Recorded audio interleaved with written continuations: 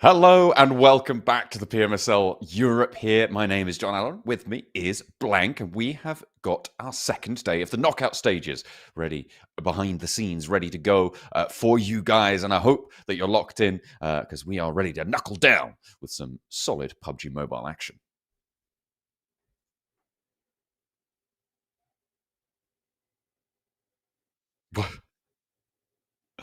uh, Not entirely sure. I don't know. Are you? Can you be heard?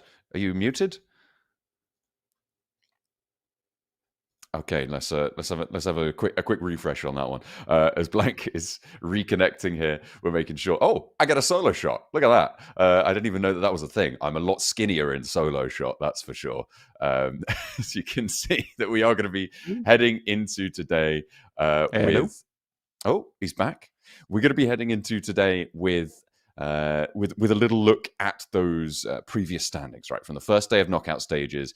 I think everybody was able to get off the mark, if I'm not mistaken. 1 point minimum was earned, but down towards the lower end of the tables, the teams are in danger, Blank. Yes, they are. We have quite a few teams coming out from this one who did look so great yesterday. Not so great at all. And I think that it was slightly happy days for quite a few of our teams up towards that top side where they would just earn points overall, and it not matter too much. Where so many of our squads down towards the bottom just really didn't get any points on board.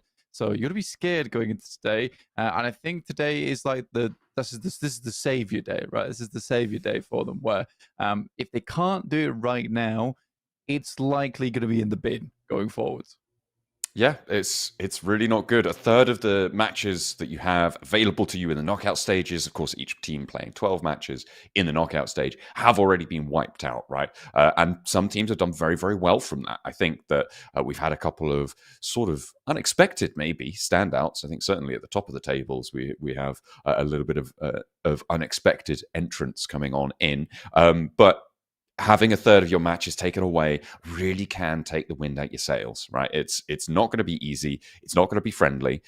So we'll have to see who's able to weather that storm. Because with 8 matches still remaining for every team currently in the lobby, there is still an opportunity, right, to jump up. It's not about getting the top spots for everyone. It's about getting into those finals and avoiding that elimination bracket from 17th down to 20th.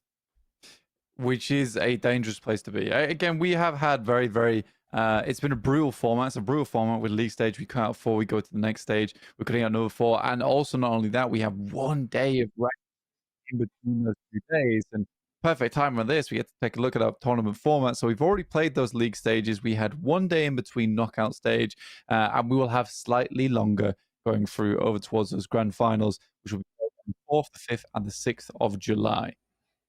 Yeah, you can see that is only 16 teams making it forwards. We've trimmed 4 already, 4 more to go. They are broken down into groups of 5, and every team will play 4 of our 5 matches each day. So each match will see 1 group sitting out. So if you don't catch sight of your favorite team, don't worry, they'll be in the next match, as long as they're in the tournament. That is, you know, you can't expect for like 4MV to be in the lobby. Don't be silly, but they will be taking it in turns to sit out from 1 match each if they want to make it to those offline finals, where the smash rule will be in effect. So over the first 2 days of gameplay, our teams will battle as normal, and whoever sits in the top spot will set that score target. We'll take the score that they've earned over the first 2 days from the first place team. We'll add 10, and that will be the boundary for teams to be able to activate the smash rule, which means that if you pass that boundary and then after you've passed that boundary, get a chicken dinner, you will win the entire tournament, even if you're not in first place. There's a chance for it. Obviously, you do need to be a little bit close to first place, at least, so you can get that target on board after the day 2. But that might just be 1 chicken dinner into another chicken dinner, and boom, you have smashed through and got yourself not only.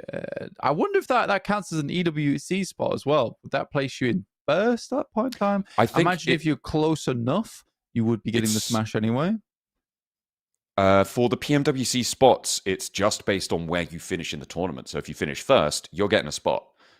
Even if you're like 4th on point, even if you're 5th on points and you win via smash rule, which would be so unlikely, you would still win, right? you would still be in first place on the tournament and you would get that qualification spot. So it could be all to play for. Damn, very, very spooky stuff. Here's our points distribution from 10 down towards 0, from 9 to 16th. Realistically, we're looking up towards the 1st, 2nd, and 3rd and 4th place, where you're really getting those large point earnings on the games. Though 3 points as well as 2 points in 5th and 6th can definitely help you out in the long run, as we've seen before multiple times in many different tournaments across PUBG Mobile. That we did see yesterday, it's not enough just to try and hang on for 4th place anymore. You really do need to put the work in. And here is our prize pool. This is for finals particular. So 35 grand for the finals in 1st place. That's not here for this knockout stage, but it is a total prize pool of 200,000. For knockout stage, we'll be rocking with a total of $24,000 for that, with $4,000 in 1st place. 2nd place will be taking down 3,000, 2,500 for 3rd, and for 4th place, be getting $2,000, and it drops down significantly from there. So realistically, you want to get in towards those 1st to 4th place positions, much like the points distribution as well.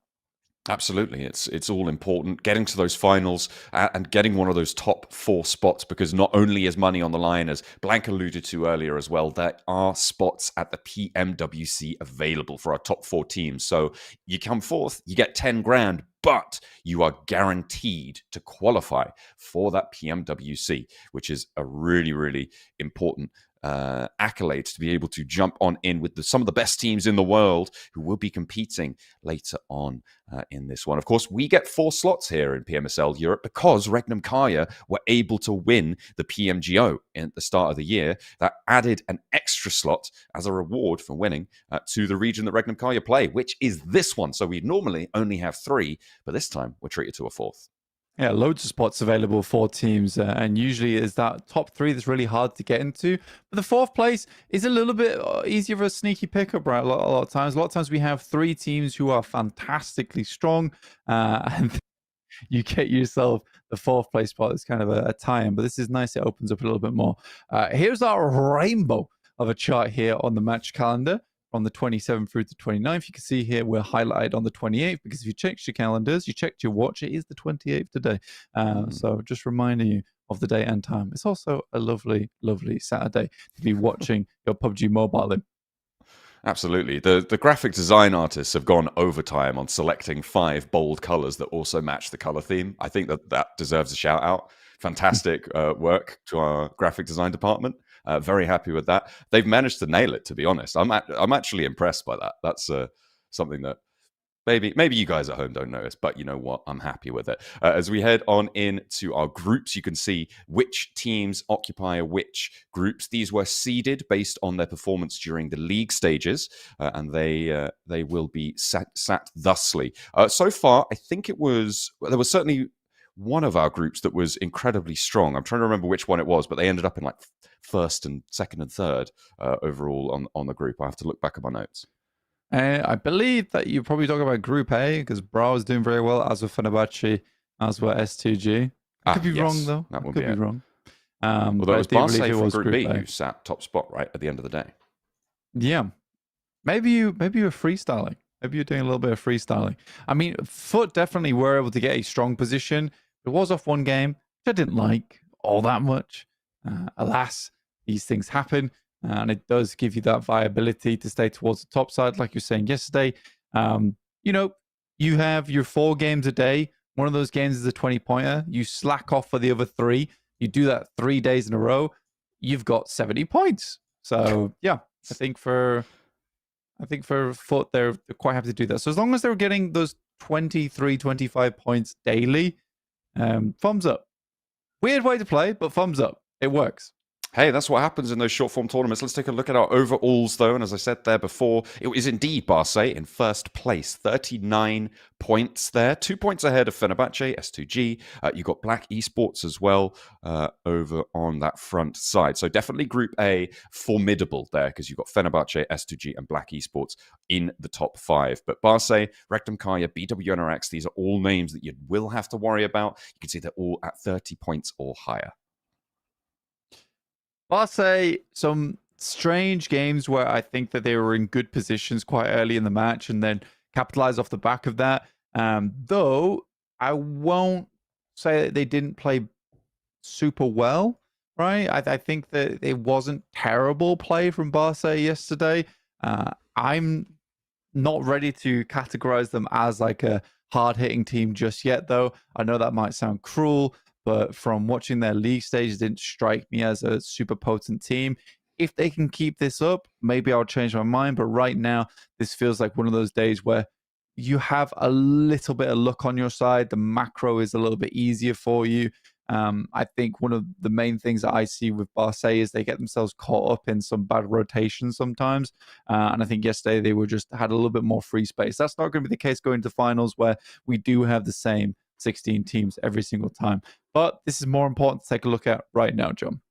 Yeah, the bottom side of the tables. You can see the 4 teams outlined in red. If we close the tournament down as it stands, they would be eliminated. So for Beşiktaş, for Bra, for BX Brothers, that's not Regnum Carya, that's a fake logo, and Guild, that is going to be a little bit of a danger zone there for them. Certainly, mostly for Guild, right? That is the team that we are most critical of in this scenario. 1 point off 4 matches is not good enough. It will not be good enough. And if they don't change something, they will be going home. BX Brothers are also cosplaying as Regnum Carya. It's not us guys. It's Regnum Carya is bad. Regnum Carya is bad. Okay, promise. But no, you can't do that. You can't be stealing other people's logos. You must wear the red zone of shame on your shoulders. Okay. But yeah, for BX Brothers, it's not great. For Guild, it's not great. For Bra, surprising for them to see them there, as with Beşiktaş. That's terrifying. But yeah, it did seem impossible. It definitely did seem impossible. But they've made it happen. So well done to them. Yeah, fantastic stuff. You love to see it. Barsay, standing tall behind. Is that a panther or a puma or a jaguar? It's got mild dappling. It's got mild dappling. I'm not entirely sure. I'm going to go jaguar on this one. Yeah. Okay. The jag. Right. Yeah. Okay. All right. I'm liking that each of these guys has like a little difference to their pose, right? One of the rifle on the back, one with the shotgun in hand. A difference to their pose. They're all just stood. No, there. like no. Like they're all stood in the same pose, right? But like I meant more like how they're holding their weapons. There's a little bit of character to each of them. Yeah. Okay. I got you. But yeah, for Barsay, pretty good stuff. Pretty good stuff from Barsay. Overall, I'm still not convinced. And I'm glad they brought up that graphic as well, because it really did feel like the impossible for Barsay after the performance over the league stage. But come out swinging on day one. That's always the time you want to come out swinging, by the way, on day one. Especially the knockout stage, which is all about punching and uppercutting and the old haymakers towards the enemy opponents. The enemy opponents. Let's not say that ever again. The opponents. And I think that overall, it's good. It is good from Barsay, and it gives them a nice buffer going into the day as well. I think now that you've got 40 points, genuinely, I find it quite unlikely that Barsay is going to fall out into the bottom 4. So I think they've already seen themselves safe. We talked a bit about point thresholds, right, over the course of yesterday. In general, what we're expecting is to see it fairly similar to the league stage bubble, because the same proportion, a very similar proportion of teams will be eliminated from the lobby. Instead of 4 out of 24, it's 4 out of 20. Which, you know, does increase a little bit. But either way, we're expecting it to be around 50 points here in the knockout stage, right? So if you could deploy those elbow blocks, counter, cross to left cheek, discombobulate yourself, well, hopefully not yourself, discombobulate the enemy opponents, as you like to say, you can jump up those tables with one really strong day. Enemy opponents, you with the discombobulate yourself. It's an amazing start to our PUBG Mobile day so far. Great stuff, Blank and John. Well done, Blank and John, in the chat. Yes. Yes. Yeah. Obviously, there is something quite large and massive, and that is the EWC. The PMWC at the EWC is going to be a very, very big deal this year.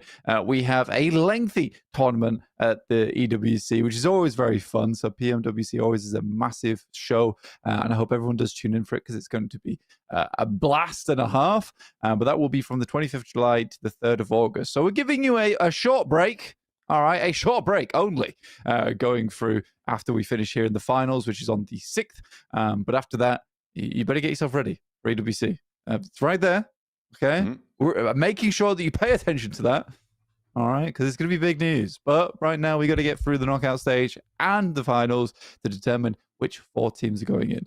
There's obviously loads of other tournaments going on right now, which you can be tuning into. I know that Mena was going on slightly earlier today. But yeah, there's a lot to keep up with. There's a lot to keep up with. And if you are keeping up with it, you are one of the most dedicated. Good job. Yeah, absolutely. If you've got all of the regions open, I think there are some simultaneous matches going on. Then you know what, you're nailing it. You're going to be so clued in when it comes to the PMWC. You're going to be like, well, in match number 6 of day number 2 of the league stage of Europe, I remember that this happened. And then Maxman will come in with another point, and you'll be like, I already knew that about Mena. What are you talking about? CSA? Yeah, then what you do is you shout at all of us through the screen, and I read the message and I go, yeah, you're right. You're right. And then I steal your point. And then everyone claps. That's how that works. Everybody claps. It's great. Oh, dear. Yeah, but I mean, there is so much PUBG Mobile going on right now. And everybody is pretty going to be pretty excited, I think, to be moving forwards to that PMWC. That open slot could potentially be anyone's at this stage. A couple of teams have already qualified, though. There have been the various regional stages around the world have sort of concluded, and quite a few teams actually, I think, are going to be already qualified, especially from the Southeast Asian region, from CSA. I think they've concluded already. Americas, things like that. Some tournaments have already fed on in, so it'd be interesting to see who is going to be joining 4 of our European teams. It is quite a big deal right now, is Pmsl EU. You know, we're here as well, so obviously it's got to be a big deal. It's a big deal. It is quite a big deal because there is some ridiculously strong teams. All jokes aside, because we're not that important at the end of the day, but all jokes aside, there are some very, very strong teams here. It's a shame. It's almost a shame, really, because I think there is quite a few teams here who could perform at the global level.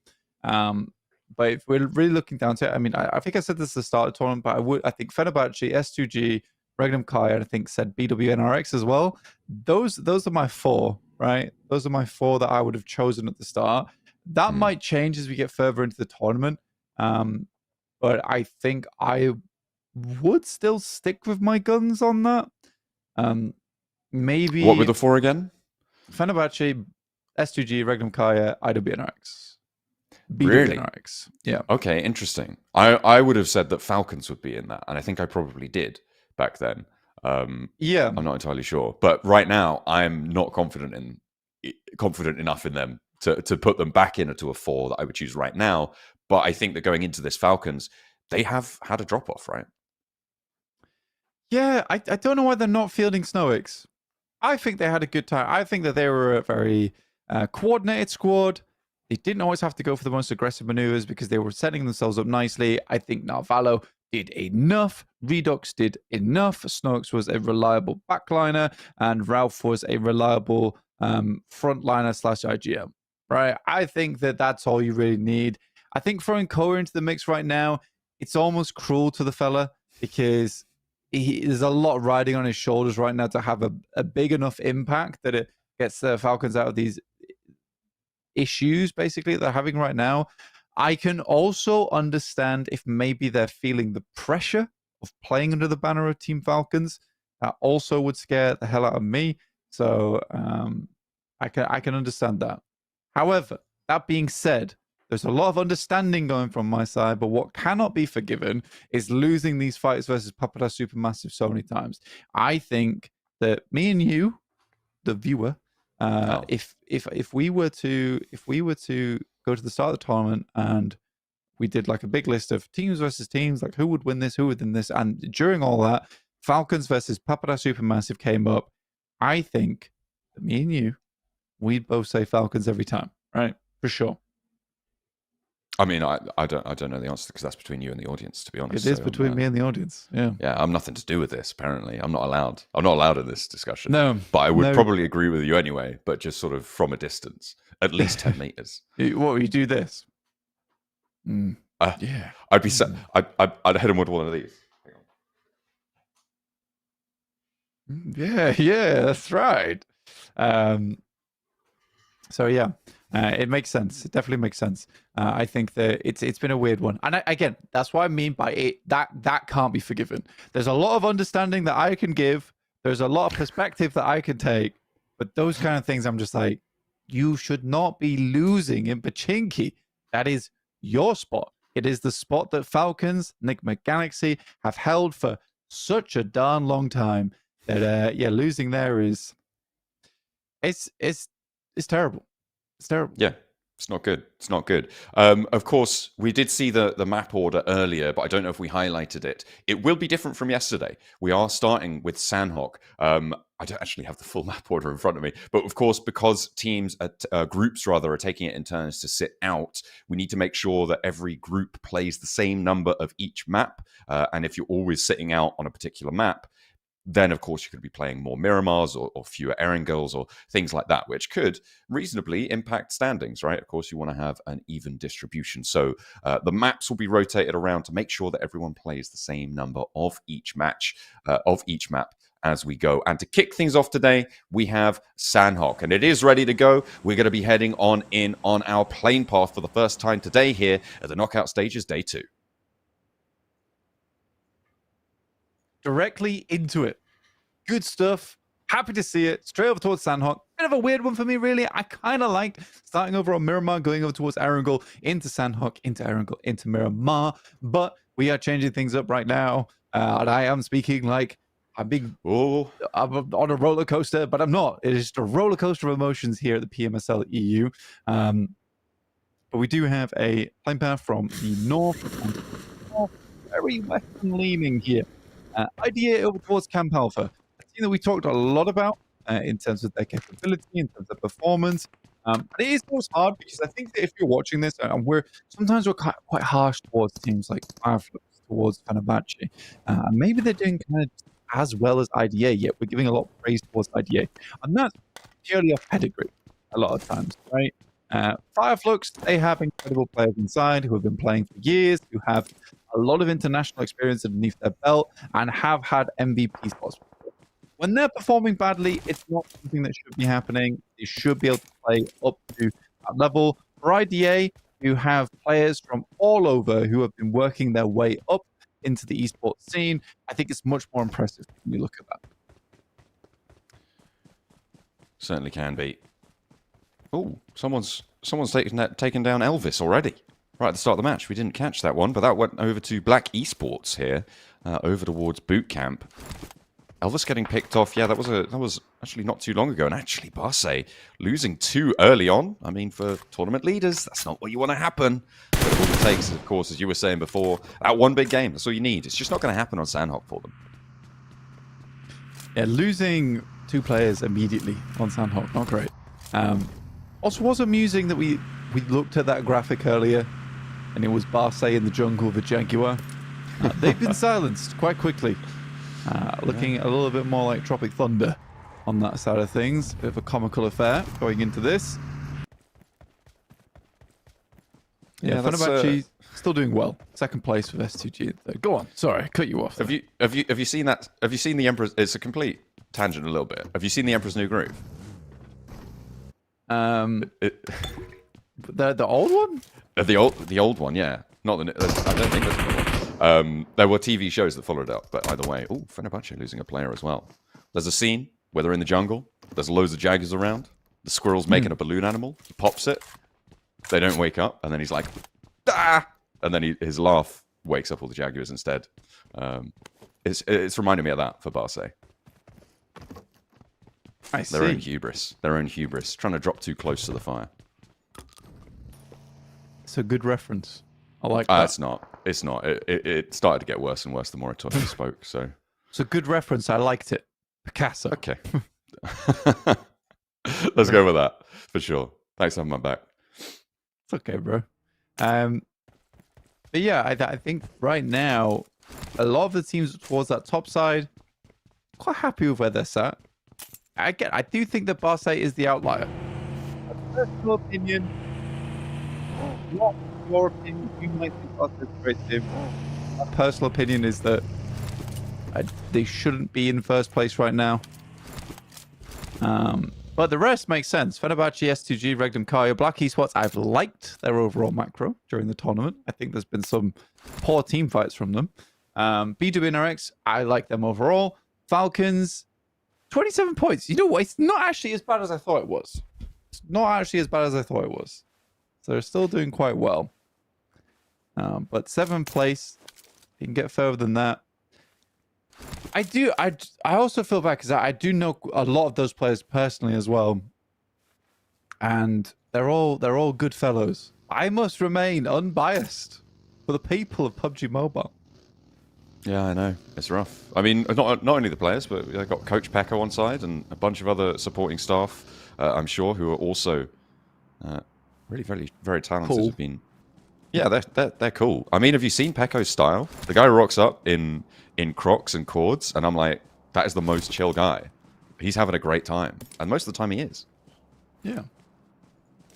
Here's BWNRX though. Yesterday, BWNRX sort of was for them the Zed Wolf show, and Wild will find a big nade over the top, and the second looks fairly on target, chunks them both heavily, and BWNRX now down to 2, bowing down to Wild, and the Regnum Carya massive play from him. Yeah, the call's gone out. It's call time for the Zed Wolf show. Kine is going to be there to witness it, but the other 2 players on his roster not so lucky. They didn't reserve their tickets ahead of time, which you guys can, I believe, for the PMWC, by the way. You could reserve your tickets for that. That'd be great. But yeah, it's going to be up to Zed Wolf and Kine to be able to take BWNRX further into this lobby. I mean, Zed Wolf has certainly done a lot of good work for BWNRX in the case of, oh, we've gone down to 1 player. It's just Zed Wolf. Oh, he's in the final circle. How's that happened? Who'd have thunk? Zed Wolf is still there and still getting eliminations. So there's still hope for BWNRX. But now that we've brought it up, probably they will go down soon. Cast a curse might be too potent for them. TTQ on the rollout have been a little lackluster. They started out pretty poorly yesterday. Slowly were able to grind out some kind of points. 16 here with 15th place.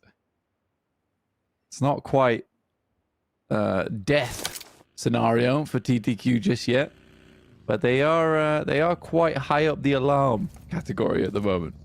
Yeah, they're on watch right now. It's not looking good. Flux trying to take some spray downs across the quarry position. This is towards the south edge of this circle, Blank, of this first circle that is very, very chill. Nothing really cut out too dramatically. But Fireflux are currently sat on the southeast side of it, taking shots over to K1, who are a little bit further out than most teams. Do have Bra behind them, though, to worry about. So K1 having to slow down here could cause them to be pushed into a conflict with Bra that maybe they didn't want. K1, do you get one of their players back up on their feet? Take a look at where Regnum Carya is currently playing, at least. Very central right now. Circle isn't terrifying. Falcons are making their way in. They understand that Pinan's open. I'm glad that they see that. They will head there. It's a good staging point to move over towards that compound, just towards that north side, but TTQ will likely be in their way for quite a while. But this is an aggressive push-up from TTQ, actually, over towards bootcamp. I think they should be punished for this. TTQ going to look to punish the outpost, though, on Black Esports, who are trying to hold down the line. Will be first up. Nico goes down. They're trading for a second as well. 2 players have fallen on the approach here, Blank, but Thunder Talk do take control of the cabin. Can they get their players back up here? Because if so, that's a massive misstep for Black Esports, as well as the teams that surround it, who will be able to push in third party. And if they've allowed Thunder Talk in, that's not too good news. Yeah, Thunder Talk getting back up on their feet as well. No one's really taking shots over towards them. Capri's with a nice knock over towards Swash. One step around the corner, and the double nade will take down Capri. Quantum rocks up with the DPS, will find that flush. In the meantime, TTQ's still going. It's an insane push from TTQ, and it should have been punished. If you're going to put an outpost there, you need to have some kind of backup going there. Or just don't put the outpost there in the first place. If you have no response to that location, it is a terrible idea to use that. I think that the big factor on that roll-up blank was the fact that no one was really occupying the hill to the south of boot camp. If there's any team sat there, they're taking shots at that push, right? They're slowing Thunder Talk down, and you sort of rely on the other team. The fact that there's no one on South Boot Camp Hill on this circle is actually kind of interesting. I mean, the Falcons were late to leave Painan on this, and they have now taken up residency there. But you kind of expect them to push into that location. Unfortunately, that's not the sort of assumption you can make when it comes to holding down your spot. Even so, it's like Regnum Carya could have taken shots over towards that, but they opt not to. They opt not to. So you can't rely on other teams to be doing the work for you. Unless it's completely where you are holding out the edge and the other team has no choice but to guard for you. That's when you go for that. TTQ just gets that spot for free, and genuinely that is just a misplay, a mismanagement from Black Esports. It's also disappointing because now TTQ knows every time if Black Esports are playing inside boot camp, that is a free roll-up for them. That is a free roll-up. Bra trying to move on through in their engagement with K1 that has been extended now further. He was left to his own devices in the corner there. Quantum wanted to secure the doorway and will be able to do so. Bra fairly considerably in control of this compound now. Nothing really much more to do. It's all the way on the south side of the circle blank, though, so they will have to push further in moments to come in the next few minutes. Where they'll end up will be decided by the circle, as well as where they opt to take their rotations towards. Regnum Carya, they're still just holding fairly passively, but in a really nice, strong position on the open hills to the east of boot camp. Regnum Carya currently chilling out at the moment. Nothing much to be done, especially just waiting for this next circle to pop realistically. S2G sends Icy as well as Sarah down towards that south side. It's a fairly consistent play when you're in Paris Resort where you want to hold towards this rocky outcrop. But the circle does center up down towards that southwest side. And God, Black Esports are going to be kicking themselves over that one. I think TTQ in there gives them such a prominent position within this one. Wild stuff. Very, very wild. Yeah. I'm interested in what the Falcons just did there. You saw that based on where they were in the circle, they were expecting it to go further north. They'd actually set up to maybe even rotate out in the blue around the south of Quarry to get a slingshot into a circle that went up further north. But immediately, as soon as the circle popped, Falcons have retreated back to that south boot camp hill. So I quite like it. It may not be super noticeable in the next few circles, but I think that shows a real presence of mind, and that's why we credit them with as much as we do. In the meantime as well, IDA now sharing boot camp with Black Esports. And again, that's because of that diminished capability. So go on, Blank, you can criticize them a little bit more for it, I think. Yeah, again, I don't... It's a frustrating one. It's a very much frustrating one. Black Esports now down to just 2 players. I've overall liked their macro, but this has been a very weak hold. I think if you're a boot camp team, you need to have a lot of awareness of what's going on around you. Zedwolf currently battling off against the entirety of FUT. Damn, that's annoying for Zedwolf. Dude's on 1 HP, just refusing to die. Bit of a kick in the teeth there for FUT. And now left to his own devices. Actually pushing Kelsey back behind the rock. Maybe should have stuck the spray, but you don't really want to take those coin tosses. Fortunately for them, there are other players in the lobby. They will be able to spot BWNRX, who fall in 16th place. Yeah. But there have been plenty of other casualties with 48 players remaining. If you're Zedwolf, you're just so... again, you're so furious with that one because you hit 2 tags. The DVS, it's like, what happened? One of the slugs just goes stray in that moment. Like, I don't know. So lives on 1 HP before getting knocked there. And that's a different story if he's able to find the knock.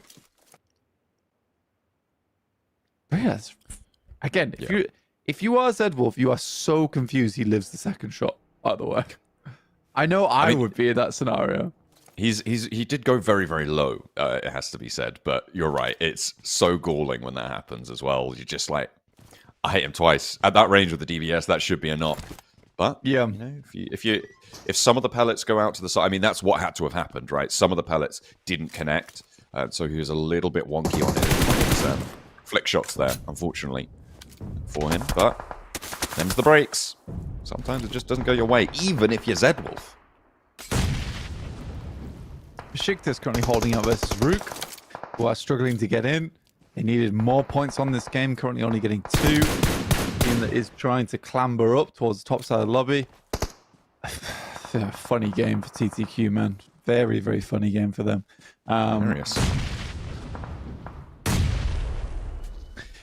So dumb. So dumb. I think the push was so crazy. It was a crazy push. It made no sense. Yet it's given them the best position in the circle. We're going to need to phone someone up. We need to call a friend on that one to see if we could get some sort of sanity as to why that all happened. Meanwhile, on the southeast side of the circle now, there are plenty of teams trying to make their way out from Quarry. IDA in control of boot camp, but Aussie, I mean, on the floor here, he should be fairly unknown. With the auto shotty, someone's going to run through this door. He's going to take it down. It's going to be an instant flush. Well, no! Oh, he didn't get the knock even. He didn't get the knock even. Oh my goodness me. Will be burnt away. Honestly, I think the observer had the right idea. It was like, I have a feeling he's going to miss all the shots, so I'm not going to even look at it. That's Aussie's best friend right now, that observer. It's just he's like, I'm going to spare you. I'm going to spare you from everyone watching you miss every single one of those shots. Unless we get to see it in the replays. Please? Thank you. Yeah, for Kelsey right now, on the side of S2G, they did go down to 3 players, so they lost Icy, who was that outpost down towards that south side. Strange game. Very, very strange game for me to watch. FUT loses another, but S2G will get 3 elims on side. Toppling Barsay on the scorelines, at least. If the team's called FUT, does that make each of the players a toe? Not unless you've only got 4 toes. Surely they've got a coach, right? And a sub. Is that the big toe? Yeah, Baron is both their coach and their sub, supposedly. There you go. That's the big toe. I have seen actually a lot of coaches get subbed in for PUBG Mobile in the past. It's like you don't really have any option. New law drop. Yeah, there you go.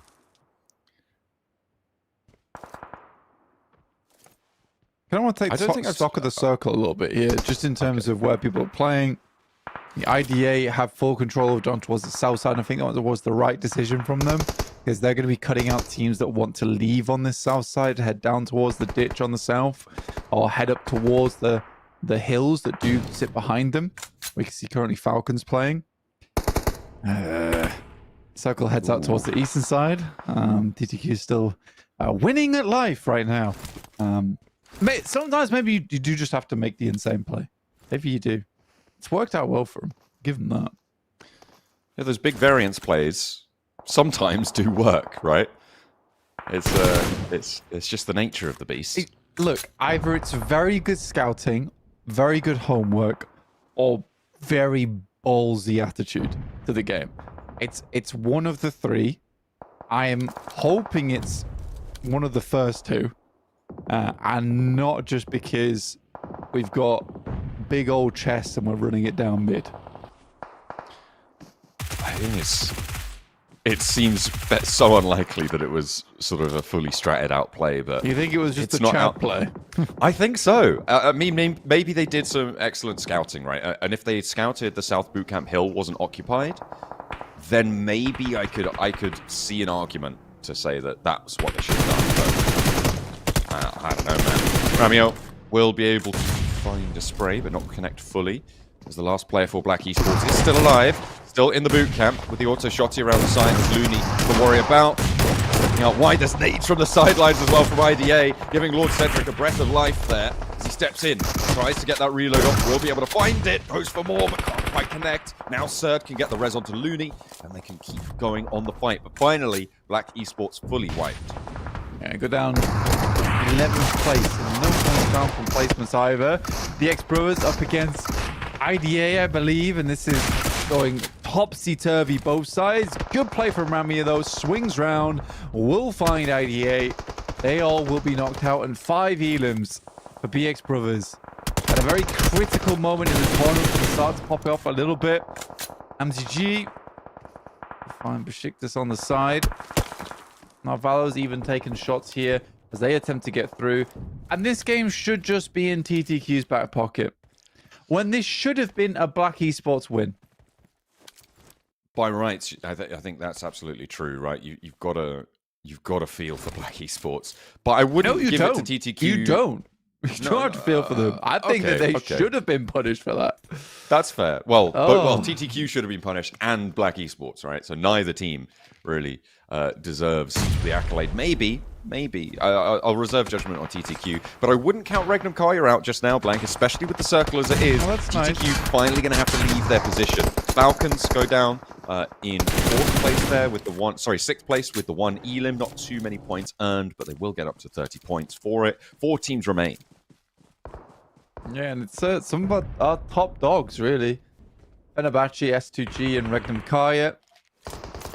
Loxy will find Striker on the approach, and it's a flush too. So it drops them down to 3 players. Get him. I mean, it's the first time they had to move, and they're already botching the rollout. I think for a TTQ, as soon as they saw that pushing through boot camp, they should have known that they only really need to leave 1 sentinel behind. They should have been looking for more control over this hillside. I think a lot of the northwest and the west is already cleared out. It's already getting dominated over towards. For TTQ, there need to be a lot more fought over towards the end game. They've already done decently in terms of placement points. Hamzy looks over towards Fenerbahçe. Covers off the other side of the hill, though, so no response from Fenerbahçe.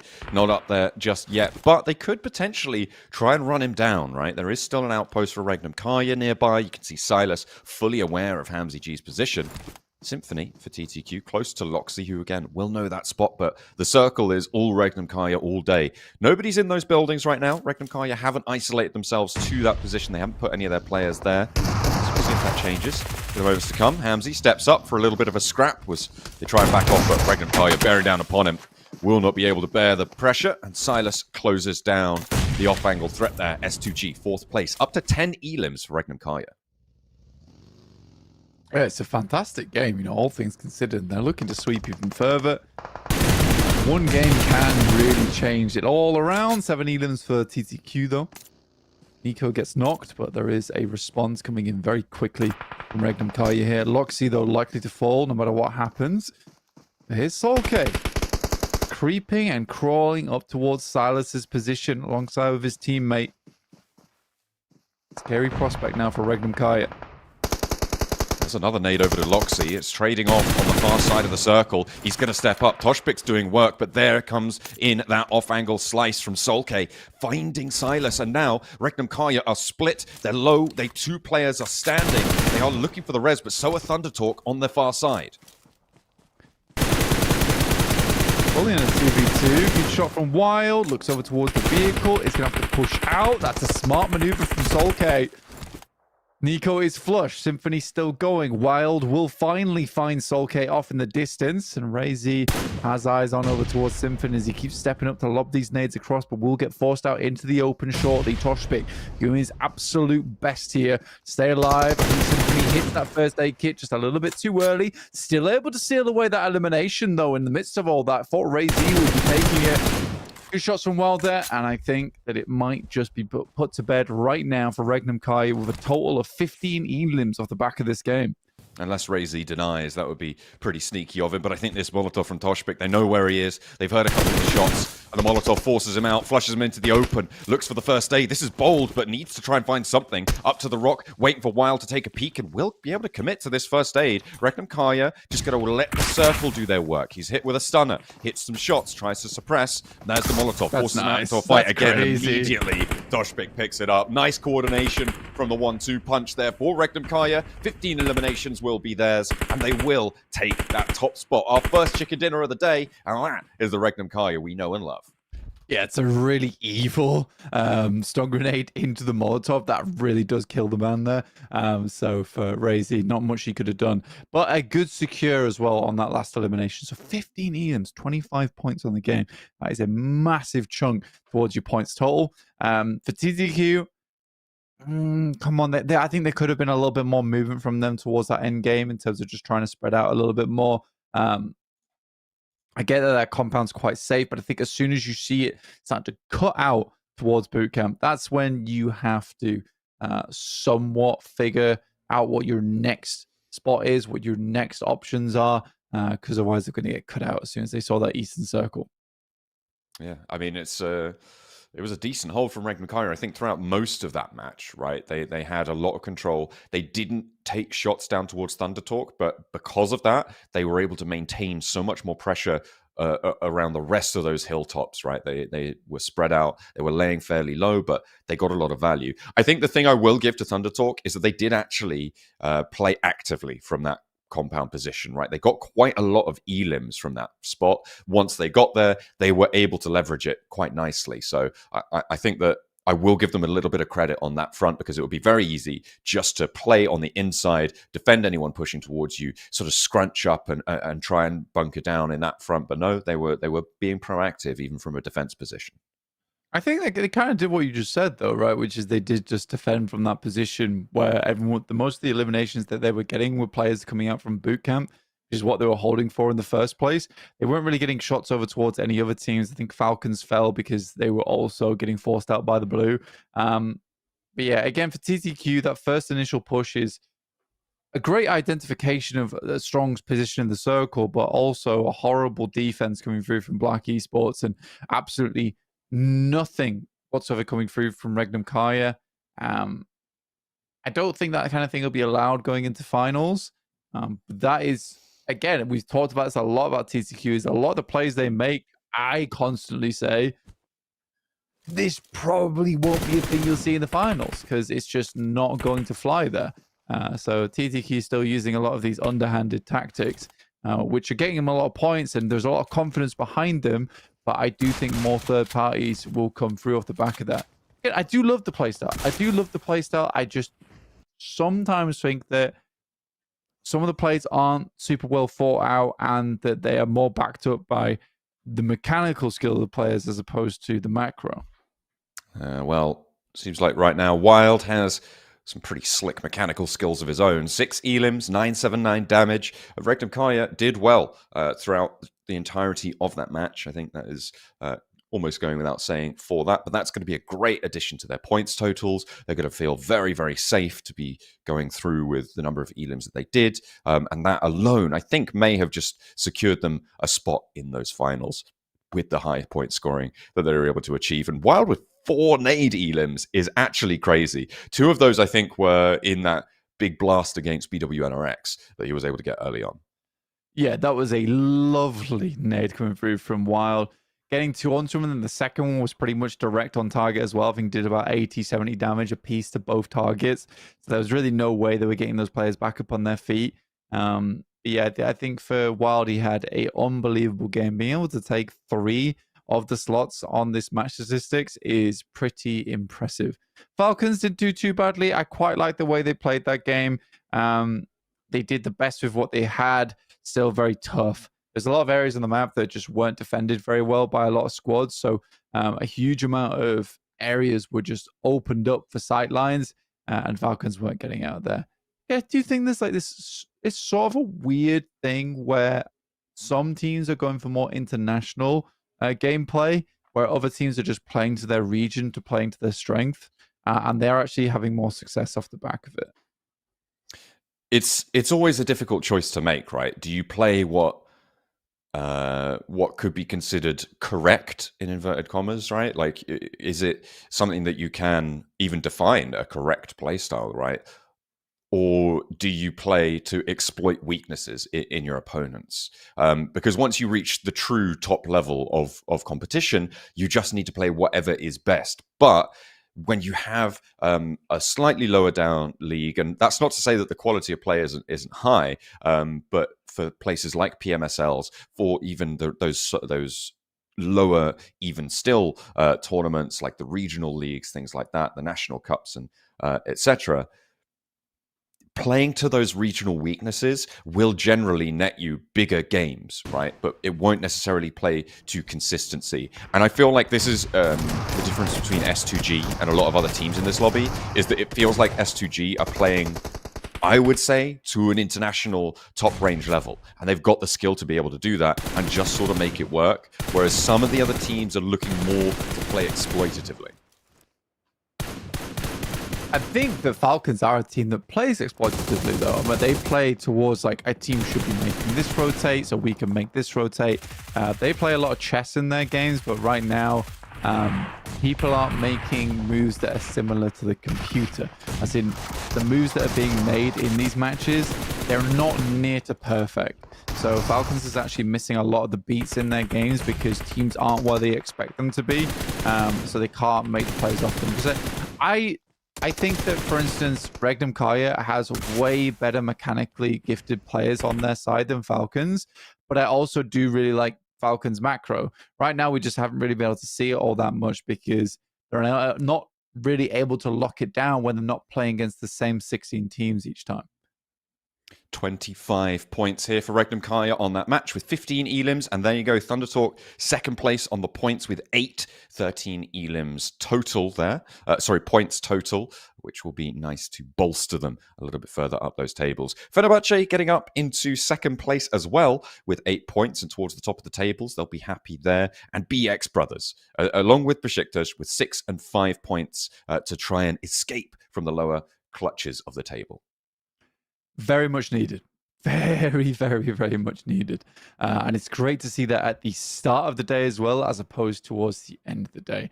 I think when you have a case of you getting all those points that you really, really need to get on side towards game 4, game 5, it's not going to cut it right at that point in time. You need to be getting that momentum built up early. And if you don't, you're going to suffer because of it. So I think BX Brothers can be very pleased the fact they're able to get 6 points here. It's not a lot. What it is a good start.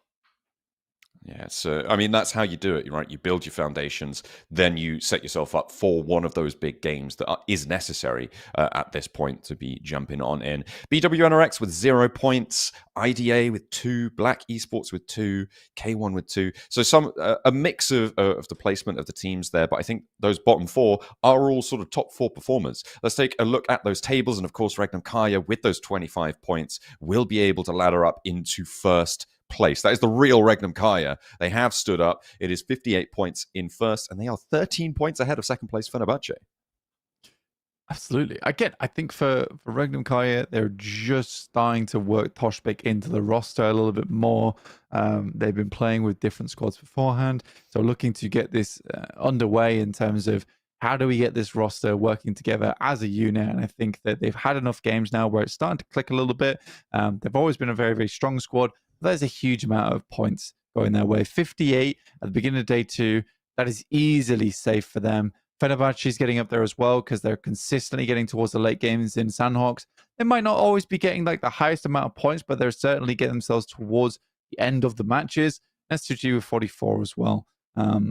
Barsay, it's not the best game in the world for them, but they're safe. Yeah, it's a little bit more. They're in that 4th place on 44 points. Let's take a look at the bottom side of the tables. Now, remember, Guild didn't play in that one. They are still on 1 point, however, with BX Brothers getting a little bit on side, with Beşiktaş getting a little bit incrementally moving on up. But 2 of the teams that sit ahead of them didn't play in that first match, so have a match advantage. I'm looking at Boars, I'm looking at Papara Supermassive on this bottom page here. So for Rook, this is worrying, right? It's Beşiktaş a little bit closer, 3 points behind you now. It is only one match that will make the difference here, and they do need to start to get towards their halfway mark. 6 matches played is the halfway mark for each of our teams, which means that in general, at 6 matches, you're looking to be around 25 points if you want to beat that bubble. 25 points or higher when you hit that 6-match threshold, it's a good sign, but maybe not the strongest. Mm-hmm. There is like that common denominator throughout all these squads, though. Towards the bottom side is just very low placement points compared to their elims. And Boars were able to make that work in the league stage. Again, I just don't think that kind of playstyle is going to transition nicely over towards the finals, or even just getting in towards the top 16 here after knockouts. So I think teams are going to have to start figuring out how they're going to get towards those end games. How are they going to keep themselves alive for a little bit longer? Because right now, it's not good enough. It really is not good enough. And again, Beşiktaş being a familiar name down towards the bottom of the leaderboard. How are they going to work things out? For our top 4 gunslingers, and lo and behold, it's Zedwolf with 2,500 damage. But Wild is really, really close by to him right now, with just about only 100 damage shy behind him. Yeah, adding that, 900, nearly 1,000 damage from that last match. Great news, as well as Zedwolf going down with no points, no elims in that game. He did do, 99 damage to a guy. So not quite enough to get the knock. But didn't quite manage to add to his tally in the way that Wild was there. So annoying that he didn't actually get that last bit of damage in. But if it wasn't for the GT30 Pro, maybe he wouldn't have even got those first 2 shots in the first place, which is our official smartphone sponsor here at the Pmsl EU. Outplay the rest with the best here with the GT30 Pro. Yeah, the Alpha Gaming phone. That's an interesting little epithet there for the phone. I'm happy to see it. I would absolutely love to get a GT30 Pro. Maybe they'll be able to provide us with one if we go to the tournament, right? If we keep going, if we keep asking live on air, maybe. No, I'm sure. It's only for the players. They're keeping the best for the players that can outplay the rest. Let's head to a quick break. When we come back, we'll be on to Erangel, I believe, for our next match number 2 of day 2 of the knockout stages. Don't go anywhere. See you soon.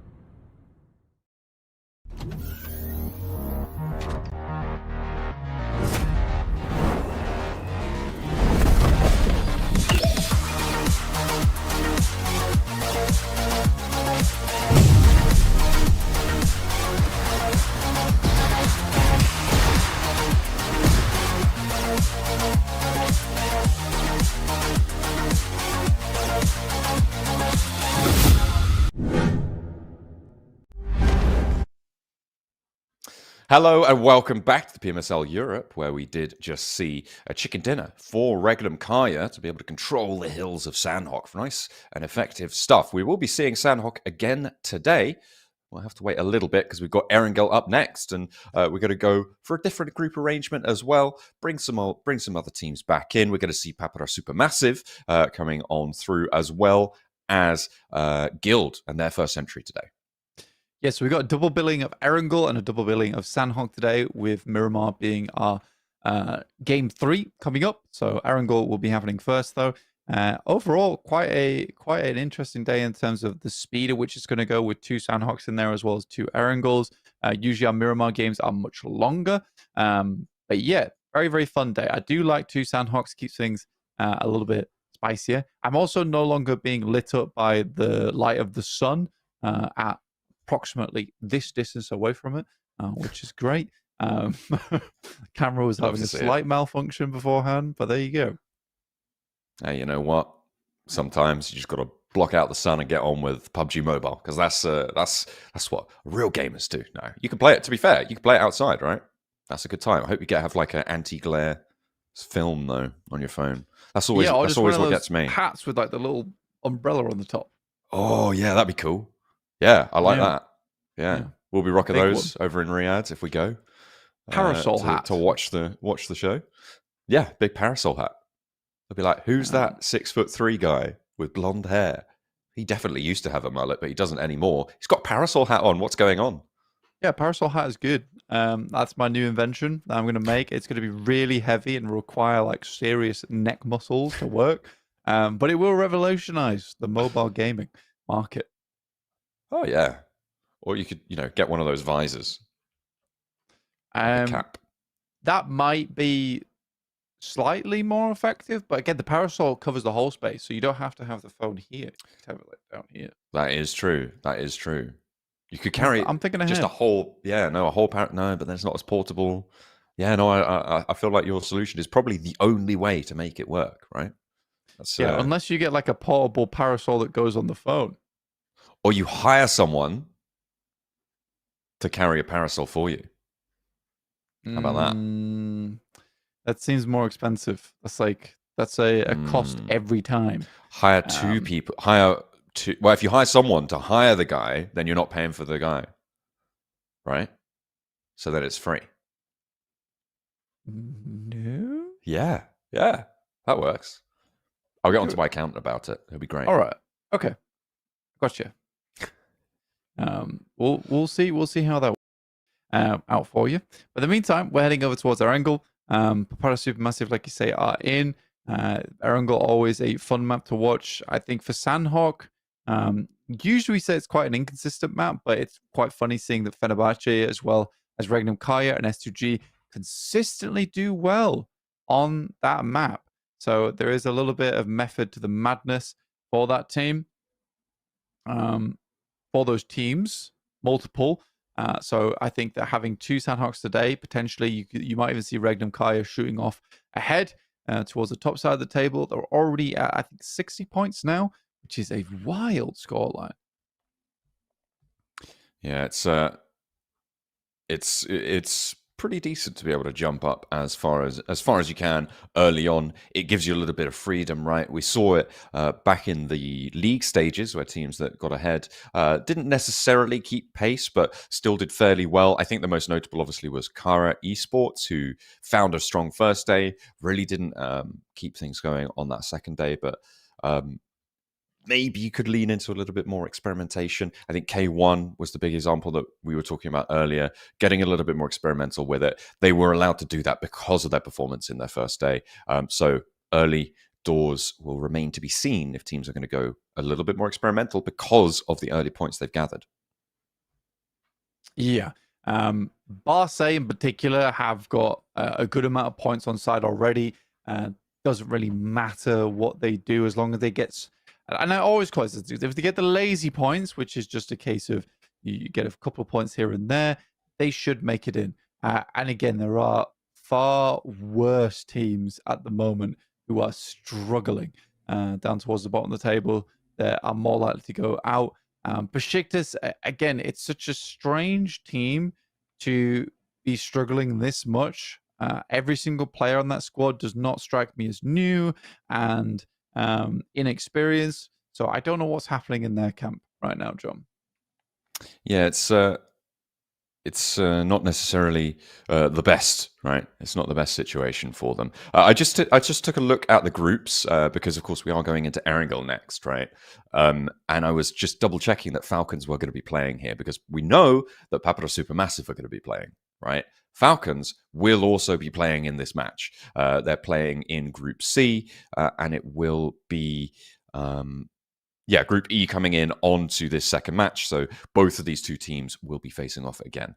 Are we going to get another hot drop? That's the big question that is on my mind looking forward to this next match.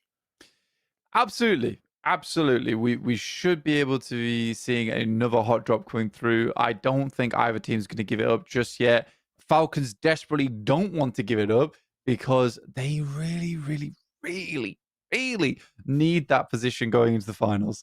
I think that they will suffer too much if they don't grab that spot of the map onto the finals. That they need to now win out these fights. They need to send Papara Supermassive back to the Shadow Realm to get them away from this position because it's going to hamper their finals too much.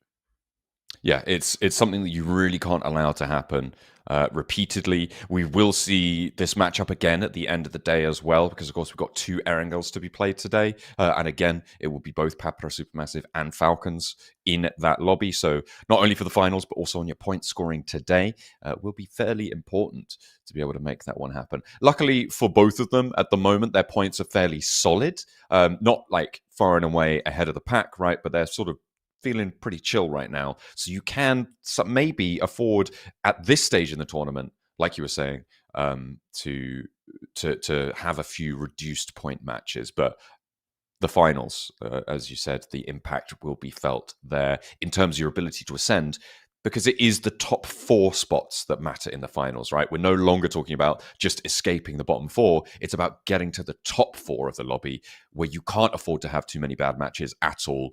I think, what is it? They're playing 18 matches total in the finals over 3 days, 6 matches a day.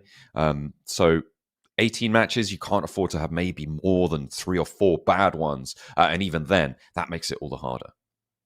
Yeah, exactly. I think for a lot of teams wanting to head towards that EWC, because that is the big thing. And we are on the road to the Esports World Cup, which is up there. You could see it just above the presenter desk. We are on the road to the Esports World Cup. This is what it's all about. We are wanting to head through to EWC. So it's those top 4 spots, courtesy of Regnum Carya from PMGO, as well as a nice scoreline and to give yourselves a good amount of cash off the back of Pmsl EU, because it is a lot of money on the line here. 35 grand for first place is no small deal. But yeah, I do think that when we're looking at this one, there is obviously teams that we're expecting to get up towards that top 4 that we like the look of, who are currently starting to do very well. I think Regnum Carya is one of those teams. Already touched on it for a little bit beforehand, where I think they're starting to gel a lot more. For Regnum Carya, always has been a case of that 4th spot. That 4th slot on the team has always been very hard for them to fill. They have a good 3-man with Silas, Loxy, and Wild, but it's that 4th slot every single time. With Sarah beforehand, he worked like a dream. Toshpik seems to be fitting into the crowd nice and comfortably now too. Yeah, it's nice to see that they are finding that synergy, finding that power. In the league stages, it wasn't as prevalent. I mean, their second day was a lot stronger, but they were playing against Group A teams in day 1, Group C teams in day 3 of the league stage. They were only able to get 88 points, and for a team that is defending global champions from the Global Open, second place team from the Global Championship at the end of last year, I feel like they should be doing a little more, even with a new player coming on in. But I'm willing to give them that benefit of the doubt, as you said, finding that extra player to fill that slot, another Turkish player as well. The communication will be really nice and strong.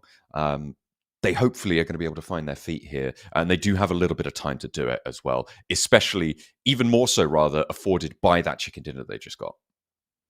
100%. I think it would be I don't think that I'd be crazy saying that I do think that Regnum Carya is going to get a slot for EWC. I think they're such a good team that it would be weird not to see them in that finals pick up at least a 4th place. So I think for Regnum Carya that there's certainly ability for them to grab it. Just for your awareness, guys, we are waiting for the next game. I think one of our players has some tech issues right now, and we are trying to get the match underway as soon as possible. So we've sent a techie round there to take a look.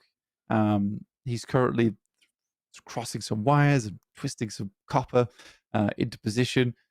It's somewhere in the building. We're hoping it works. It's probably related to the issue as well. He's not just got a couple of bits of wire, just loose bits of wire, just a bit of copper, just playing. He's hanging out. He's chilling, making moves. But we are just waiting for all of our players to be into the lobby with a minor delay here at the start of our first Erangel of today. So we'll have to wait just a little bit longer. So you're stuck with us. Sorry, guys. Exactly. Just for a little bit longer. We hope just for a little bit longer, whilst we do get underway here. Trying to think of anything else that happened on the last game that's super interesting. I do think that for BW NRX, Zedwolf certainly tried to get that ball rolling, right? Where we saw him go for a couple of those initial good shots, and the first one is just a little bit of a whiff. I do feel bad for him because it felt like it could have gone either way there. But sadly, these things happen. It does lead back into that argument and that point I made yesterday of what is the rest of the team doing? Like, why are they not feeling as capable right now as Zedwolf? Because Zedwolf seems to be just getting on with it, whereas the rest of the team seems to be struggling a little bit in that regard. So hopefully they can start to perform alongside him a lot better, because we know that Kakali was doing quite well in the league stage, but here in the knockouts, he is holding down the fort a lot for them. Yeah, he kind of is that standout player, right? And top spot on the gunslingers, which the fact that it's not being reflected in the overalls, I mean, goes to bolster the point, right? You're not seeing the rest of the team perform. You're only getting these points out from Zedwolf in a couple of these matches. It's not as strong as it needs to be from the rest of the roster.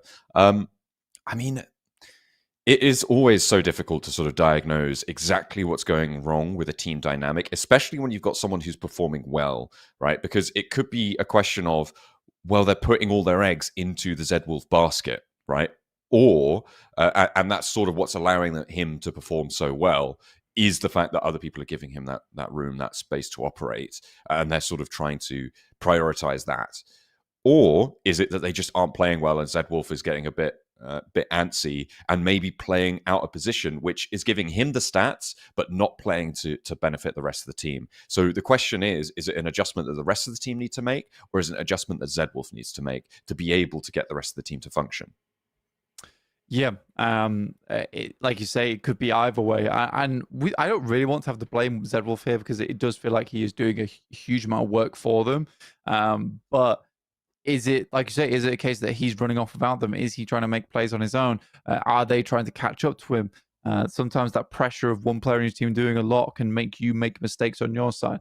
So I just hope that BWNRX can chill out. Just chill it out a little bit. Yeah, just maybe, go back to basics. Don't try and get too fresh with it. Take a couple fights, go as a 4, try and engage on some of these positions, because with their current points, they are okay. So maybe just try and find those engagements that will benefit you a little bit. But it still remains to be seen if they can be able to pick up the pieces, because right now they're not a top 4 team for me. I don't think that I would put them up in that bracket at the moment. I think that they're just not there. BWNRX? BWNRX. It feels like they are still lacking something. Okay. I see. I think you're right. I think I'd agree with you. I think I would agree with you in terms of BWNRX are missing something right now. They're a team that I think absolutely is going to make it through to the finals, but we're not seeing that same kind of prowess towards the end games we saw from them in the league stage, where they were getting very far into it. They had really, really decent off angles, had some really good long range engagements. And I think the critical thing for them, they were very good at locking down teams that were coming in from the sidelines, and they knew those kind of rotations. So how do they figure that out now? We just don't know. It does feel like something has gone sour in the BWNRX camp. How do they fix that going forward? But it is something that they can consider going into the finals. I think right now they should be safe, in my humble opinion. I think they'll be absolutely getting through the finals, but you should really be taking these 2 days right now to figure it out. Fix whatever's going on. For sure. I think let's talk about top 4 a little bit, right? Like who are we looking at? I feel like S2G and Regnum Carya still kind of a lock for me on 2 of those 4 spots. I don't know if you would you agree with that? Do you think that either of them are showing enough weakness to disagree with that? Oh no, I mean, I think I said it right at the start. Is that for me, it's Fenerbahçe, S2G, Regnum Carya, BWNRX. Those are my 4. And they're still I your 4. would have picked. They're still my 4. Yeah. I think that was what I was saying from the start. And if BWNRX cannot figure out the problem, then I'm happy to be wrong. I'm happy to be wrong in that instance.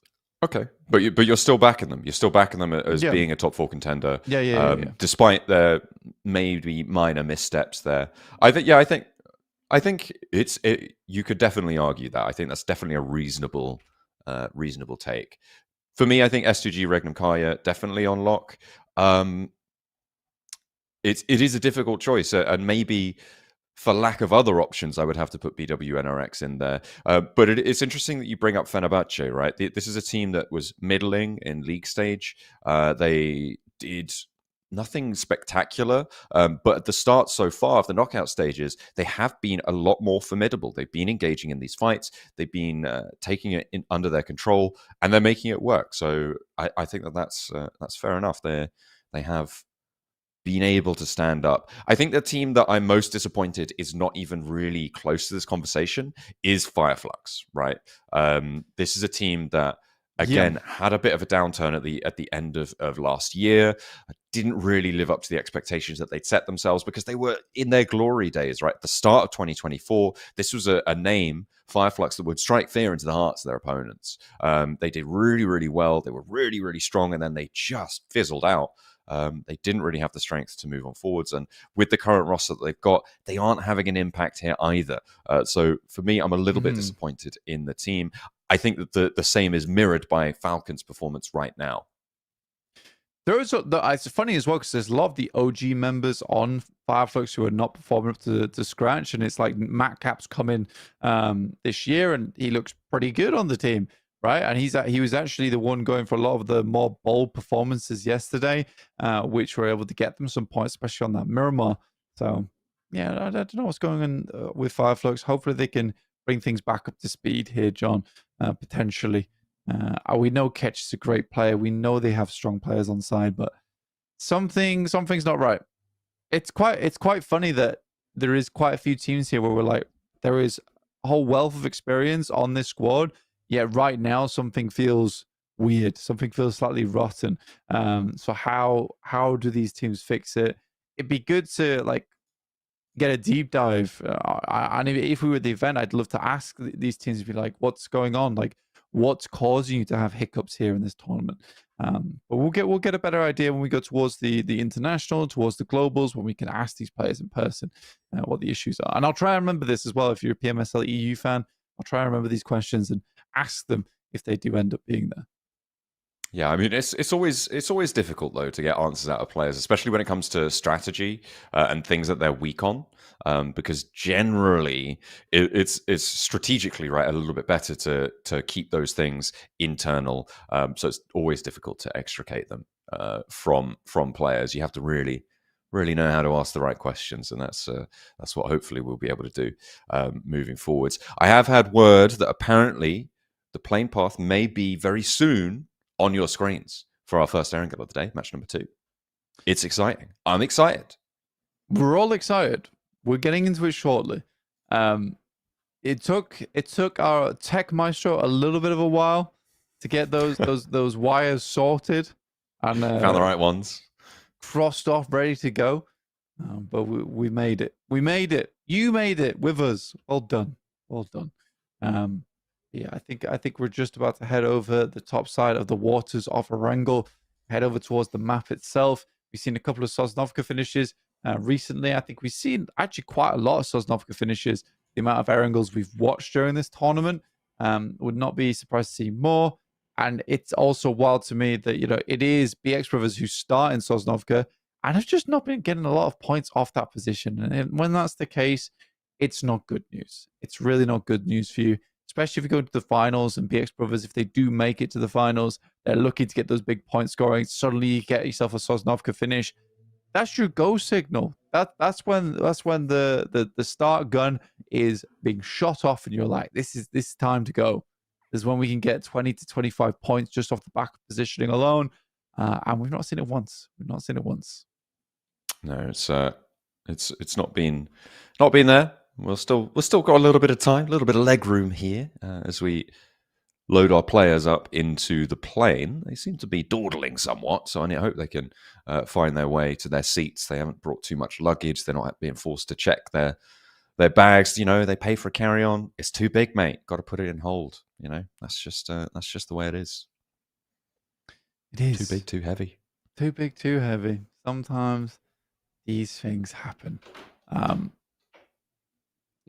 been looking at the map for a while now. By the way, I can see the map. I can see the map. I can see it's ready to go.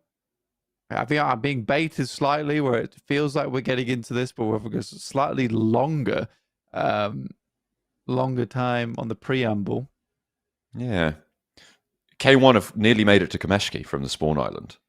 Yeah, they've swam. Currently... They've actually swam to the island, just so you know, which it's a long swim. It's doable, but it's a long swim. Yeah, certainly is. It's possible. I'm hoping that this isn't a fake lobby.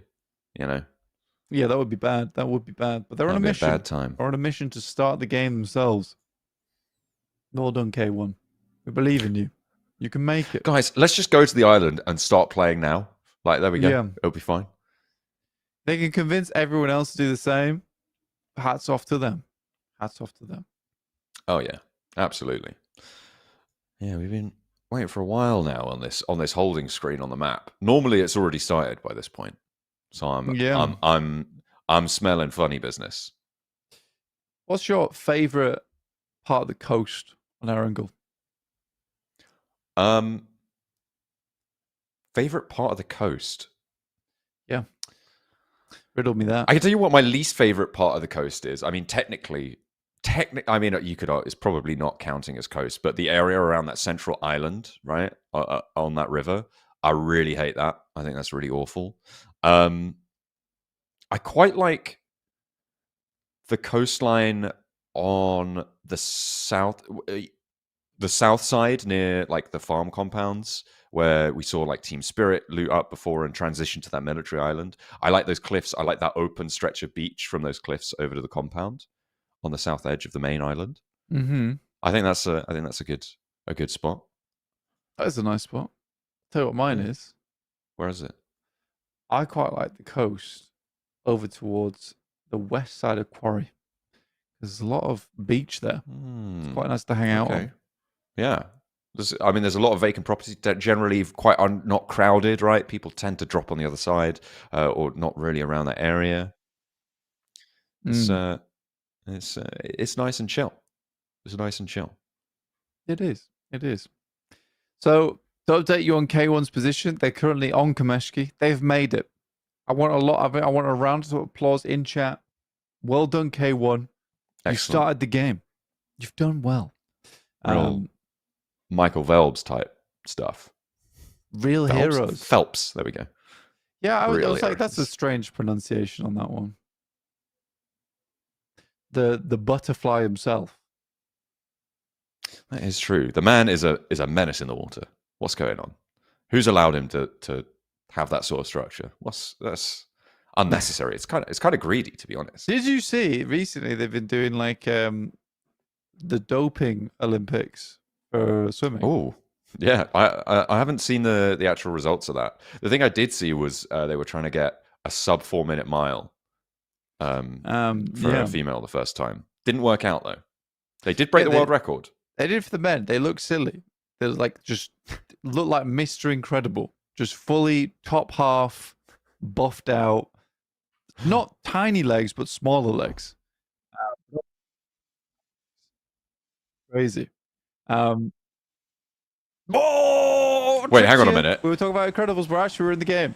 Okay, all right. Well, big let's joke. see if we can head on over to match number 2. We've had a bit of a delay. We are behind schedule, but the plane is in the air nonetheless. You can see the plane path from prison over towards that west coast that you love so much, Black. Yes, I do like that side of the map. It's very nice. It's one of the more interesting sides of the coast. We don't play it very often, though. We don't play it very often. The green pastures over towards that areas as well. Very pretty. Very, very pretty. Anyway, enough about aesthetics. Let's take a look at the game where people are ending up. Fenerbahçe heading over towards that north side. We have S2G likely heading over towards Primorsk to get themselves nestled in down towards that position. And Paparazzi Supermassive, as well as the Falcons, dropping over towards Pachinki. Or are they? I don't know right now. I'm seeing BX Brothers. I'm seeing IDA. I'm seeing Papara Supermassive. I'm not seeing Falcons just yet, but they may be hiding underneath another nameplate. Yeah, They're okay. under Paparazzi Supermassive. Yeah, they're for sure under Papara Supermassive. Okay, it's a hot drop. I'll take it back. They believe me, man. Believe me every time. Good start, though. Paparazzi Supermassive already finding one. They have lost one in exchange, and they're starting to swarm, and Falcons are a little bit late on the group. Well, this could be good. Full one-on-one trade, though, that needs to happen. Uh-oh. Falcon. This kills the man. Falcons going 1-for-1 on the trade. They're looking to try and rest Koa here, but lost. Putting pressure on, has got a first aid. That is actually really huge in this early engagement. Those 5 bandages, that stim as well. Lost is a little bit of a tank in his current format. And in the format of this engagement, Narvalo, not so lucky on the weaponry. Still, can be quite devastating, and that's another player for the Falcons going down. Blank. It's all going wrong for them. Narvalo now, with a pump action. Can he get anything in response? They found 1 point. So Papara Supermassive will not be full of it, but they're playing as 3 against a solo on the upstairs. Game over, dude. Honestly. I think Falcons now actually have to give up on Pachinki. It's just not worth it. It's actually just not worth it to them anymore. That's a bad time. Papara Supermassive are getting the majority of their points just off Erangels on the hot drop versus Falcons. Like, it's stupid at this point. And as much as the Falcons hate it, yeah, as much as the Falcons hate it, they have to leave. They have to go elsewhere. It's gonna hurt your tournament, 100%. The fact that you can't win a one-on-one with Papara Supermassive, that speaks volumes to me. I mean, I kind of feel for them, and to be fair, again, it's all about posturing for those finals, because at the moment Falcons looking fairly safe just on their points totals. I think they can afford to keep doing this during knockout stage and still make it to the finals. If they can figure out how to get these fights won before the finals, they can be a little bit more confident in taking them, but they are just not getting anything done, really. I mean, dropping directly next to Papara Supermassive, there is that bit of RNG, right? Like who drops on the better armor, who drops on a first aid kit, that sort of thing comes into play. Maybe if you're confident in taking full 4 fights, drop the opposite side of Pachinki. We've seen them do it once, right? We know they're capable of taking that strat. It's just awkward, though, because you want to be able to grab the entirety of the loot in that location. You don't want to be sharing it. It's a possibility, but it's not the one you want. So yeah, Falcons will have to figure something out going to the finals, or hope that Papara Supermassive continue to do badly and the Falcons can earn points elsewhere on these games. But that needs to happen over on Miramar as well as Sanhok. Playing from Sami has been rough. They do keep getting points, though. They're on 31 points. Feeling fairly chill. And they are only playing, I believe they're missing the Miramar in the middle of the day. So they are just playing Sanhok and Erangel. So basically, they're just playing Sanhok, is what you're telling me. Yeah, pretty much. From Salme. They do not have the desert to help them. And they ain't winning this fight versus Papa either. Very central circle on this one over towards school and Pachinki, of all places. With IDA coming up from Gatka, they like to play on that split. Really, there's no one else that plays there other than S2G, who are far down towards that southwest side. I mean, for Falcons, there's even that possibility to even play South George. You know, hospital splits, not ideal, but it is available to you. And there's plenty of areas on the map that are open. We'll just see how Falcons adapt. I personally, though, I do think that they'll just be stubborn and continue to drop there. I mean, it's yeah. I am kind of thinking that as well, right? Like, especially for the rest of these knockout stages. I don't think they're going to leave for knockout stages. Maybe for finals, if they get close to the top 4, they could potentially try and change something up. But even then, I'm just not sure. And it is also about reputation in general, right? Because if you show that you can be bullied out of a position, that's really bad. Like, on a global level, teams will know that. They'll notice that that's happened, and they'll say, we can just get rid of your strong position by contesting you on it and force you to leave. If you show that you won't move, if you won't budge, if you won't negotiate, then it's a little bit less likely that teams will compete with you for it. But that's a really long-term outlook, and it won't help you in this short-term tournament.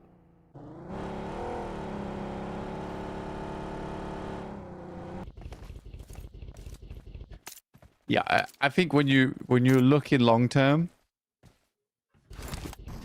that's fine. But when you have only 2 more days of knockout stage, and then 3 more days of finals, yeah, not great. Not great at all. It's not happening. But that's exactly the scenario, right? Because people know that if you get under pressure, you will cave. Like, that's a thing that you'll show as part of your toolkit. So I think there is a little bit more at play than, oh, we don't want to move. It's for the reputation, for the longevity as a roster, right? You don't want to be shown as a team that will just give up if you get contested. And it's the same for Papa Supermassive, right? Because at this point, Pachinki's theirs by rights, as shown by trial track record on that fight. Exactly. Yeah. And they're not going to want to give up on it either, because they will then show that same weakness. I know, we could talk about this all day, but it's a very strange one. IDA nestled themselves over towards the northwest side of Pachinki. Black Esports come down from South George towards Ruins. We're looking at focal point around school and apartments at the moment. I think it's unlikely we end up on the north side of the map. It's a possibility, sure. But even if that happens, I don't think Beşiktaş is the biggest of forces on that side of the map that are going to stop anyone from moving through into that area. Everyone's comfortable to angle themselves down towards the south right now. Carya currently playing around Potato Hill, getting some good scouting done early.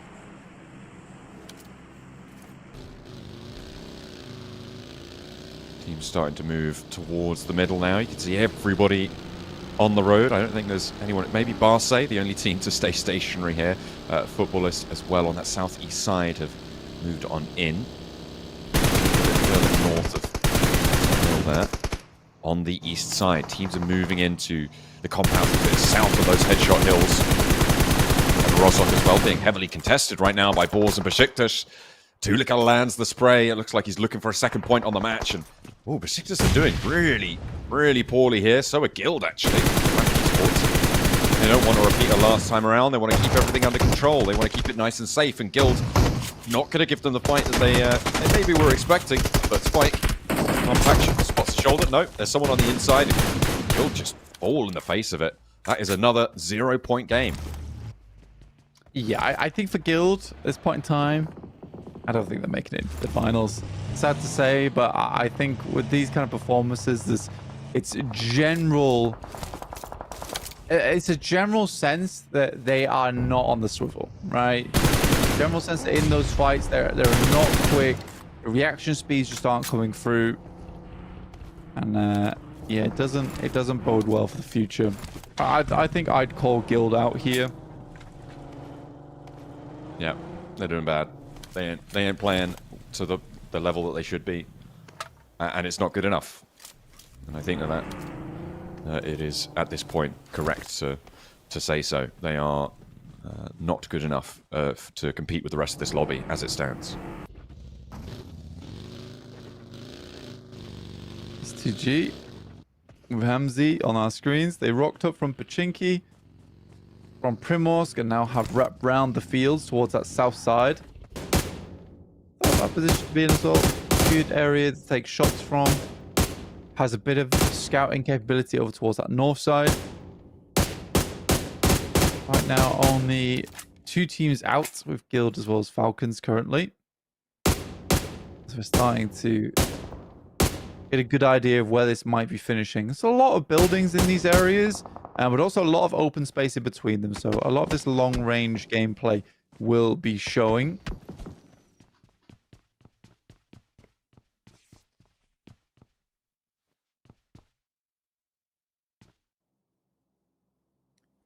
K1 split around their compound.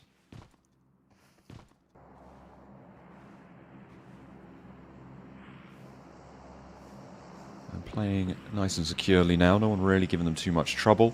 S2G split around Potato Hill. Next circle goes up to those headshot hills. So for Black Esports, they can run it back. They could try and find a result where they were denied it on Sanhok. They just need to keep control of Sunken, which is easier said than done, to be fair. I think that is a location that can reasonably hold 2 teams with that big gap in the middle, the high ground that sits to the south where Black Esports currently hold, and another team on the inside. We'll have to wait and see. Sharing the apartments, definitely uncomfortable though. Barsay and BX Brothers currently right next door to one another, and they are not happy about it. And you're always going to have this case where 2 teams going hell for leather against one another in the apartments. So I think with how long the game's going to be going on for in this area, I think for Barsay as well as BS Brothers, you're better off just holding on to your ammo towards your utility. Make sure you got enough going in towards that end game, because they're going to have to cross over towards Carya in school, or wrap round towards the south. So you need smokes, you need nades, you need ammo more than anything. Ball's playing on towards Rozhok, though. They've got so much space to handle with right now. It's a nice and easy, chilled out game for Boars.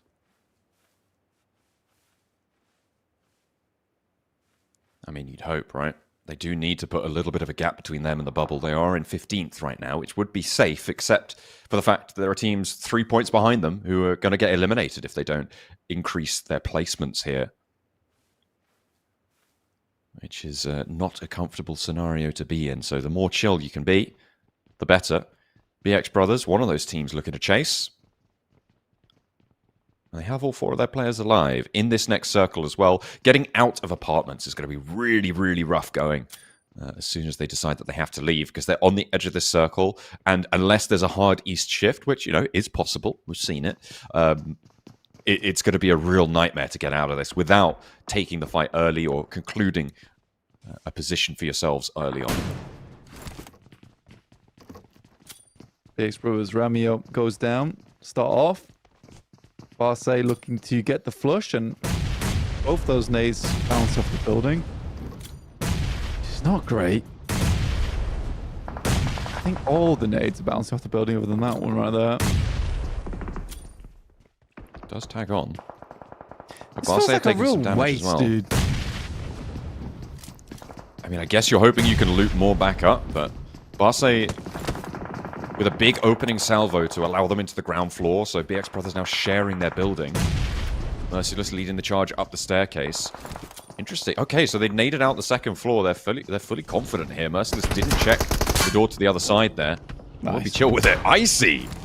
Ice cold in the veins there. Rolls up and immediately hops out spray down. Sarah, not so lucky. Swash wants to find Kelsey, and in the blink of an eye, it's changing its tune here. Swash is the last to stand, but S2G still have Icy up on the high ground there. On the long range off angle as well. I think they did have a player, but They careen themselves into a fight. They open up with huge picks, but it's just turned all away from them.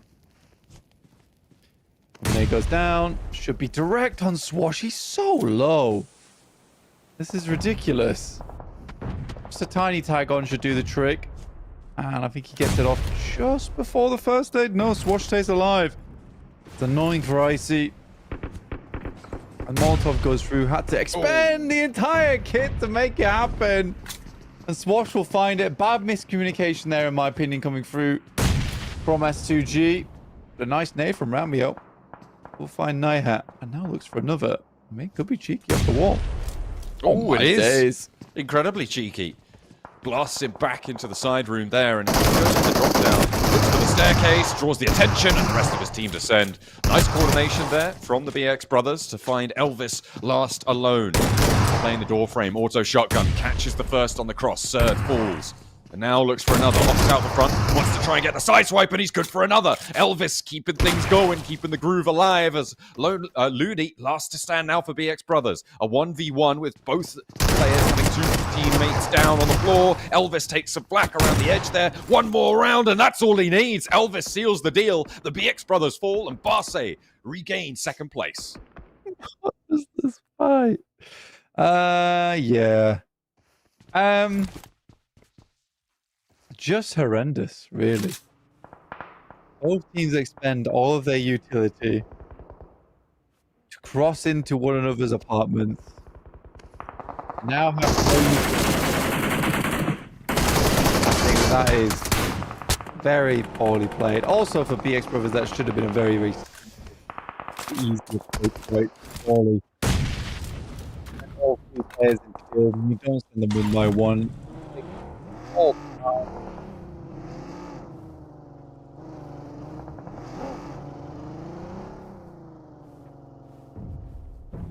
Token machine.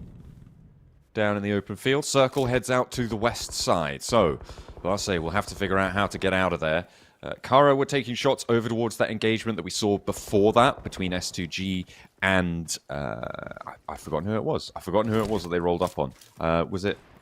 No, I've completely forgotten. But with the S2G engagement on the south side, Carya was taking shots out that way, trying to control the south side from the school. But now they have to move because the circle has pushed them away. They won't be quite so lucky.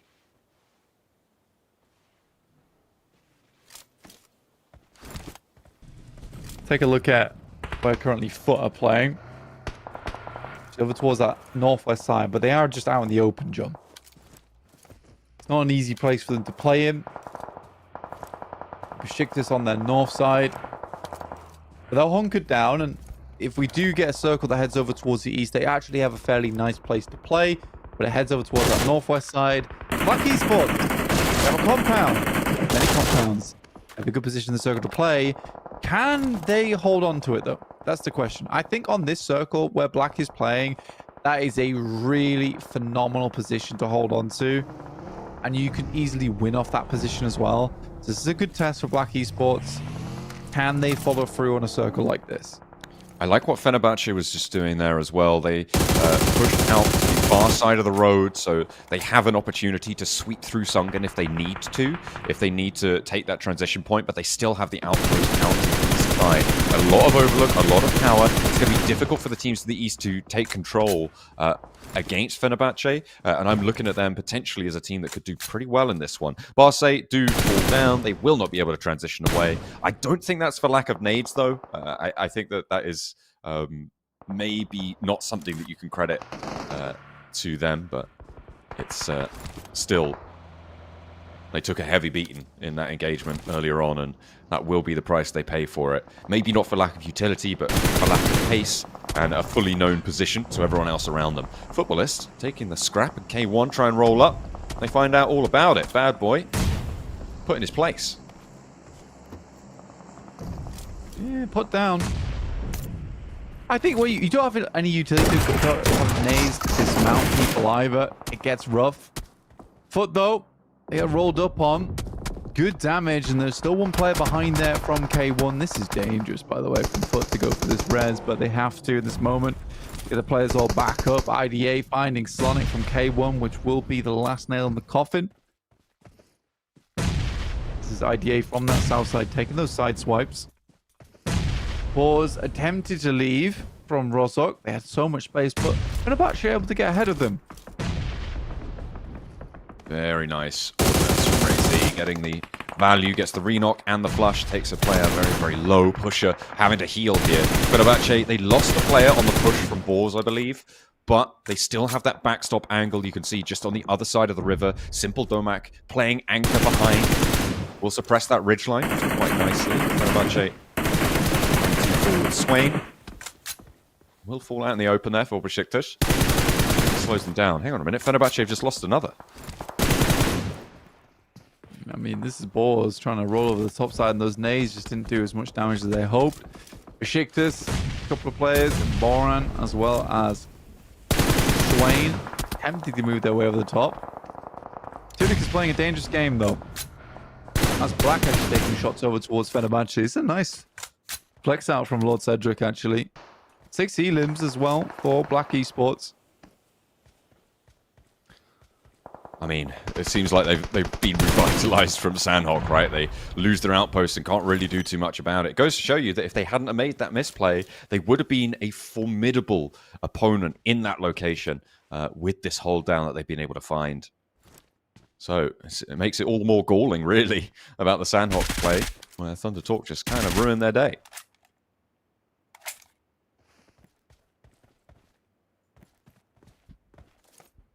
IDA still 4 though. They do need to push up. So BRX likely going to be one of the biggest targets for them. You can see here, got this open ground. It's going to be very difficult to get into position. Paparazzi Massive had to be dislodged as well from that north side. So IDA need to go for something extremely potent in the next couple of minutes. Needs to be done fast and with vigor. Otherwise, they're just not making it in. A lot of smoke's been sent through, so a timer's been set for IDA.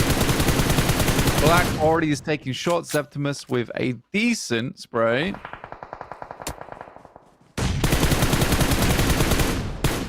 Nice and chill. BWNRX. Spray down from Zedwolf. Catches Rita just before he gets the cover, but IDA should be able to get that res as Lux on the top of this tower that has this incredible oversight on the surrounding. Will be able to just keep that Mini 14 churning out the damage. Ammo will be an issue, but see what impact he can have from there. It's always a problem descending from it as well. You can sometimes expend the knock, just drop down as you're knocked. IDA get torn apart in the open field there. Memory, the last player to stand now for them. Out in the open, Bloom in the smoke. See what to do. Vehicles going to go up in the smoke. I don't think that IDA are going to make it out of this one. The volley of fire from FUT is just intimidating as all anything.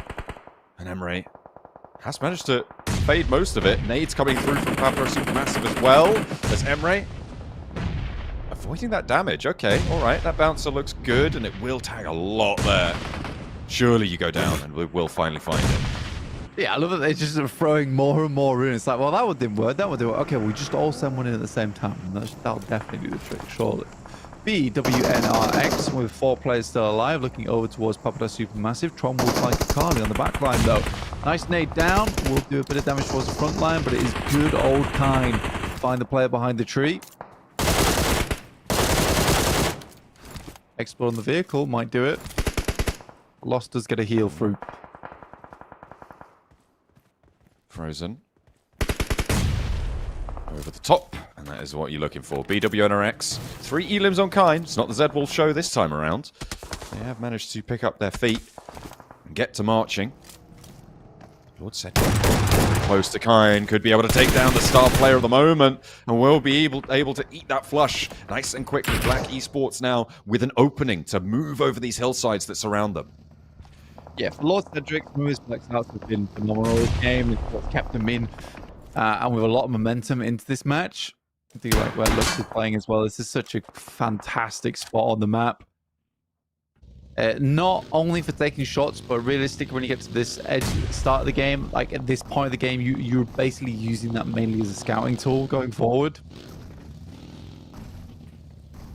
And it's just giving so much information back over towards Black Esports. And he can stay here for quite some time as well.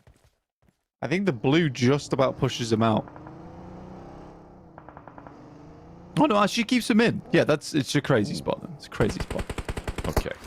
Okay, that's kind of nuts. What impact it can have BWNRX. They're sending in Mad Max style, and it's just going to be the bullets though that put him down. And Zed will find the knock over to up 4. They press the ridgeline. Enzo has no say in the matter. The backstop angle, 4 foot, cannot really come into play here.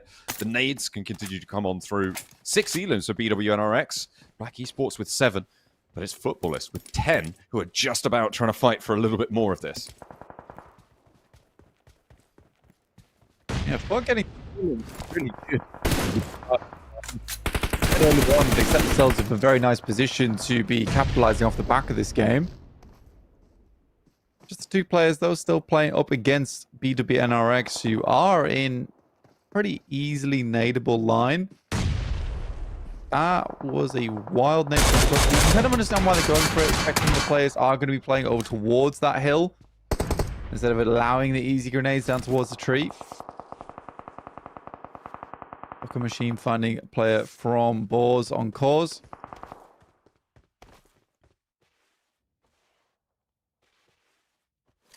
Black Esports now trying to extend their influence with Lord Cedric. Looks like he's going to step up, and BWNRX may just find another knock sent their way. Zed Wolf this time is caught. Lord Cedric has been an operator out here on the southwest.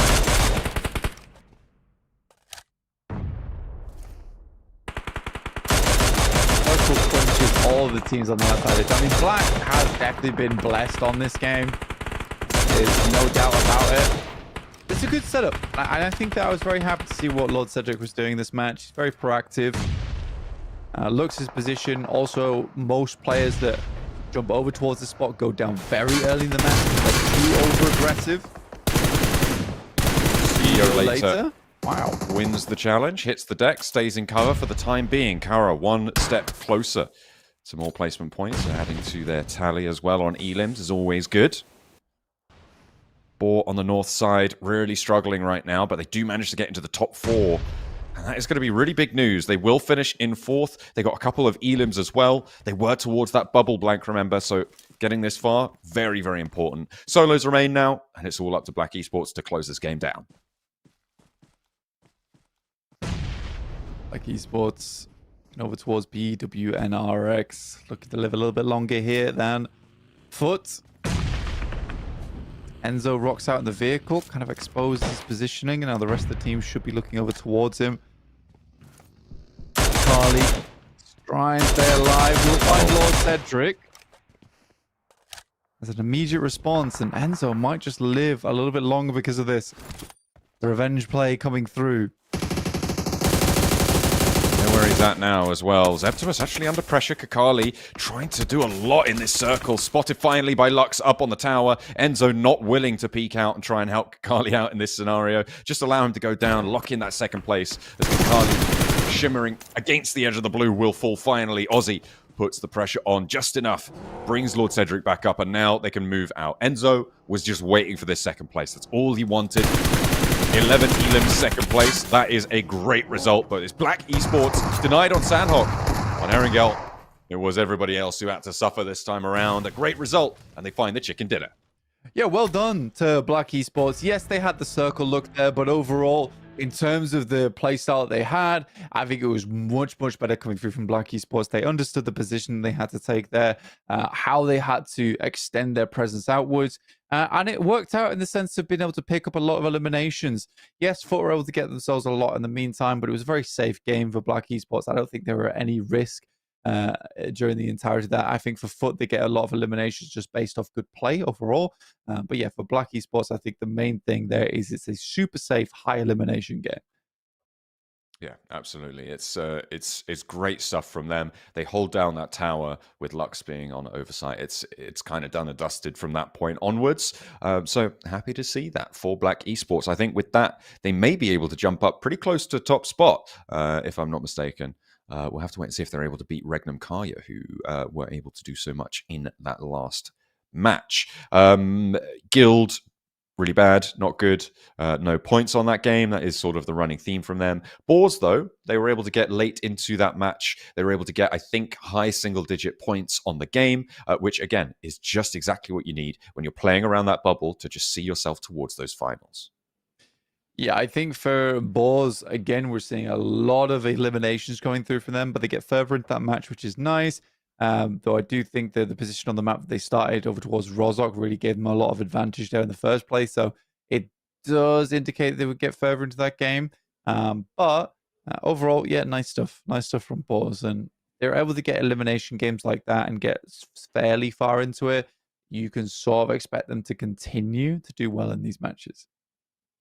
Yeah, you'd hope so. That would be very nice indeed if they can keep things going. But we'll have to wait and see if that will be delivered unto us. I think with that match, we are approaching our halfway mark on the knockout stages, right? In the middle of next game will technically be our halfway point for our teams. So some of our teams will have reached their halfway boundary, having played 6 matches. All the teams that have played in our first 2 games will now have done half of their games, which doesn't include Guild, will include, I think, teams like Falcons. So anyone in groups C, A, B, and C, I think, will have reached their halfway mark so far this game. Both Group D and E have sat one out so far. So if you're tracking, that's who will be at their halfway point. Thank you, John. We appreciate you, John. Final blow coming up soon. Let's see how that game actually ended out. Overall, it was quite a fun one. I think Carly does his best.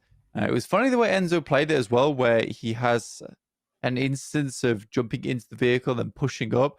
The fact that he pushes up so close to Kakali basically forces them to have Kakali face first towards the boys on Black Esports. So at least he guarantees himself a second place off the back of that. It was a risky maneuver, but it paid off. Definitely paid off there. For Barsay as well as BX Brothers, though, pretty disappointing the way that they played that out. I think that they could have gone separate ways, honestly. And I think Barsay is the one who forces that trade between them. And I didn't like it. Did not like it. No. Well, let's take a look at that final blow that came on through. Right towards the end, it was just a chokehold that Black Esports had on the lobby. I thought Kakali was going to be able to find something. I thought Aussie may just continue to feed that drip feed of 1v1s over towards that side of the hill. But no, he was more disciplined than that. They played off one another, and Enzo wasn't going to get involved at all and did go down in the end. But second place, as I said before, still really nice stuff. Lord Cedric, I think this is definitely a deserved MVP. Not just from the stats, but from the way he was playing. He was so troublesome out on that southwest flank, moving through the hills. He dismantled the backlines for BWNRX, and they really just did not have a response. So a real credit to the team on that match. Yeah, big fair play to Lord Cedric. Like I was saying during the entirety of that match, super proactive gameplay from him, flexing out when it was necessary, and was able to get himself 652 damage and 6 eliminations. So every time he was taking shots, they were pretty bang on accurate. So yeah, very nice stuff for Lord Cedric. Super deserved on the MVP slot there overall. We're going to take a look at the match statistics in just a sec, as well as the winner chicken dinner stats from the entirety of Black Esports, because we know they certainly got a lot of points that game. But it's the 5 elims that are coming through from Lord Cedric that really bumps the numbers up. Here are those match stats. Enzo actually topping the damage tables. 886 there for him on foot, and they will be happy with that, I'm sure. They did get a lot of elims during that game. I think they got up to 11, with 2 nade elims coming through for the Boars. Yeah, nice stuff from Cause. I'm not seeing Bishke there for the Netherlands in quite some time now, sadly. But yeah, it was a pretty close quarters game. The most distance was 286, especially when we head over towards Headshot Hills, where it is all situated quite close to one another. Enzo getting almost 900 damage done that match is quite cool. For Foot, we've seen up 4 kind of be a big step up for Foot beforehand, but this time it's Enzo going for that one.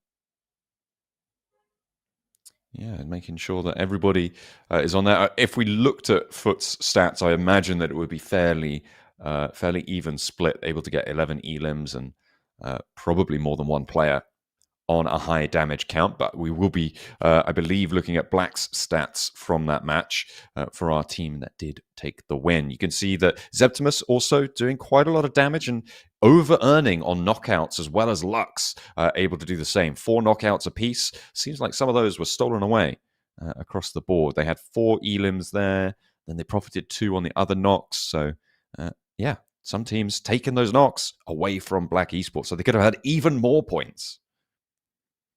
They could have done 100%. There's so many knocks coming through from Black Esports. I mean, they had such high ground control anyway. I loved where Lux was 800 damage that game, and I think he was very influential on that match. If you take a look at the replays, where things went wrong for a lot of our teams. But yeah, Lux plays in that position where I do see so many players head over towards and get a little bit too trigger happy from that spot. That's unfortunate, seeing him through the window there. Yeah, they get way too trigger happy, get taken out early, and you lose a really strong scouting position, which is what that should be. It should not be the spot where you're taking shots towards enemy teams. This looked like a great start. Ramio really opens up the curtains there for BX Brothers, and they don't even confirm over towards the elims. What was that all about? You know, it's just the play style. You know, it's just what they want to do. They want to win or not, or get nothing. And right now, that was nothing. They did not have a good time. Barsay, I mean, that was the shutdown on the rollout, right? So after winning that fight. Was it a rollout, or did they just reverse into open ground? I mean, they backwards rolled out of the apartments, right? Like, so it's technically a rollout. It's just really not good. Yeah. Not good at all. Didn't like that. Some decent nades over towards Fenerbahçe, but Boars do hang on for a little bit longer. But here's Lord Cedric starting to get a lot done during that match. Really good flex outs, and here was Lux being very careful on the way he played that position. So I love to see it. Yeah, you definitely do. I mean, it is technically reservable, right? You can drop down when you're knocked to potentially be reservable, but you lose that sight line. Either way, Lux, yeah, and this is the point where he can just stand up, take a little bit more boldness, because the teams around him not going to want to go for those peaks. Everybody trying to just find their little slice.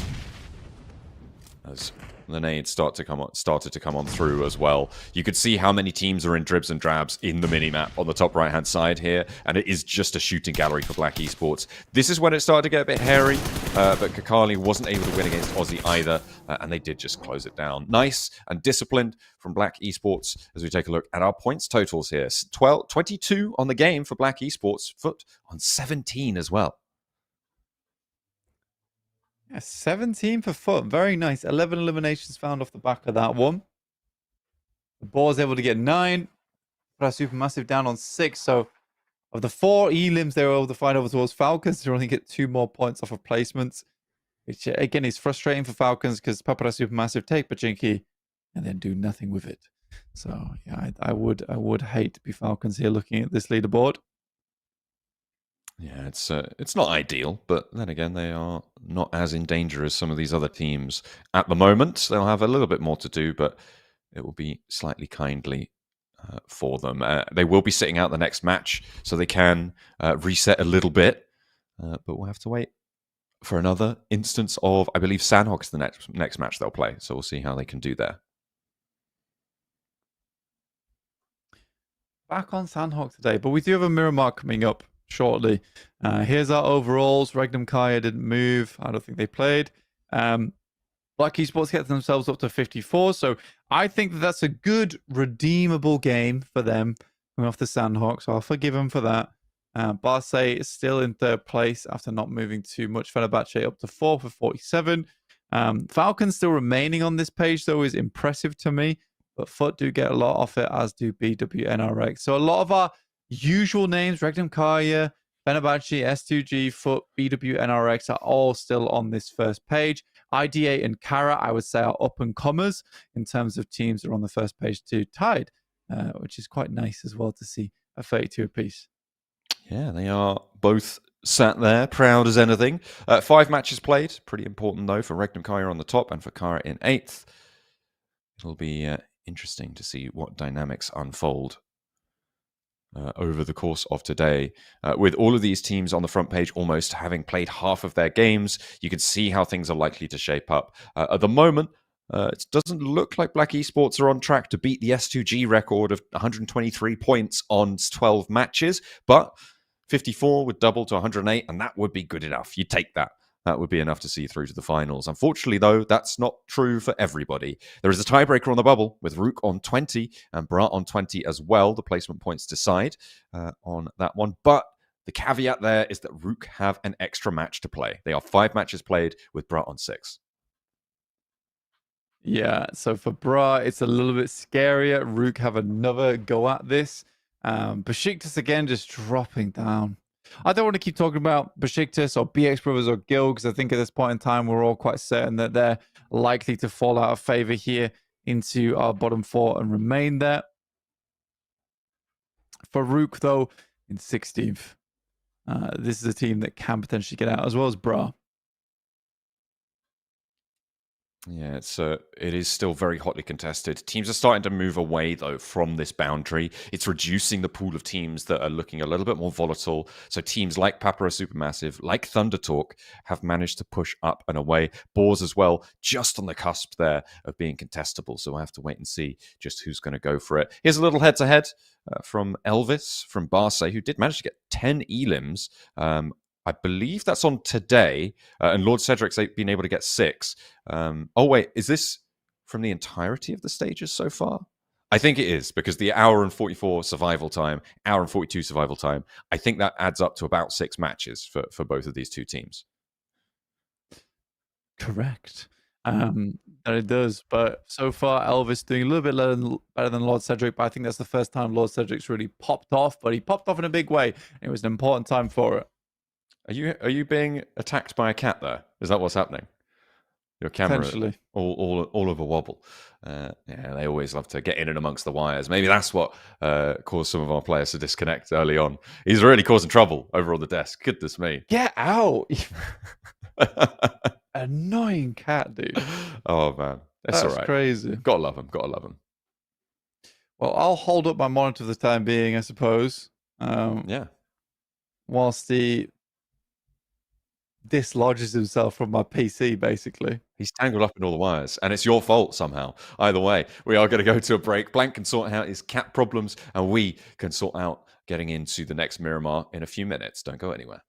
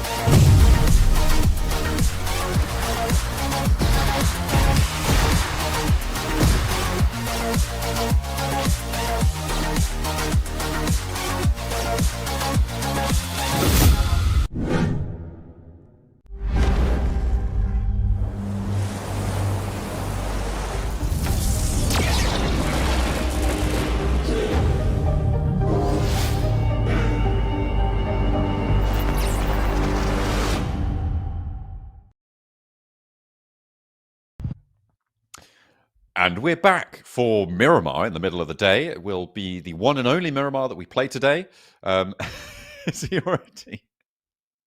He's already causing problems. Goodness me. He just This doesn't crazy dude. He's actually destroyed my whole setup. He's tried to fix it. So unfortunate. He's just trying to help, you know? He's just trying to help. You gotta remember, this guy is like, he's like this big. I'll come all the way back. He's like this big. He's a huge guy. I'm like this tall. He's a huge man. He's a big boy. Yeah, it's crazy. Anyway, We'll fix this in the interim. We only had 2 minutes, so I had to dislodge him from the area, the first place. Then didn't quite get the camera angle just correct. So that's a break number 3 job. After 2 minutes, I reckon I could get it done in 2 minutes. I think we have a slightly longer break after game 3 though, so that's great. We'll have to wait and see. You could technically do it during the game a little bit as well, if you're feeling fresh, if you're feeling bold. You know, because you won't be when you're not on camera. No. You're too locked in. Yeah. Okay. All right. I see you focusing. That's good. We are going to be heading into Miramar fairly shortly, as our teams are getting ready to jump on into the plane over again. This is, of course, Group C sitting out, which means the Falcons will not be playing. Hopefully, a little time for them to go for a mental reset and stay a little bit more chill throughout proceedings. But maybe they need a little bit more than that. Maybe they need a little bit more than chill. They need something else. But we are going to be heading into the game, as the game is no delays this time around. We're going straight on in. Boom. Amazing. Straight into it. Very, very perfect throws from Platona up towards Tierra Blanca, over towards Miramar. This is going to be a slightly longer match for us, but definitely a nice portion of the day where things get slightly more chilled out. Yeah, from the south side to the northeast edge. Everybody biding their time. Is someone going to try something spooky here for our only Miramar of the day? We'll have to wait and see. Not expecting it. Teams will try and extricate themselves from one another. Get on with their day. First circle will be coming in fairly soon as well. And in general, on Miramar, the first circle does dictate quite a bit of the early game pacing, as well as that second circle shift, right? That is a pretty dramatic one. Certainly can be, depending on where that first circle ends up. But it's yet to come on through. Regnum Carya close to Thundertalk, but Thundertalk too spread out really to do too much about it. The circle goes up to the north side, so we are going to be heading up there once again. Yeah, around Hacienda del Patron way. We went down towards the south side of the map yesterday, over towards the west. So it was a little bit rough in that position. I'm around towards water treatment and Cruz de Valle. With both TCQ. South. Nobody on any conflict right now. No one on any collision courses for the time being. It should be fairly chill. I think we've got a couple of minutes now to just get looted. Maybe some teams doing some scouting, but really nothing super dramatic here. The plane path's been kind. Everybody's happy. Everybody's chilling. I'm not expecting to see a fight until maybe minute 4. 4 minutes and 23 seconds. That's when the first elims come in. Guaranteed.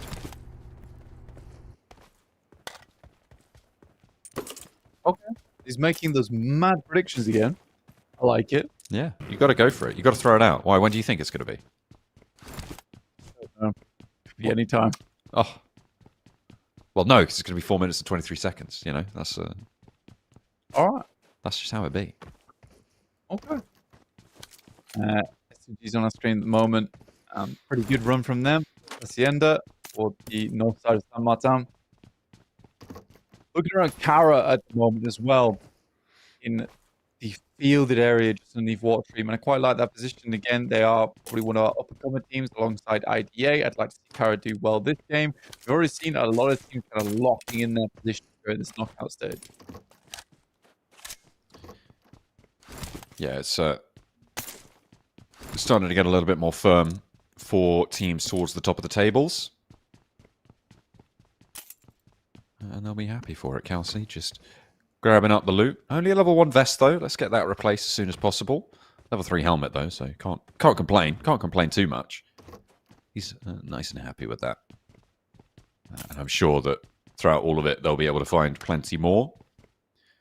Ooh, minute 4's approaching, Blank. It's only what is that? 30 seconds until the first elim. That's correct, John. It could happen. I think I'm going to be wrong. Oh no. Maybe. But so be it. Yeah. If that's the case. Right now, it's quite a slow start to the game. I think BRX and Ella's are quite happy with that position, though, to be able to get in. But a lot of our more potent rosters are already towards the center of the circle, like S2G, Carya, FUT, as well as BRX. Papara Supermassive, I'd like to see a good game here from them on Miramar. Yeah, would be nice. Would be nice indeed. To see that one coming on through. Well, that's easier said than done. I mean, it is a tall order for teams really quite low down to jump on up, to change their style of not really earning too many points on a match. But it has been done, and one big game can change your fate pretty impactfully, certainly this early on. Yeah, one big Miramar as well. Get you far, far ahead. It's a question of how many eliminations you can grab here, because a lot of the fighting does happen like various locations around the map. Puts you at this position where you're not exactly always going to be able to go fight to fight unless you have like a bit of an open ground skirmish towards the end, in which case you're getting quite a few points there. But we'll see. Papra Supermassive. Currently just trying to navigate these hills, trying to figure out where he wants to be, lost, seemingly a bit unsure. Staying on the move, can't be sniped. It is important whilst you decide where you're going, although burning a bit of fuel, which can be important on Miramar, but very rarely. In the meantime, Regnum Carya, they have moved in from the southwest side, up to the junction to the east of San Martin. They park the vehicle up. And we'll hang out. I was definitely very wrong about the first elim timing. Quite. I meant it was double that. 8 minutes and 46 seconds. That's definitely what I meant.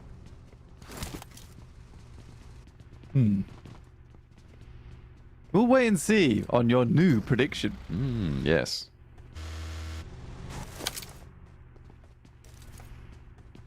Alas. Meantime, we're taking a look at the rest of our squads. Regnum Carya coming up from that south side. We do have Root coming in from Torre Hamada as well as another team that we do want to see do a lot better. 20 points at the moment, 16th.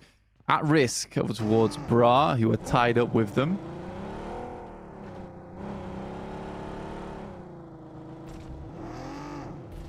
Yeah, they do want to try and push on forwards. I mean, it's the placement points for Rook that have got them in the lead at the moment. And they're right on that bubble. It's a really unfriendly place to be. But Rook, again, do have that extra match in hand, right? 5 matches played for Rook. Bra have yet to take their seat on the bench for today. So we'll have to wait and see where Rook can go with that, what they can earn with that extra set of points they can get. They have a little bit extra in the back pocket, right? You are correct. Technically, this game is not it yet. Between Beşiktaş Guild and Bra. Wait to see the game when these teams are out.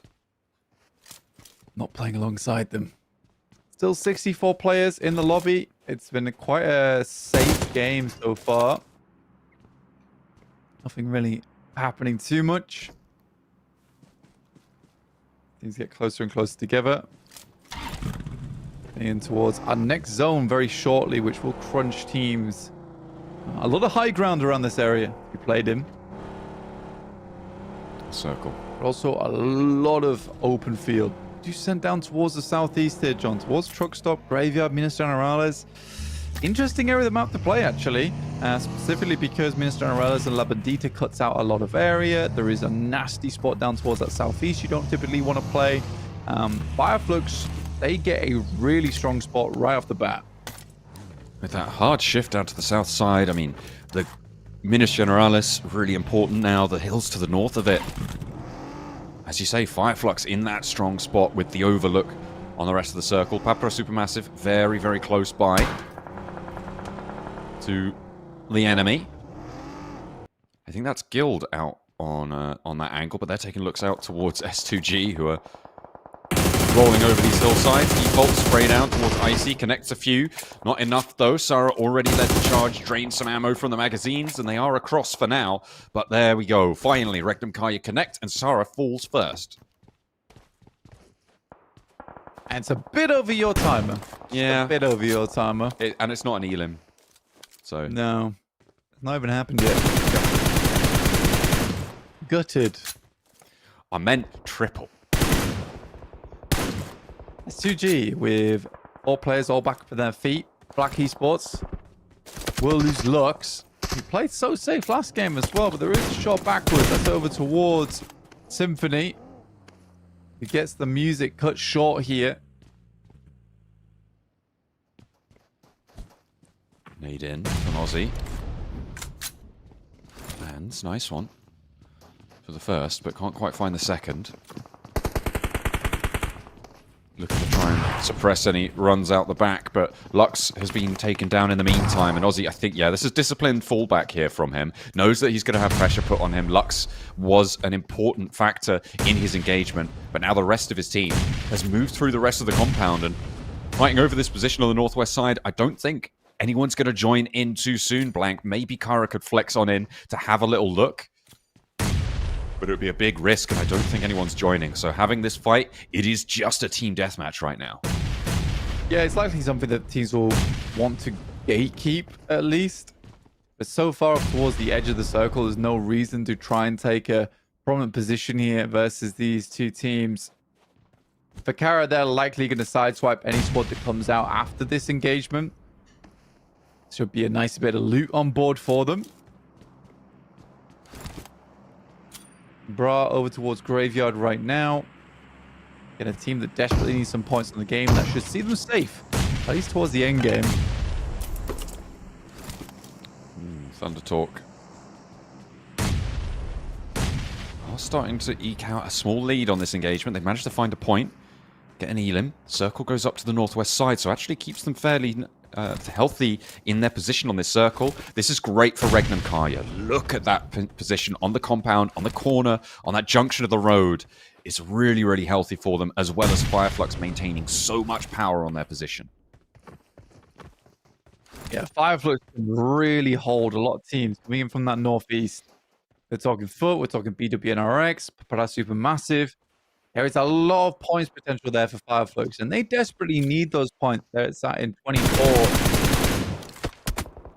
We said beforehand at the start of this game that, you know, Miramar's not that type of map where you go from fight to fight to fight, but this specific location where Rook, Chick all need to make their way through, and there are a lot of points available now for Flux to try and pick up on. Rook looking to try and move around these hillsides. It's working out well for them. Remember, they do need every point they can get. They are around that bubble, so they've already picked up 2, which is great news. Have broken that tie and are up in 16 for the time being. Scarface trying to defend against Papara Supermassive. Nade over the top, but it's faded away. Will not be a challenge. And his teammate's gone down in the meantime. Matcap tries to take the frag, but it will not go his way. Heal's starting to come on through. 2 players from Flux are down, and Papara Supermassive yet to feel the burn here on the inside of this compound. Scarface tries to cut the cross, but S2G chime in and ruin the day. S2G fighting a little bit. They will have to go for the res, though. 2 players down, Icy and Sarah. MTG and Kelsey do have to do the trick. Might be a nice nade from Tron, actually. Hops in the air. I don't think he went far enough. Not quite going the distance on that arm. Azel does go down. I think that was the off angle taken by S2G, if I'm not mistaken. It will be pretty annoying for Papara Supermassive, but they'll stay as 3, I imagine, unless... No, they are all in the same compound. So all 3 of them will be alive and continue to be so. S2G, they've got 3 points. They've got all 4 players alive. And again, they are in the shadow of where Fireflux were playing in this compound here that they did just get dismounted from. So they have got a solid spot, fairly central.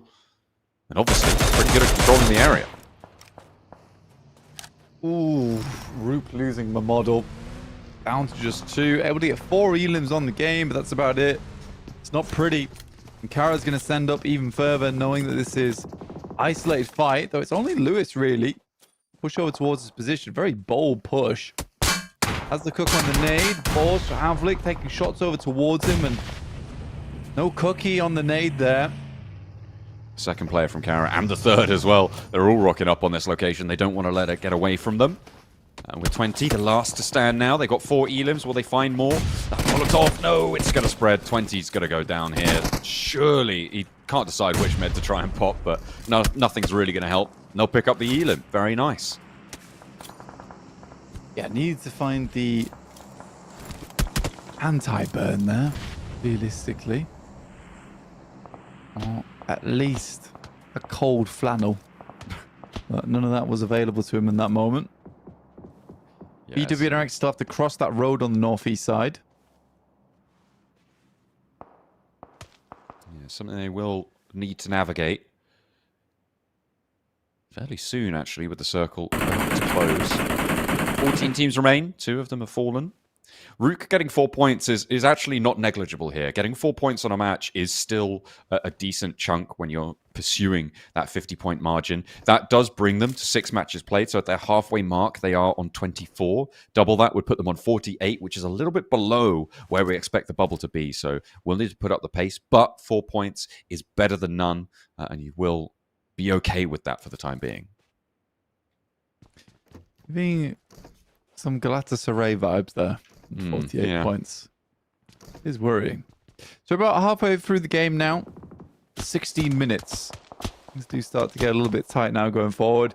And it's not an urban finish either, and it is quite open. So likely this Miramar won't go all the way to zone 9. Though I could be proven wrong. Yeah, tons of teams here just trying to stake out position. TTQ getting here without really any contest is surprising to me. Fenerbahçe should have a side swipe. That's their specialty, though. Just TTQ, like, oh, we want to go there. Send in.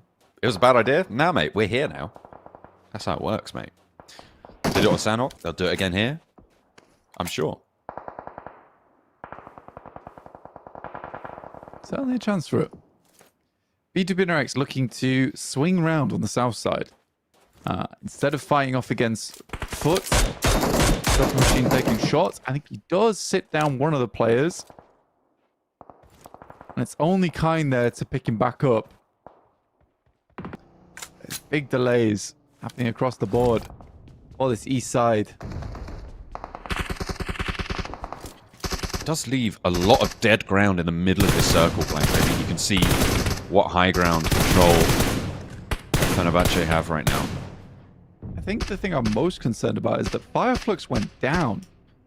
I don't quite know when. That was the engagement with Papara Supermassive and S2G. That was in that compound. Yeah. Papara Supermassive went in for the fight and they were fighting through the shacks, and then S2G cleaned it up, right? Yeah, for Fireflux, that was a strong position to have. All 4 players is Papara Supermassive ruined another team's chances. Ah, yes. The Giant Slayers. A team that no one can topple, seemingly. Bra and Regnum Carya over on the high... Well, not Regnum Carya, sorry. There's... who is that in their shadow? Bra and Fenerbahçe, both contesting for that high ground, but it seems to be going the way of Fenerbahçe right now, despite them losing 2 of their players. So 1v2 over on that side. Hard south shift. That high ground will be pretty important. With the dribs and drabs of players remaining, though, from the teams on that angle, is more than likely going to be a fairly soft push if anyone wants to go for it.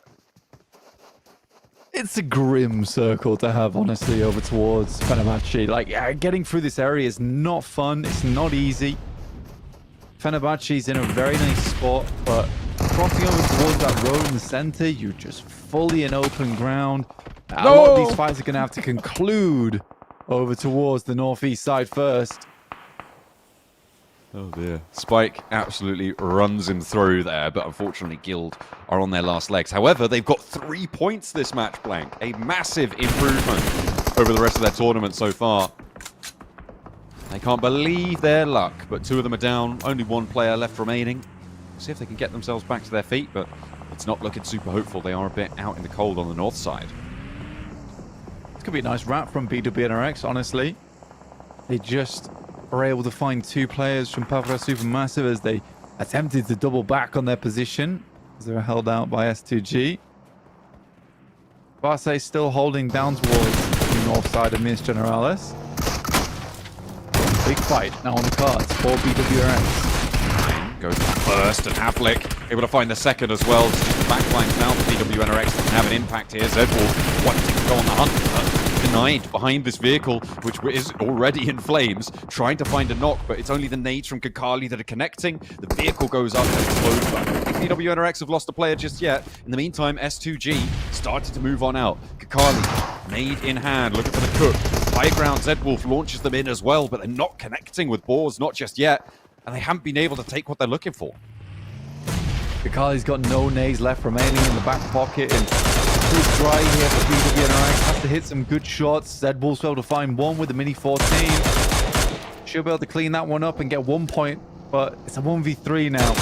Highly unlikely he wins this. Incredibly unlikely, but it is Zedwolf. Can't count him out just yet, though he's gone low now. Havlik with the challenge, gets the first. Pusher is there, could be a third party from Carya as well. Look at them encroaching on the northern side. There are crossfires coming on in to maybe help him out, but it's BWNRX to fall. Now, sorry, it was S2G moving in from the northern side for the third party. Will we see any more punishment being dished out by Barsay or S2G onto this position of Boars? It looks like they're going to try and leave, and I don't think they're going to get very far. No, Zedwolf hampers them just enough, and it was a good play from him with the limited amount of ammo he had. Boars coming up against the force of S2G, who currently have 9 eliminations on this game. Kelsey doesn't go down either.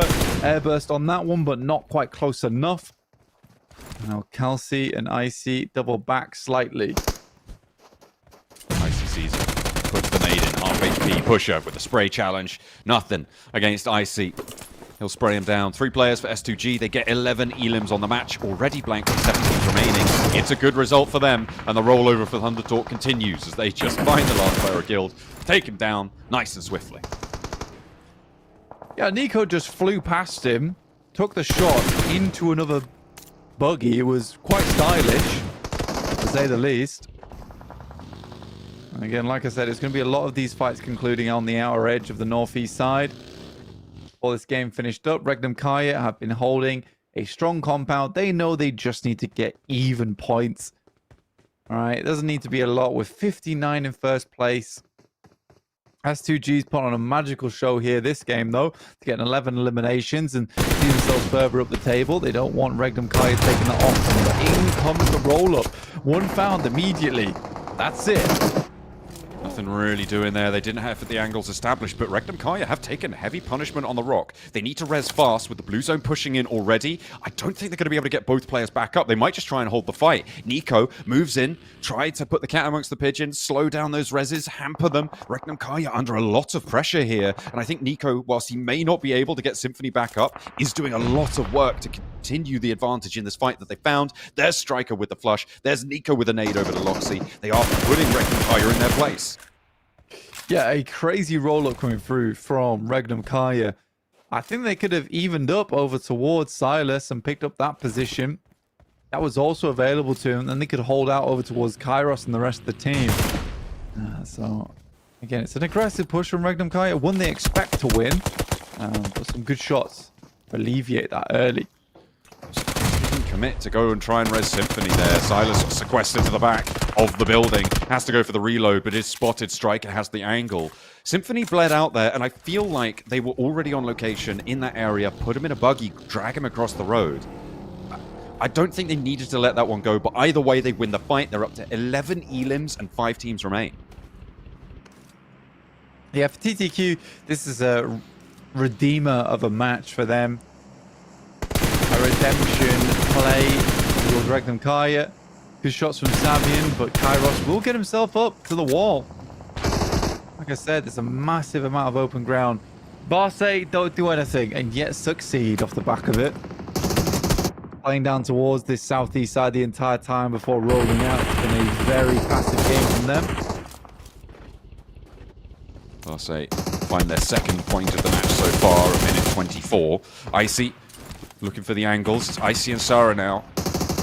Left standing for S2G, claiming nothing but smoke as cover, no helmet either. Sarah lowering the enemy's health bars close by to him. Potential third party for him to swing out from the south, and Thundertalk are also putting pressure on from the north. This is nasty now. Thundertalk spray towards Icy. You've got these off angles now coming into conflict. As Barsay not quite handling this as neatly as they'd like to. That's Fenerbahçe as well. Being this off angle, being this menace that is putting so much hurt onto this fight. Elvis actually under pressure now, again, from those off angles. Papa Supermassive dead center. Themselves towards the top 5. Only 5 teams remaining. Barsay down to 3. Being punished by TTQ. Been having a bit of a good day today. Feels a lot more confident going today, actually, I would say. And I think Nico is making a few more of these moves around the map that we saw towards that league stage. A little bit of that boldness does play into their favor. Ooh, I see. What a timely prone there. Pops that first aid, but he's really low on the armor, on the supplies now. And Thundertalk, they had a disadvantage there. Hops across, Striker now with the challenge. Spray down, doesn't quite connect on the first time around, but he steps up for a second, and Savian can't quite connect either. Bandages in the back pocket, doesn't have any smokes there, and he's so dry on the supplies. Thundertalk now on their last player standing. He's just going to go across. There is the smoke, but Savian does cut through. That will be the end of the run for S2G. It looked like he might be able to make it. It was just a little bit too slow, a little bit too dry in the cover. Kairos with the challenge for the central compound position. We'll be able to find it, but will that get punished? I'm not too sure. With 3 teams remaining, nobody's on full. No, it's awkward. Very awkward. Fenerbahçe with 2 players, with Razy and Savian making it through to the end game, and might actually win off the back of it, as there's a nice nade from Savian. Another one required. It's direct on target, and Elvis is extremely low. That burn down. Nobody is going to be bleeding out here. Savian's not going to let him get this res. Spray down actually looks for the down player instead, but Elvis is there. Will be taken out. And now for Fenerbahçe, they're up to 9 elims. Thundertalk already had 11. I think they got a couple more. Yeah, they're on 12 now, Blank. To win this, he'd need to go up to 14 elims. AZ has the challenge. Remember, Thundertalk is dead center on this one, but there's another circle still to come. I mean, technically, Kairos has a really nice spot. It's honestly really good. It's hard to push him here. And I do like the fact that he just flew over towards Papa Supermassive and took that spot off them. You're having this 2-2, this 1-1 split, right? I think that's very important to divert attention, but we already talked about how Kairos and Striker are very aware of their surroundings multiple times. I think a non-zero part of this as well is the fact that Fenerbahçe are on higher ground. These windows are so much harder to put nades through when you're higher up. The angles, the arcs make it really tricky to be able to find that compared to if you're on a level playing field or you're on an uphill. You have so much more leeway when it comes to putting nades through these windows. So the fact that they're going to have to push towards him gives Kairos an advantage. But the smoke train is out. It looks like they don't have any nades anyway, so they're going to have to figure out how to navigate this one. Yeah, watching over towards Fenerbahçe, spots the movement on the vehicle.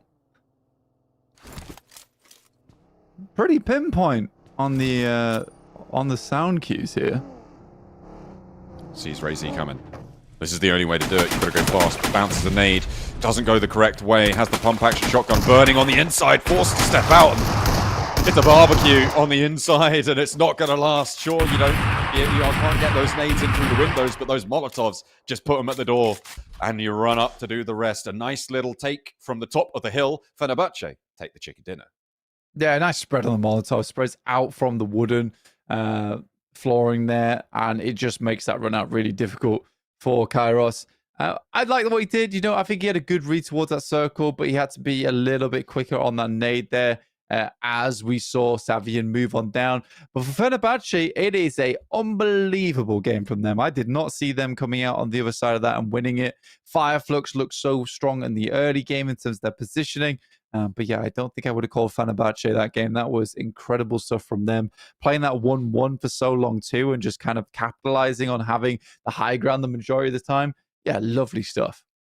I mean, all of that circle was exacerbated by having that one little shack in the middle and a lot of open ground. I mean, the hillsides, you saw how bare it was as they went for their roll down, right? It was the only reason they were able to do it was because they were against one guy.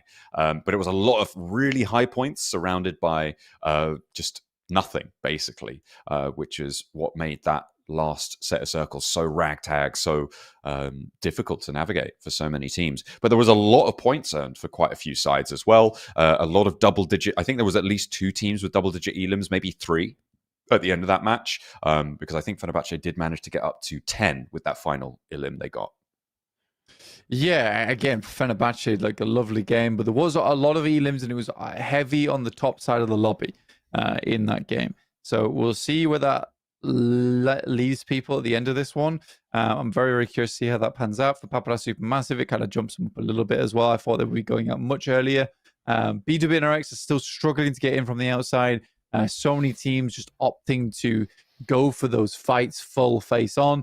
And I think BRX need to play around that a little bit better. For TTQ, again, another nice game where they just take that boldness we're so used to and just go straight for it. I much prefer this confident TTQ to the TTQ that was cowering a little bit. I think if you want to make insane plays, but you can back them up with good mechanical gameplay, I like that. I'd rather you did that than kind of sit back and just let other teams walk all over you.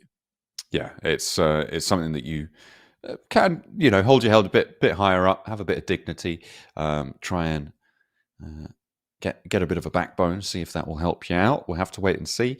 In general, though, it was quite an interesting set of rotates. I think that Flux position you were talking about was the major deciding factor on that game, right? Papado Supermassive went in for the fight. Both teams, well, Flux lost all of themselves. Papado Supermassive weren't at full force after that engagement, which was unfortunate. But meant that really strong position wasn't fully manned, right? S2G weren't committing to take it either, and they did start to lose players on the outside. As we take a look at this final blow, you can see it is 1 Molotov, 4 nades for Ray-Z. This first nade was so important for the roll-up for Kairos. If he lands this, Ray-Z goes down, and there's no two ways about it. That Molotov to the door, I mean, yeah, there's nothing that you can do as Kairos. You just have to go down or try and win the fight. Yeah, it's a hard one to go for, but it is the MVP coming through, and it is Icy with 8 eliminations and 1,000 damage. I think he was able to pick up some of those elims across towards TTQ in the end, so happy days for him going forward.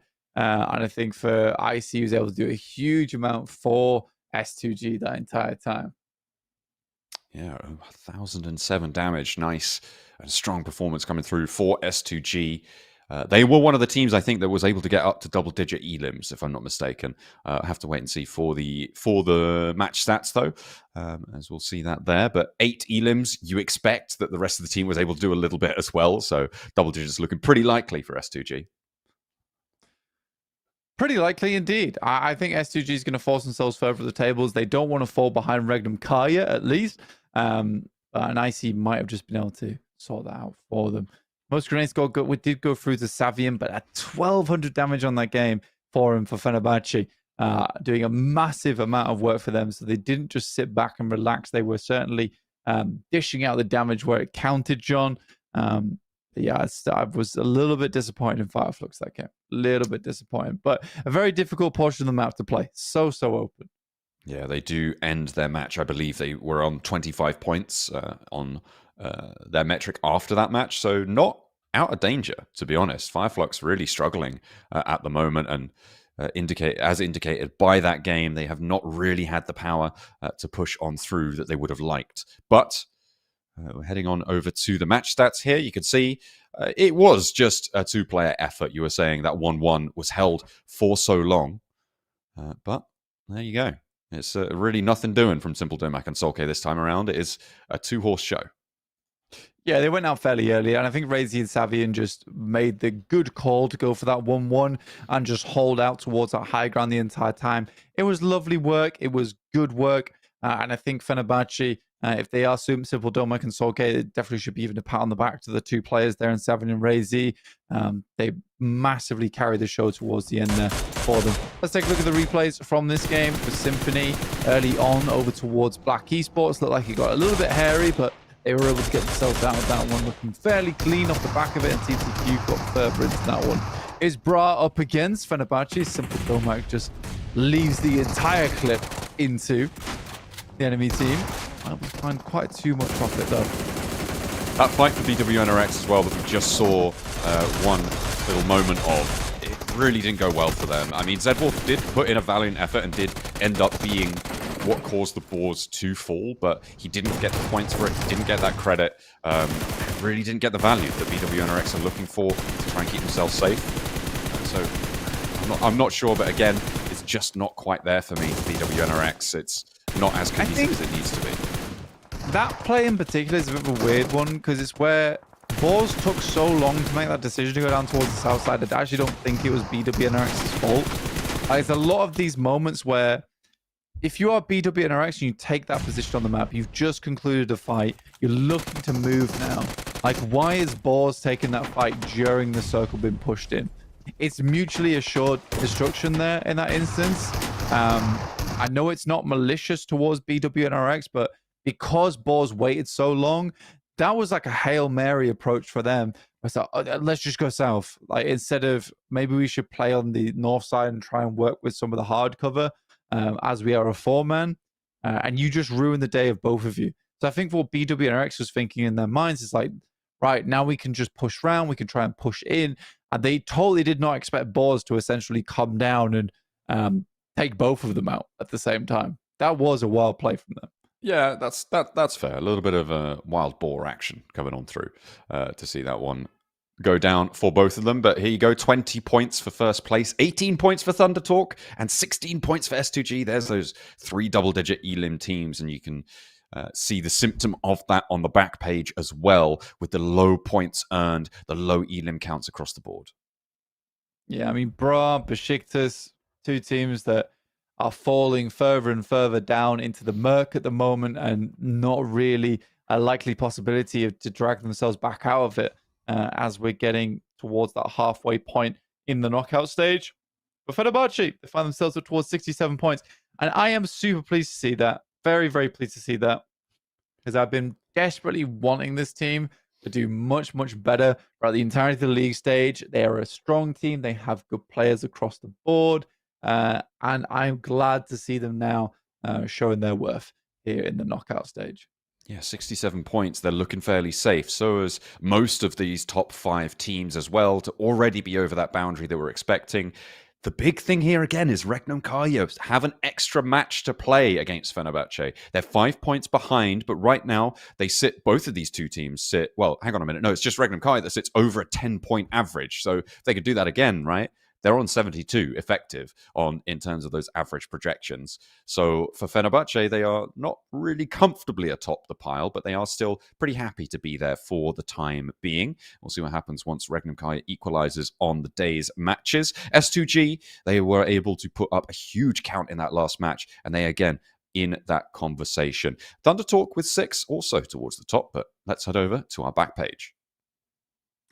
There it is. Bra, Beşiktaş, BX, and Guild. Hasn't changed too much. Root get ahead by 4 points, like you were saying. That is an important 4 points for them. I don't think they can ride off the back of that. Flux with a central spot, though, going down early is terrible news for them with 25 points. They definitely need to be doing so much more. And it's just not the case here. For them, which I'm not too happy about at the moment. I think that Flux could certainly be doing more off the back of it. K wouldn't have been able to translate that similar play style to TTQ either, or towards the top of the tables. Let's take a look at a head-to-head between Zedwolf and IC2. Forces to be reckoned with here, and I think both of them have actually played in the same number of matches, which just goes to show you what Zedwolf has been able to do. For S2G, they're like half an hour behind on survival time, which in my estimation doesn't really track. So I'm wondering what's going on there. they're not half an hour behind on survival time. It's just that Icy is half an hour behind on survival. Okay. Yeah. So that would make sense, right? Zedwolf is getting a lot further into the game. If you put BRX versus S2G head to head, like as teams, the survival time would be way, way higher on the side of S2G. It's just that Zedwolf is the complete opposite. They're both like very good in terms of damage, in terms of elimination capability. But yeah, Zedwolf is just getting BWRX late into these matches at the moment. Yeah, kind of on his own as well. It's something we have been talking about. We've been covering that quite a lot. So nice to see it compared to Icy and S2G in the top three, right? It's Regnum, Carya, S2G, as well as Fenerbahçe, which all rhymes. Quite satisfying. It does. Yeah. Except for Regnum, Carya. Yeah, that one doesn't work out so well. Icy, S2G, and Fenerbahçe all rhyme. And that's what's good about it. Correct. You are right there, John. Well, let's head to a quick break and we'll be back with Sanhok and then we'll finish things off with Erangel. See you soon.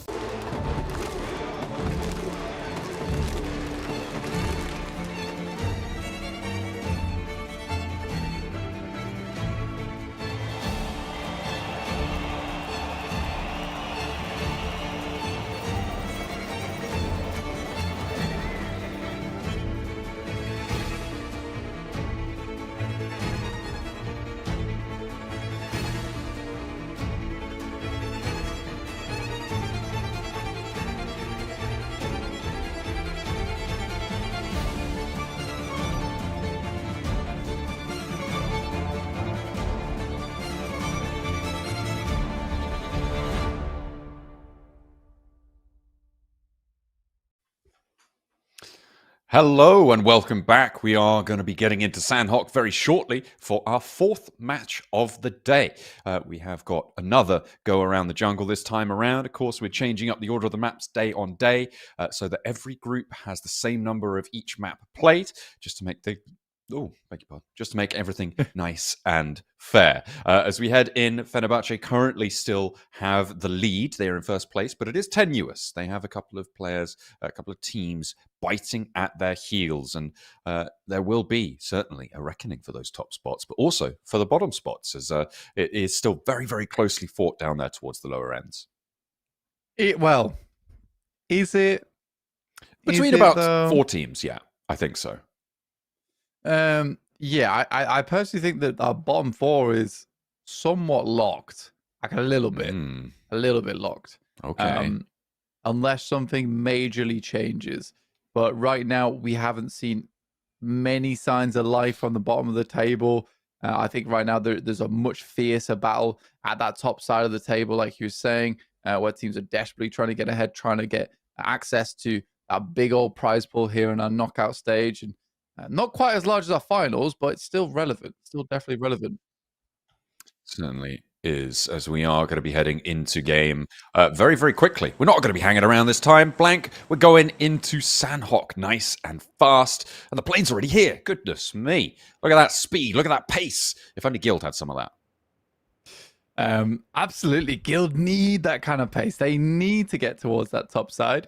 And quickly, but they just really haven't had all that much to show for here. You can see them up towards that north side of our map with the BX brothers, who are similarly in a frightening position on the tables. Rush shots coming through, but I think that might be... Oh, there is actually a little bit of a fight going on here. Okay. Fenerbahçe? I think it's Bra and Fenerbahçe down in Camp Charlie. Okay. I mean, both teams diverted on top of one another. Sticky bomb goes off. Not a lot of damage done off the back of it, though. And currently, a little bit of a terrifying fight, because Fenerbahçe were fighting out for that #1 spot, remember?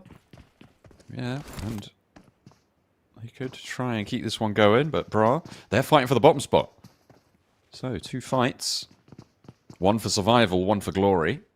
Bra looking to try and outlast here. Circle goes over towards the trifecta, which we kind of haven't seen too much of. There's another fight popping off as well, by the way. I think that's Regnum, Carya, and Falcons, with a little bit of a argy-bargy, a little outpost there.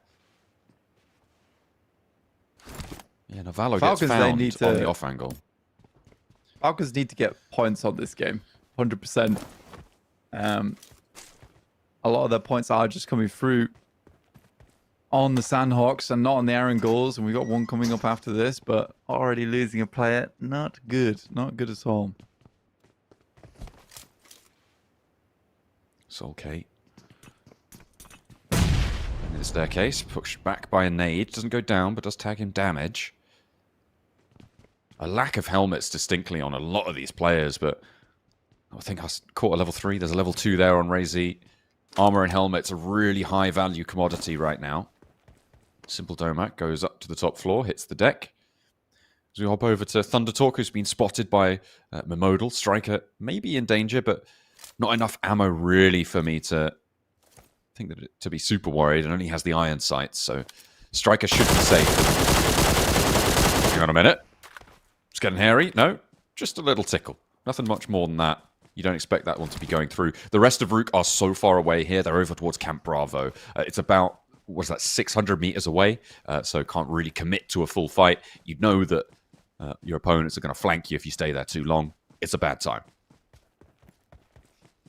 Yeah, I would think you see a lot of people to it. It's very hard. So you can go for some of those iron sight plays. It's also not one of the most egregious iron sights in the game either.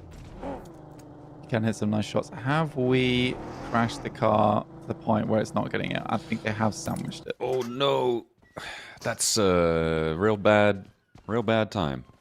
That is unfriendly, not conducive. Bruh, holding the corners. Fenerbahçe still next to each other. Ooh, 20 just tried to nade the car out of that wedge and naded his teammate, I think. Oh, that's really bad. Come on. Go on, Rook. They should get that res fairly free, but that's not what you want to be doing. Now, you got to clear the area first, all the time. And shout clear the area as well. I don't know if they even dislodged the vehicle either, so... I think he was just in the vehicle, worse so news. Moved it. Did he move it? Oh, I don't know. Nice certainly moving, though. Interesting. Quite a fair lick here for K1. They're pulling the Thunder Talk maneuver. And it's worked. Yeah, just send in somewhere. It's the same compound. Notably, Black Esports not holding 2 and 2 though. Yeah, they pull it back slightly, which is good news. TTQ might go for something similar down towards that southeast side. I think that he might have a better idea of what's going on in that area now, considering they did just see that K1 Raz passed him and was like, we're going to get that spot for you. Thank you very much. Black Esports aren't defending it, so we'll have it. S2G under pressure here as they try and roll up the compound. S2G with Papara Supermassive Papara Supermassive in their sights. And S2G have managed to make the cross, but they're at super low HP, need to get a little bit of healing done before they can go full force into this engagement. Tron up on high has a big angle here to control the right-hand side of this rock as Icy looks at it. See Hamzy will start to step out. Nice nade. Azel caught on the cross, tries to get out to an off angle and will be punished for it. Papara Supermassive in danger now as S2G bear down upon them. Yeah, it's a good nade coming through from Icy, and he's been pretty clutch with it all to date. Azel's forced out, and he will finish him off. He continues to toss those nades, but I think for this point in time, S2G needs to start thinking about moving up, taking a little bit more space. And rolling up around the side of that rock, looking for a flex out angle. From Icy. Close over towards Lost, but no damage tickled. Doesn't come through just yet. Papara Supermassive not in position to do so. Nades forward. They breach and clear first shack. On the door frame, though, on the outside, there's a little bit of danger. Remember, Tron up on that high ground is a little bit isolated from this fight, so if S2G can isolate these angles, it's good news. Icy's fallen, but look at Kelsey's spot. Up against Tron, he will be able to take these peaks, take these fights. Kamikaze looks for the challenge, and Kelsey is already on the deck. With a knock over to Ezel, potentially resable now. He's managed to get away with it. Kamikaze opens the door. Is he going to step in? Is he going to get too bold with it? No, just step back. Go for the res. I don't hear the footsteps ringing around anymore. They should be thinking about how res is coming through. Could be a nice nade up the front, but I don't know if the door was closed or not. Ezel is now back up. Ooh, spotted on the cross. Nade up on high. Tags damage to the roof, but not to Ezel, who would have gone down to it. Pretty much anything. A stiff breeze would have done it. Kelsey still trying to hold this off angle, but has moved around. Look at this maneuver from Kelsey. They're waiting. S2G are allowing him to get into position. He's worried about Tron, but Tron has also flexed out. He's read this well. S2G, this is just not working out the way they want it to.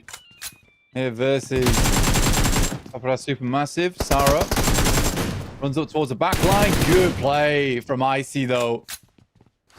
A slight overextension. He takes advantage. Ezel claps back to Kelsey. That's their off angle. Tron should be able to sweep that one away. Confirm that point. We'll have to wait and see. The circle goes up north. So imagine that these players on S2G, on Supermassive, are going to have neighbors fairly soon. All of those teams, like K1, they're already moving. Could third party this? TTQ taking shots over towards Regnum Carya. Sandwich between Carya, but a good roll-up, honestly, from Regnum Carya. It's a crazy one. They're able to find one on the pass, but Toshbik will be falling for that. It's now just the 2 players there for Regnum Carya. Oh, the spread on that Molotov. Surely that tags him. Well, he's penned into the corner, and that's going to be an easy hop out. Tron now from the high ground, still on that off angle. Papara Supermassive have taken all they can bear, and it is them eliminated in 16th place. 1 point found. S2G have lost 1, but they'll carry on as 3, and what a time to be able to conclude this as well. Without K1 jumping in for a third party, they needed a little bit of time to get this one off the ground, to get rotating into the future. Yeah, told you. Papara Supermassive, very good team. They able to hold off for that long versus S2G is very impressive, considering the reputation SUG currently has and how well they've been doing overall in a lot of our lobbies. Very, very impressive stuff. Towards that 10-minute mark. So here on Sanhok, 10 minutes around about halfway, honestly. Teams need to start thinking about securing a location, though this is an awkward circle. A little bit of Confluence Compound fit in, and a lot of that Northwest Island. So this could shift over towards the western side if teams get unlucky.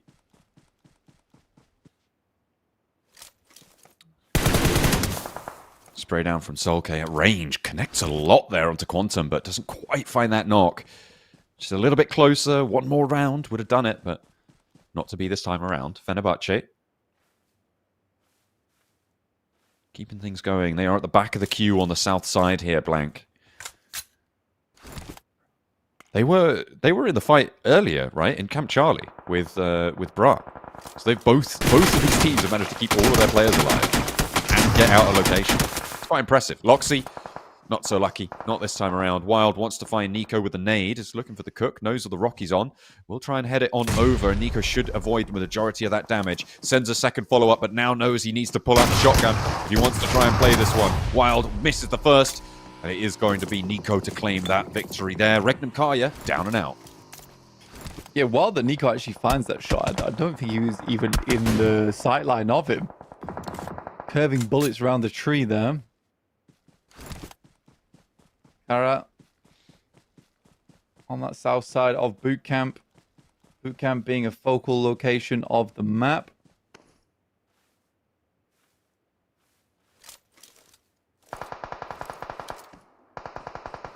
Finding Simple Domac and the flush. For Carya, they're controlling this south boot camp hill. They want to keep it under control. Poser has gone down, so playing as 3 limits their capability to do so, but slowly taking their pound of flesh out of the teams that creep up. That is an excellent start.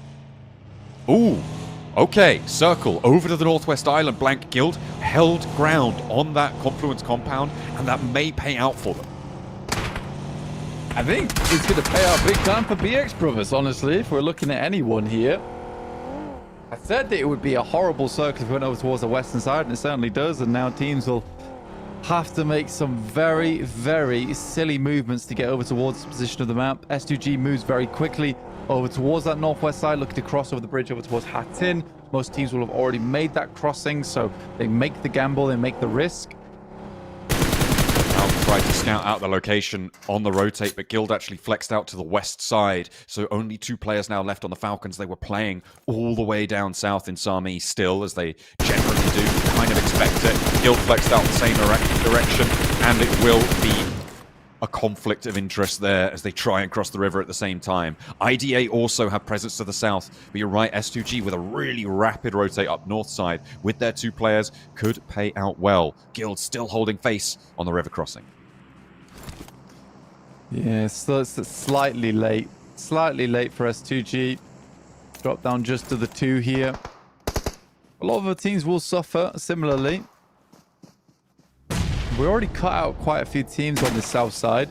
TTQ and Black need to get a move on. I was curious about what K1 would be doing, and they're already crossing over the shallows on the northwest edge of boot camp. I'm surprised Black Esports haven't had anything to say about this yet. Rook now up against Fireflux.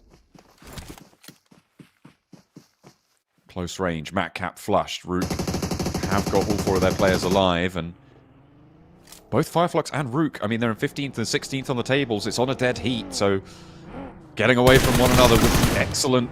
Excellent to find, and it's lost to catch. Another knock, another flush coming on in. They try and run it down, but the bullets find their way quicker than the bonnet. Now it's over to Scarface. It feels like Fireflux are just lying down here and waiting to be discovered and not taking the initiative. Solus doesn't have an impact at all. He's out of there.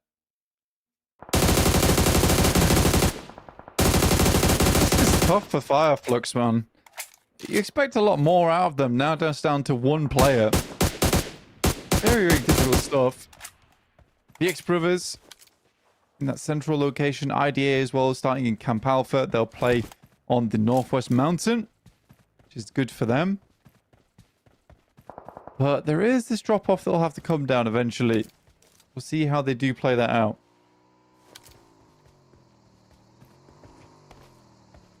Aaron scouting out on the high ground. IDA and their control over the mountain is going to be pretty important in this circle. If the circle does continue to shift out west, it doesn't. Okay, that's interesting. IDA now have to figure out how to get off of this hillside, and they could potentially leverage the control that they found. But it looks like the Falcons have actually managed to. How do they get there? I mean, they go all the way around the outside, and Falcons are looking to crash. Where are they going though?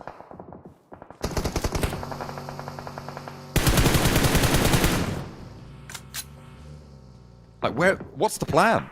Like, where are they trying to get to? That's crazy. Hello. Back. Hello? Oh, you're back. I was wondering where you'd gone. I was just talking about the Falcons sending in with a bit of a wild rotate.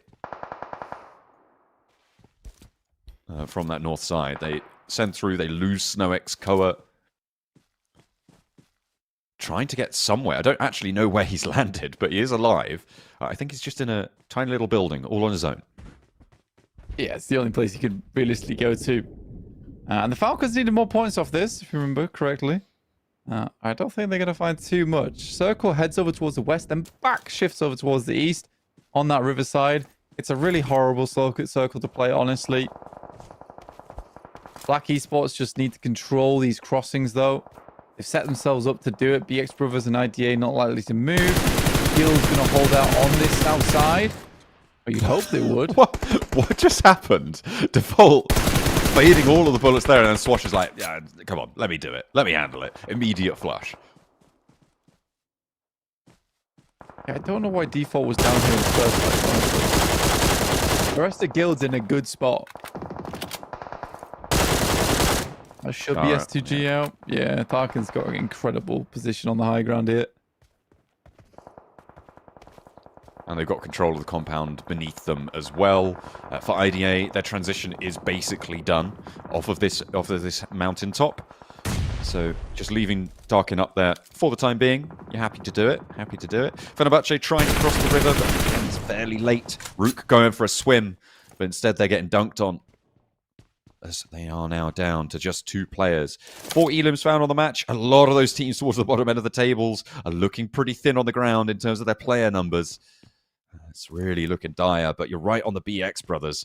It should be a good game for them. The question is, how much can they extract from it? How many points can they get from it? He's getting close quite a bit. Right now, Bra is continuing to damage over towards Guild when we expected Guild to have a much stronger hold on this south side. I need those points off the back of them. They do get 5 elims on this match, which is fairly decent, but it only takes them up to 11 points. They're still 6 points behind 19th place. Black Esports finding Lux from Fireflux, and that will be them down and out. I think Black Esports have set themselves up nicely here, actually. They've got a decent chunk, right? That 2-2 split, one side of the river and the other. They'll have a good time, but the circle pushes south. So BX Brothers are actually going to have to move now.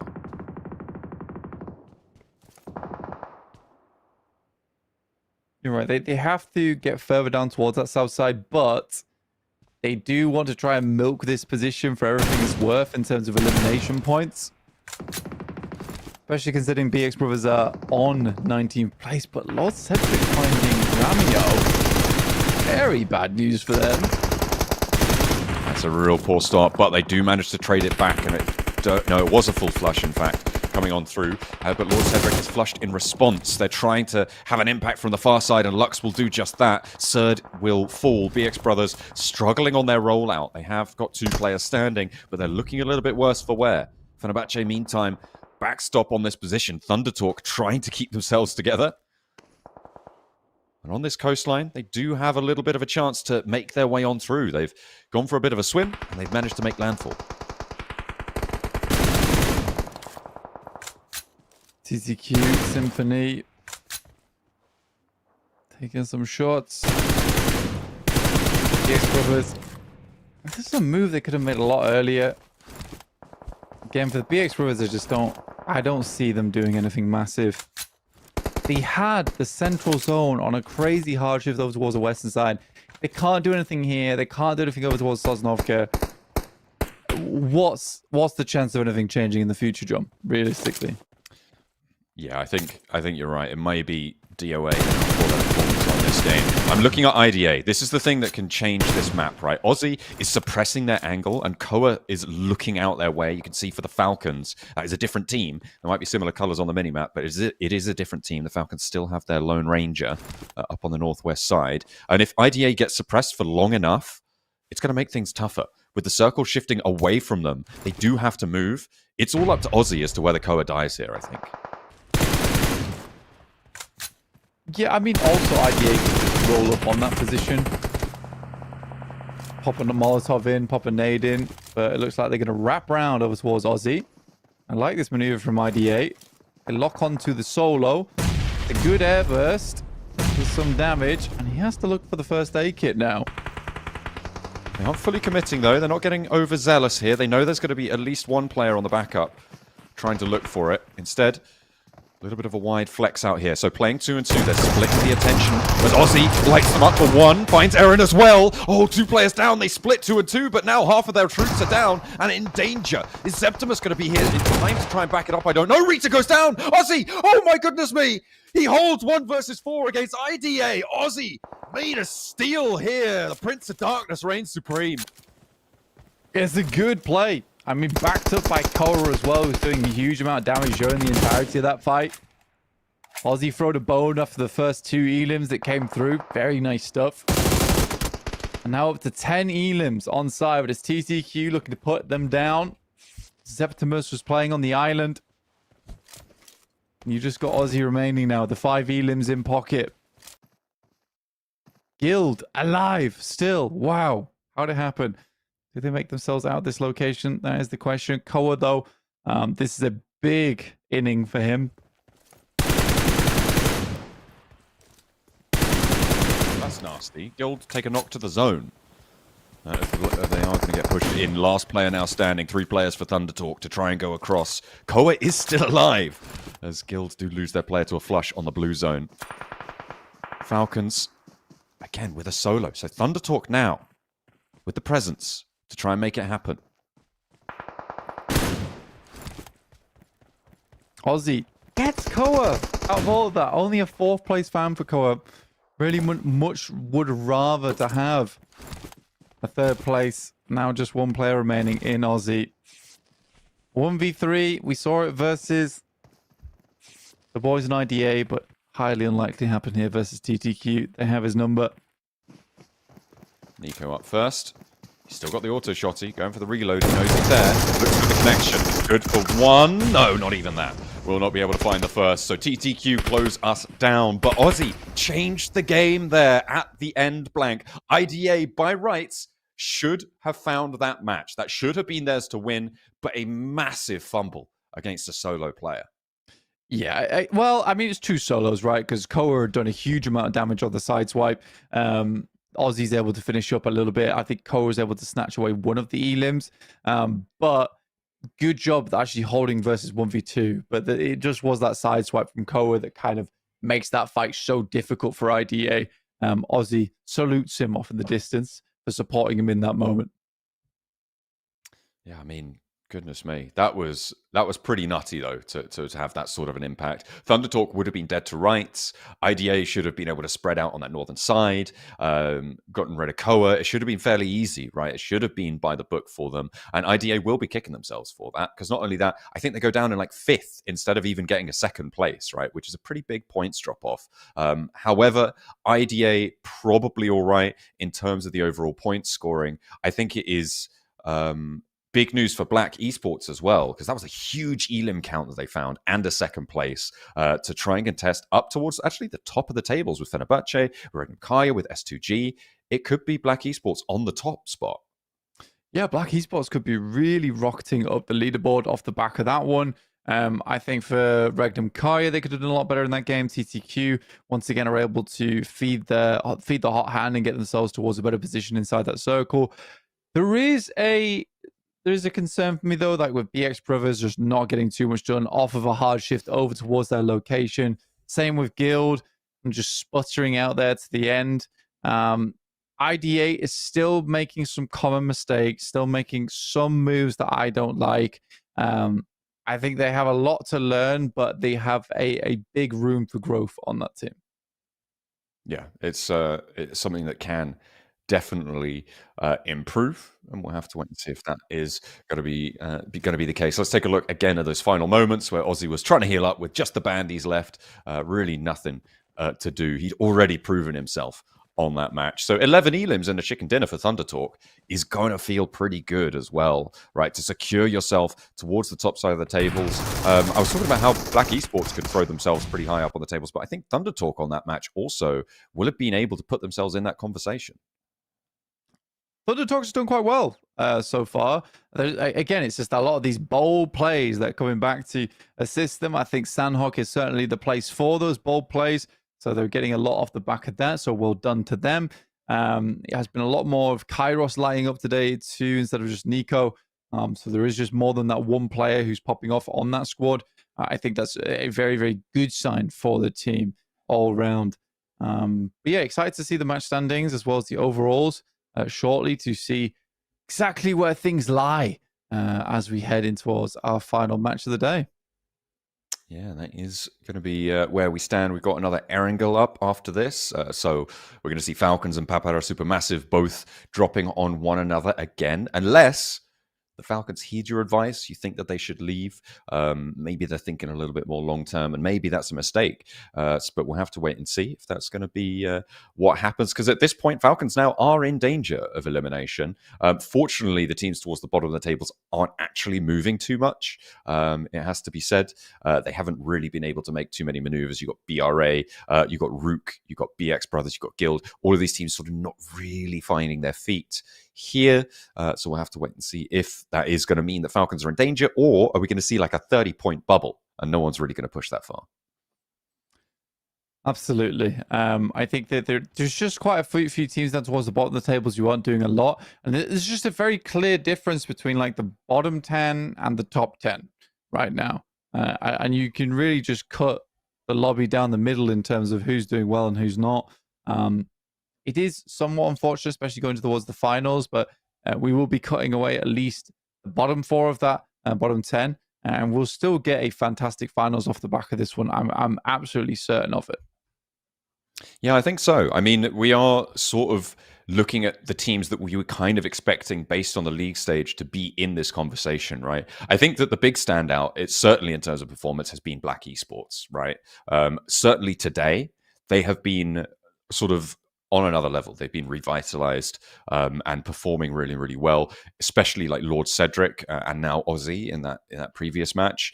It feels like they have done an incredible amount of work overnight. They were 20th place. They were a bubble team, right, from league stage. So the fact that they've taken that in stride and pushed so hard today has been great. They even learned their lesson and didn't go for that 2-2 split on boot camp on that position, which ended up obviously playing very, very well for them. Maybe small differences in the circle as to why they didn't do that. But either way, it seems like this is a team that is willing to learn. And I think that's a massive, massive credit to them. Yep. There is plenty of teams out there who have done a lot of learning as well during this entire tournament. And I think that it's important to remember that we do have a lot of up-and-coming squads. And we also have a huge amount of super massively renowned teams here where it's tough. It's tough for a lot of these teams to stand out where you have so many incredible players on side. And one of those incredible players who is on the rise at the moment, it is Nico. Coming through from Thunder Talks, getting a little bit of that groove back under the belt there with 862 damage, 7 elims on the game. Very nice stuff. Yeah, it certainly is. Although, you know what? I'm disagreeing with the MVP. It's definitely Ozzy, right? Like, it has to be. In terms of the impact that he had for Black Esports' point scoring that match, he did so much. Even though Nico obviously was getting these frags, right? They were pushing in towards the edge. It didn't need to be as decisively playmaking. And I think that for me, Ozzy's my MVP. Maybe not on the stats, but certainly in my heart. Okay, fair enough. I mean, to be honest with you, I would agree with you in terms of Ozzy being the MVP. I mean, of the team who won the chicken dinner, absolutely Nico with 70 limbs, 800 damage. That's incredible stuff. But yeah, Ozzy came through clutch there. he is still doing the lion's share of the work. That's not to say that Symphony didn't have a massive game there as well. 907 damage. Fantastic. I think if I was to give it MVP, I'd give it across to Symphony. The amount of damage he's able to do, the amount of knockouts he's able to get. I think that as not the front line of the team, but instead of a player who is able to anchor at the back, he gets a lot of work done. Yeah, that guy is on a tear on this match, certainly. You can see 907 damage, outstripping Nico just a little bit there, and the same number of knockouts as well. Nico just getting credit for a couple more than they actually earned. So must have been a couple of Elim steals there, actually, from Nico. As we take a look at our replays, you can see that S2G, Papa Supermassive, had this long, protracted fight. It was very fortunate that there wasn't any third parties here. I felt like it was doomed to be third parties as soon as that circle shifted up towards the north, but they just managed to conclude it before that, so credit to them. Well done. S2G trying to make the roll out there. It could have been a different story. I think they made a very quick rotate over towards that northwest side, John. Which wasn't meant to be in the end. Here's Guild with a pretty lackluster game, in my opinion. It's just all a bit slow from Guild, really. Same could be said for BX Brothers. Aussie on this incredible hold. I'm unfortunate we didn't get to see final blows on that, but yeah, managed to pick up a 6th Elim on the game. Felt like he nearly got Nico down as well, but the MG3 just too much to handle. 21 points for Thunder Talk, but Black Esports on 17 as well. Real good stuff. Yeah, almost getting on board. I mean, Guild end the game with 6 Elims, 5 points. It's not the end of the world. Falcons also in 4th place, but only 6 points. So a lot of the points did get sucked up, vacuumed by the top of the lobby here across several different teams, which leaves everyone in a similar position. The only really big winners there here were TTQ as well as Black, and I suppose you can say Guild with the 11 points on board. But yeah, no real losers either. No one ended the game on 0 points. There you go. Everybody gets a little piece. Everybody gets a little piece. And on mad dash circles like that, you kind of expect that. Of course, that hard shift was crazy. Fenerbahçe tied now with Black Esports. The tiebreaker is placements. They both got 2 chicken dinners on 71 points apiece there. Goodness me. Fenerbahçe now has competition waiting in the wings. And Thunder Talk, 68 points with an extra match to play. Yeah, they've got more to do here. 68 points total. Fenerbahçe tied the moment, just off placement points with Black Esports with 71. 2 chicken dinners apiece as well, by the way. So it is literally just those placement points keeping them ahead. S2G at 64, so falling behind slightly. And Regnum Carya at 63. So I would say from 1st to 6th place, 100% guaranteed going through to the finals so far. FUT's just got a little bit more work to do, as does BWNRX. As we head down the table, Falcons, tomorrow's got to be a big day. This next Erangel has got to be a big change.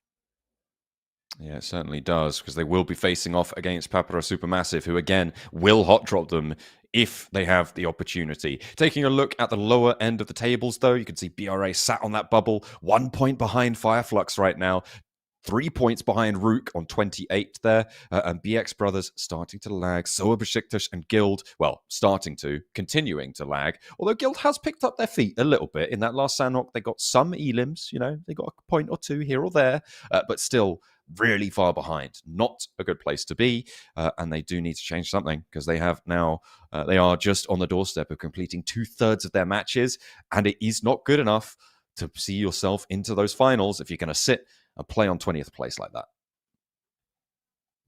Absolutely not. You do need to take matters into your own hands now. Even Guild getting, like you said, 11 points. It's hasn't even got themselves out the big danger zone, which is 20th place. Beşiktaş falling down once again, and BX Brothers are getting ahead. And Fireflux now dangerously close to the edge at the moment. Just 6 feet away, actually. But this could be a very, very problematic area for Fireflux. If Fireflux go out of the knockout stage, I think it will be an outrageous result for them. Taking a look at the top snipers there. Darkin, 390. Currently top of the tables. Although we did have a 400 in league stage, so you know what? I'm not even that impressed, Darkin. That's fine. Whatever. It is what it is. It is what it is. 390. If you don't have the 400, we don't care. Emre with 375, Poser with 375. It's just twinning up here at the moment. And Loxy getting the 356. It is curious that, we have 2 players from IDA in the sniper category. And I think possibly off the back of that last game, they were getting those massive shots from distance. I mean, yeah, they were playing up on the high ground, right? Especially Darkin, so that may be where he was able to get his, playing up on that mountaintop, able to see everybody just trying to cross in, get anywhere near, doing a lot of good work there. And unfortunately, when you're sniping, you don't have a lot of close range control, and maybe they could have done a little bit more with a little bit more of that in their little scuffle up the north side with a solo player. Yep, that did get interrupted, but yeah, try not to snipe in those close range scenarios. Maybe it would have gone better. Who knows? Yeah, I think they had shotguns, but Aussie was just a little bit quicker. Could have fooled me. On it. Could have fooled me. Yeah, definitely. And then Koa decided he wanted to get in the solo brawl action towards the end of it. And that was the real kicker in the teeth, basically, in those last moments for him. Check out the INFINIX GT 30 Pro. Very cool phone. That's going to be with us all the way to the road to the Esports World Cup. And in the meantime, we're going to head to a break and we will see you back here for the last match. See you soon.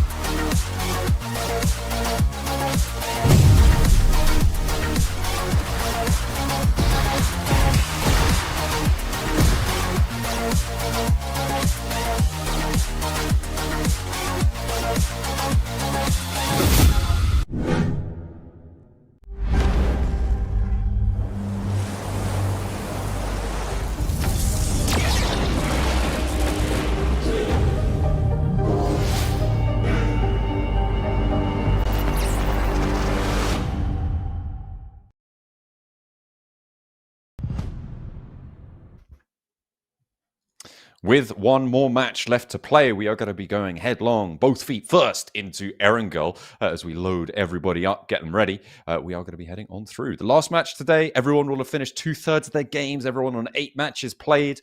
It will be all to fight for, as the teams at the bottom are really, really underperforming what happened in the league stage. They have not been able to step up to the mark. We're also keeping our eyes fixed at the top of the tables, where it feels like we could have an unexpected leader going into those finals if things keep going the way they are. Absolutely. We could have an unexpected leader. I think there is quite a few teams who are just raging towards the top side of the lobby right now, looking for more and more points in the back pocket. At the moment, it's looking very, very good. We are heading in towards our next game very, very shortly over on Erangel. We are not finishing on Miramar today. We have a slightly different setup tomorrow as well, where we will be playing Miramar to Sanhok, Erangel, Miramar, and then finishing on Sanhok on the knockout stage, which is a wild map to finish off on as well. Sanhok, I remember the days of 2023 when we'd finish off on Sanhoks, and it was some crazy performances. So everything can change on that map, and it will be extremely stressful for our teams in the bottom four. Oh yeah, that's what we're here for, to put our teams through stress. That's our main goal here at the PMSL. If they're not stressed, then we haven't done our jobs, quite frankly. So Exactly. hopefully we'll be able to maintain those cortisol levels nice and high amongst the players. We are going to be heading on in and see just how stressed we can make them for our final match of the day. It's match number 5, day 2 on Erangel. Playing path from the southeast side, from near Novo up towards, what is that, North George? Maybe even Stalber, actually, over in the northwest. Sorry, not Zaki. Indeed. But we're heading over to Sosnovka to start off with. I don't think this is a terrible playing plan for most of our teams inside the lobby.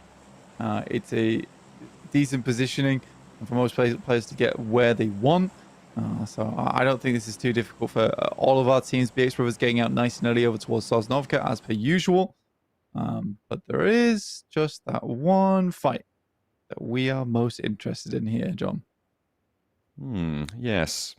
It's right in the middle of the map. It seems to be happening every game, and there are plenty of players who are really unhappy about it, specifically 4 of them, all of the Falcons, and they are going to go for it once again. So, as expected, no diversion from that.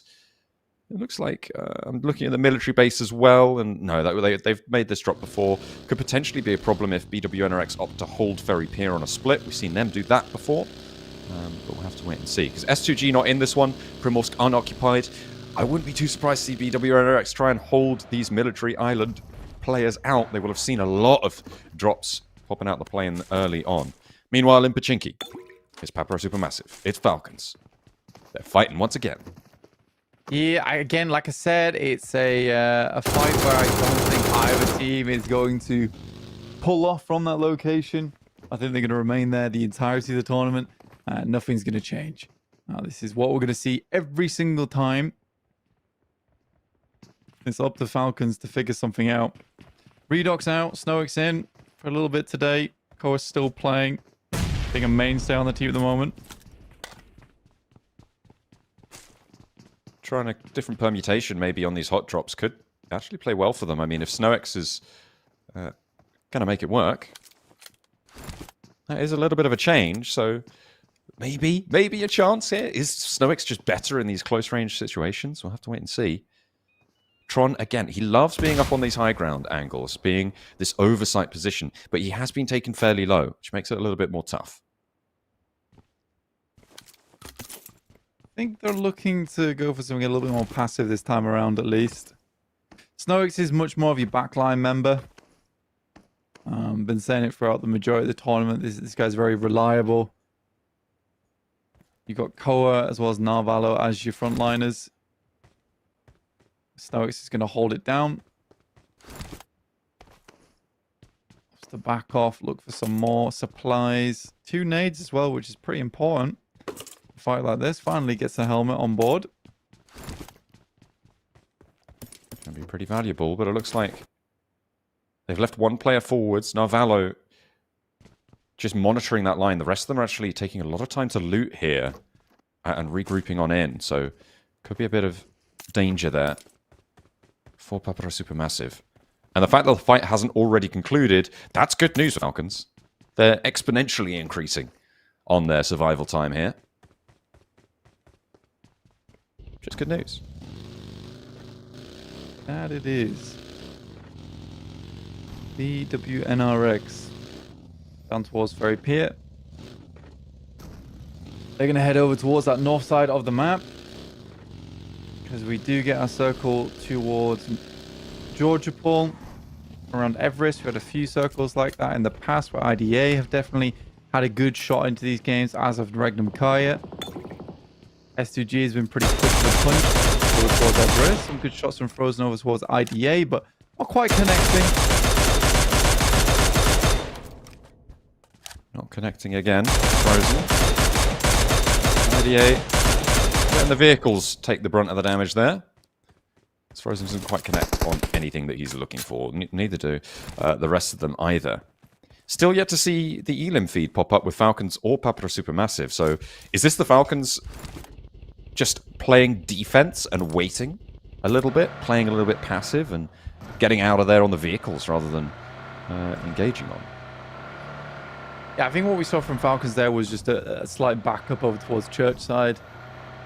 I think a lot of the players in the past, I think they felt like Papara Supermassive should have been a team that would roll over and essentially die in that location, but they just haven't been doing that. And because Falcons have just been trying to put the pressure on early and win off the base of mechanical skill, I think they misread Papara Supermassive, because I think the Papara Supermassive is actually a fairly good team, right? On similar caliber to Falcons at this point. Funnily enough, it's not something I thought I'd be saying during this knockout stage, but there you go. And I think the Falcons, they realized that possibly this is going to have to be a sharing issue. Might have to be. BRX Brothers, they found a knock over towards Rook. You have not yet got that res. It's being firmly defended as well by the BRX Brothers, but there's a side swipe from a modal. So it's 1 for 1 right now. Ramio goes down, the modal nearly falls, but that flush should be nice and easy. Rook picking up a point, but BRX Brothers taking one back. Not yet rezzed, but are both teams disengaging this? This feels weird. I'm not too sure what's going on here, Blank. Everybody keeps repositioning, and nobody seems to actually be doing anything.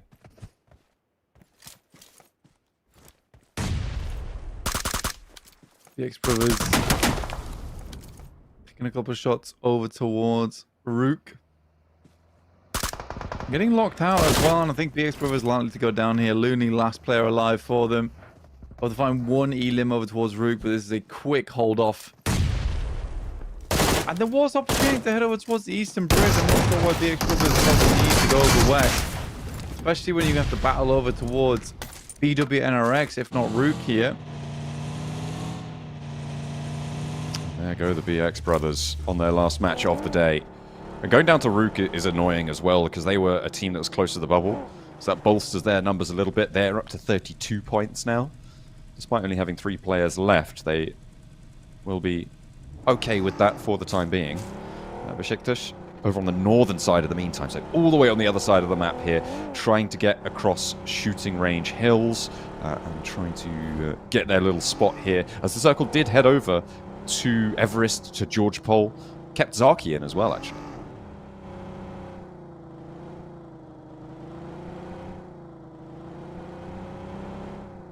Yeah, a little bit of that northwest side of the map kept in. I think a lot of teams probably likely want to stick around towards the high grounds.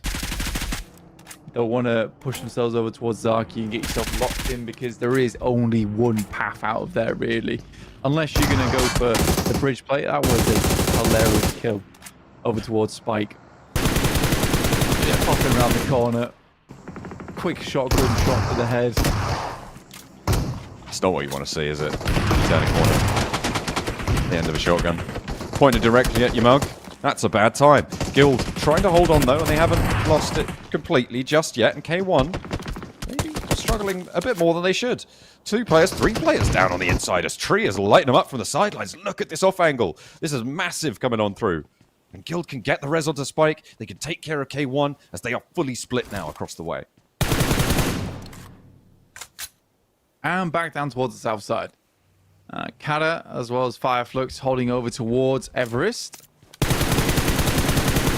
An IDA over towards the west, who have learned their lesson. They used to take some very aggressive 2-2 splits around this area, now being a bit more consolidated, which I am a big fan of. I think that was a big weakness we saw from IDA in the past over towards this kind of circle. So they certainly have learned from previous mistakes, and a lot of that was capitalized on by S2G, who isn't in this game, but I'm glad that they're still taking up that precedent despite the main problem not being in the lobby. It will benefit them massively going into the finals. Certainly will. Papara, supermassive blank. I'm looking at them on the map.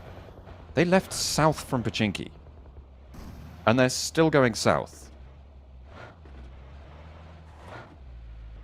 What are they doing? Yeah, not sure. They're trying to wrap round west side to hospital. But like, what? I don't know. I don't know. That feels like a crazy play. Papara supermassive. Couldn't tell you. They just got so confused because the Falcons didn't fight them. They were like, how do we play now? It's like when you. What's our game plan? It's like having a really strong magnet near like homing pigeons. They just get so confused and they just go the wrong way completely.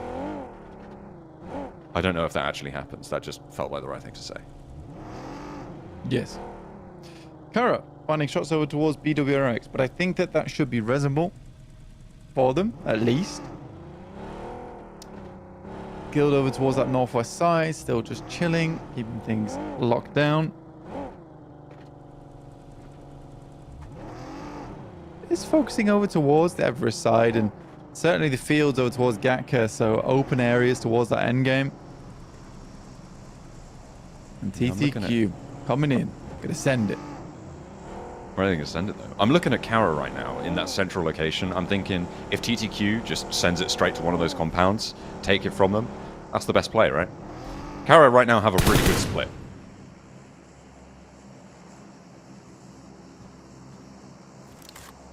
Yeah, it's a great position to be in. Two really strong compounds, a lot of options for you. Even head over towards Gatka if you need be. And both those compounds have capabilities of hiding vehicles, which are going to be really important towards the end game. Barsay moving in. Nihat already taking a bunch of damage. This is versus TTQ, who will be holding them out to begin. Nades over the top. TTQ, they've had Nico sent down to his knees, but I'll have to get on pretty quickly. The circle goes up towards the north side. So Regnum Carya looking to hold the east side. Beşiktaş as well on the compound to the north of Everest could be a bit of a sticky point for teams like Guild, for teams like Boars as well. Could make things tricky. Immediately Carya sending up towards the top of the mountain as well. Swiftly followed by BRX. Good shot over towards Elvis. Very, very nice. Kairos on our screen, still pumping those bullets in, and Barsay does go down. 57 points. They've been cruising quite a bit. But again, Barsay's 100% safe going over towards the finals now. Falcons, Ralph heads forward, will try and scout it out, and oh no. It's actually versus Papara Supermassive. You must be joking. That is crazy. Where did they go, by the way? They come back now. They just sent in. I'm so confused as to what Papara Supermassive were doing there. I mean, I guess they just wanted more loot. And they were like, we can survive, and then let's go ahead. They've just sent into the middle of this position between Falcons and Fireflux just across the way. I mean, I guess it makes sense, right? If you think about it from just a looting perspective, because half of Pachinki was picked through. The Falcons spent a long time making sure that happened. So perhaps they were just needing more supplies, and that's why they sent out into the blue. Kind of crazy, but it seems to have worked.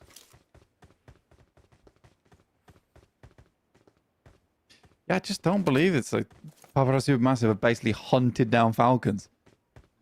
Basically telling you can't get away from us. This is the thing, though. How do you know where Falcons are going to go? Because they always die before they leave Pachinki. They smelt it out. They knew. They knew what was on the cards. Oh, yeah, they could understand it. Currently 3 teams holding over towards Everest, by the way. You got Carya, IDA, and Regnum Carya. You don't often get Everest circles either, but like, I genuinely am a little bit surprised we're getting another Everest circle. Most of the time, these circles go over towards one of the ruins compounds, over towards crates, but the fact that we've had 2 Everest circles this tournament in the space of 5 days is incredible. Yeah, it's not been nice to a couple of our players either, but We'll have to make the most of it now. Circle closing, about 15 seconds, and we'll see where stage 4 will take us. Thunder Talk, by the way, with the 4 points that they've earned, now in first place, Blank. They are at the top of the tables after clearing out the eastern side. Their fight with Barsay went well, and they're able to get everyone back up and healthy. Circle goes over to the east point of Everest and focusing on those Gatka fields on the north edge. So BWNRX pretty happy about this, as are Papara Supermassive, to be honest. Thunder Talk, though, they're going to send for it. Where are they going to go? We'll have to wait and see. Yeah, I think right now they're okay in this spot. I mean, they can chill. Definitely chill. Fireflux above them, who really need points, by the way, will be hanging on to that spot. It's a good compound to hold out teams coming in through from that north side. But Everest being here does require everyone to make massive rotations around. The fact that FUT, as well as Guild, aren't moving right now or looking to escape the clutches of one another is very, very bad for their end game. Yeah, they're going to have to figure out how to get around. FUT down to 2 players alive. I mean, there's no way. There's no way. Default just easily picks that one up.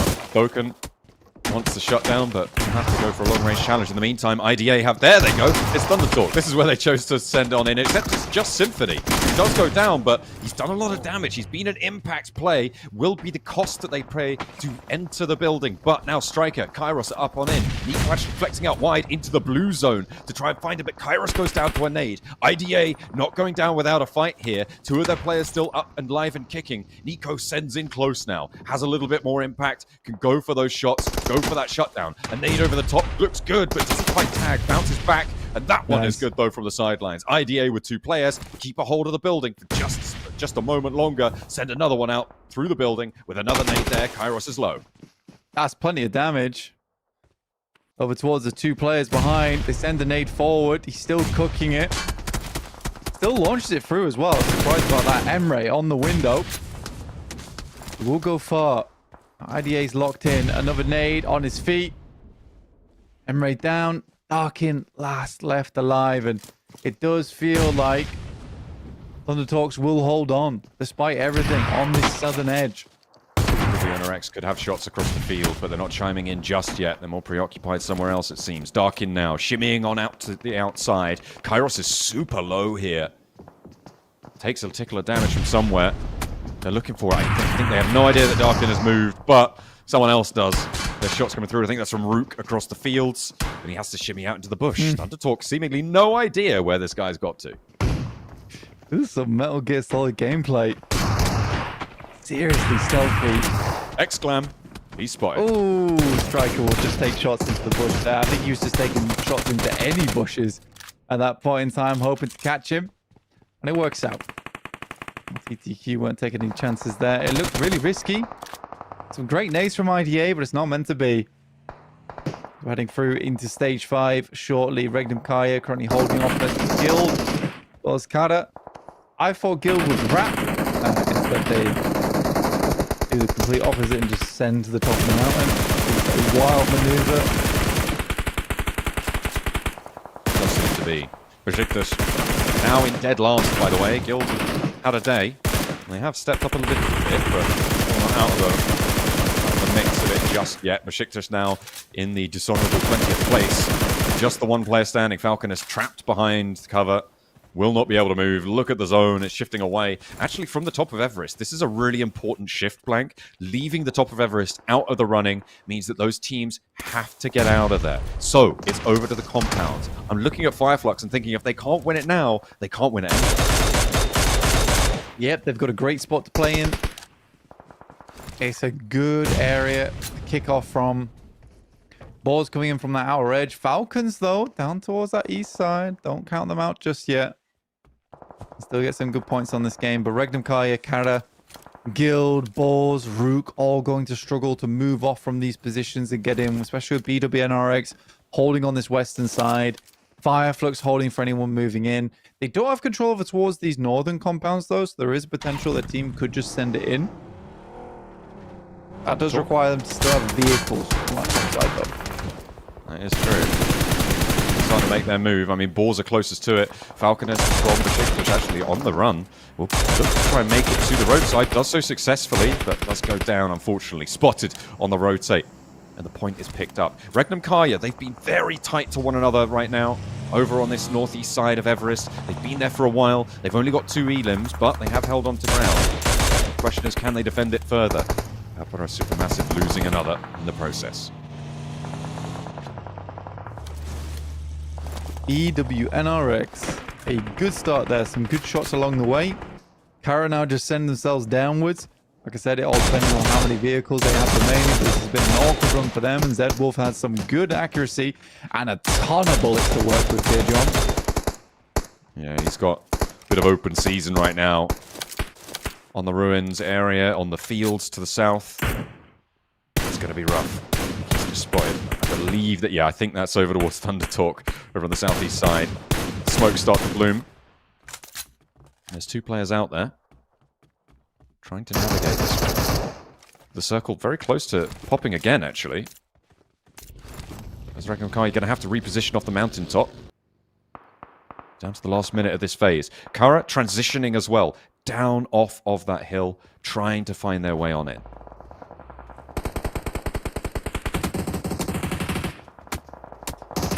Kairos, TTQ and Striker holding on that south side. There is some shots over towards Guild, and they're out in 10th. 5 elims though.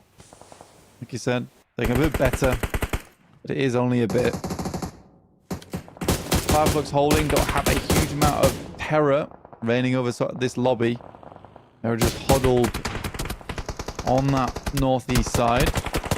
They're starting to spike out. They just added another elim to their tally. Regnum Carya also under pressure from them.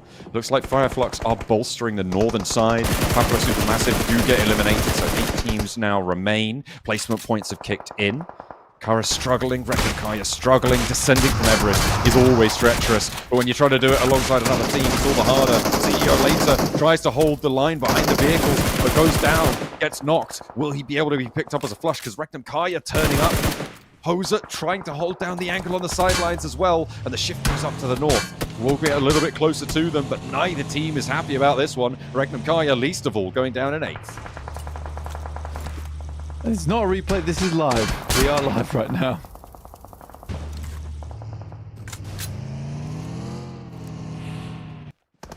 Koa. It's going to lock in From Thunder the Falcons. there on the point scoring.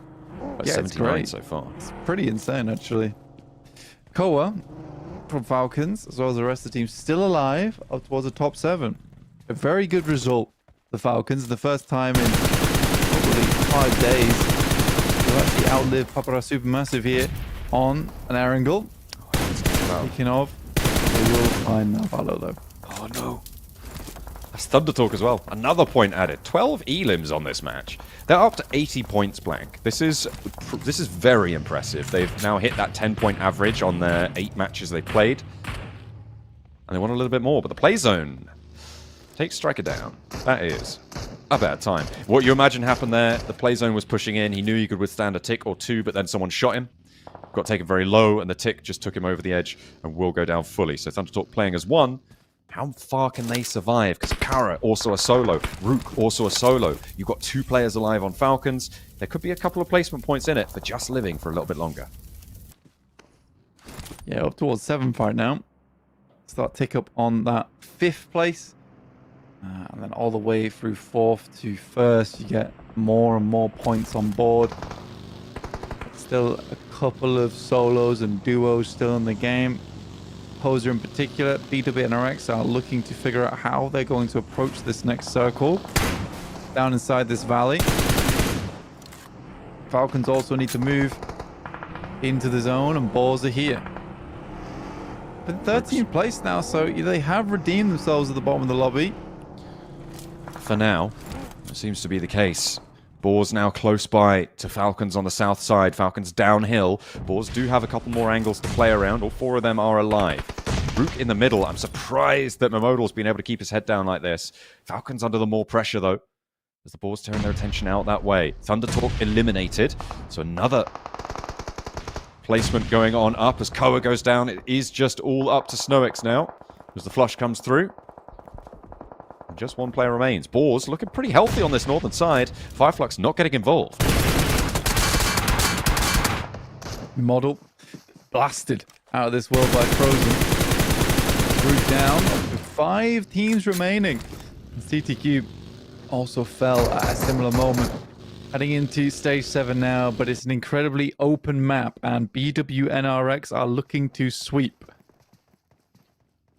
We're going to move in from this western side. You can see they're pushing in, getting some info over towards the eastern side. 2 players out in the field, but it's Boars who catch Kine lacking here. And SnowX might chase it down and steal that point away. A nice result for the Falcons. That's actually their first elim on the match. Pretty aware stuff there coming through from SnowX to just make sure that you're getting these points where you can. It's not often that you're afforded an opportunity on Eric to get points scoring this late. Frozen steps too far forwards. I feel like BWNRX have just made too many mistakes here on this flex out. Yeah, just a couple. Too many mistakes.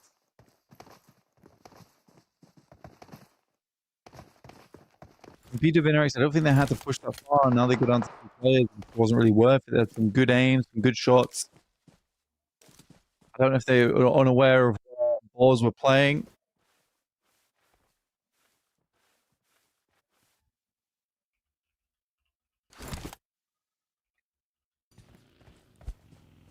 Fireflux still on the northern side, have the rooftops with the next circle. It's pretty nasty stuff to try and approach this one. Poser, I think, aware of the presence of the south side of the road, trying to move up in the smoke train along the side of it as well. But that is going to be very, very dangerous as BWNRX also mount up their smoke train.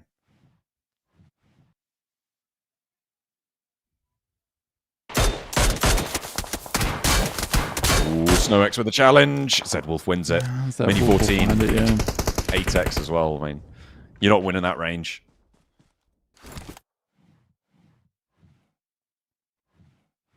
Fireflux on their lineup. Look pretty good here with Boars as well on that southeast side. BWNRX are starting to move through.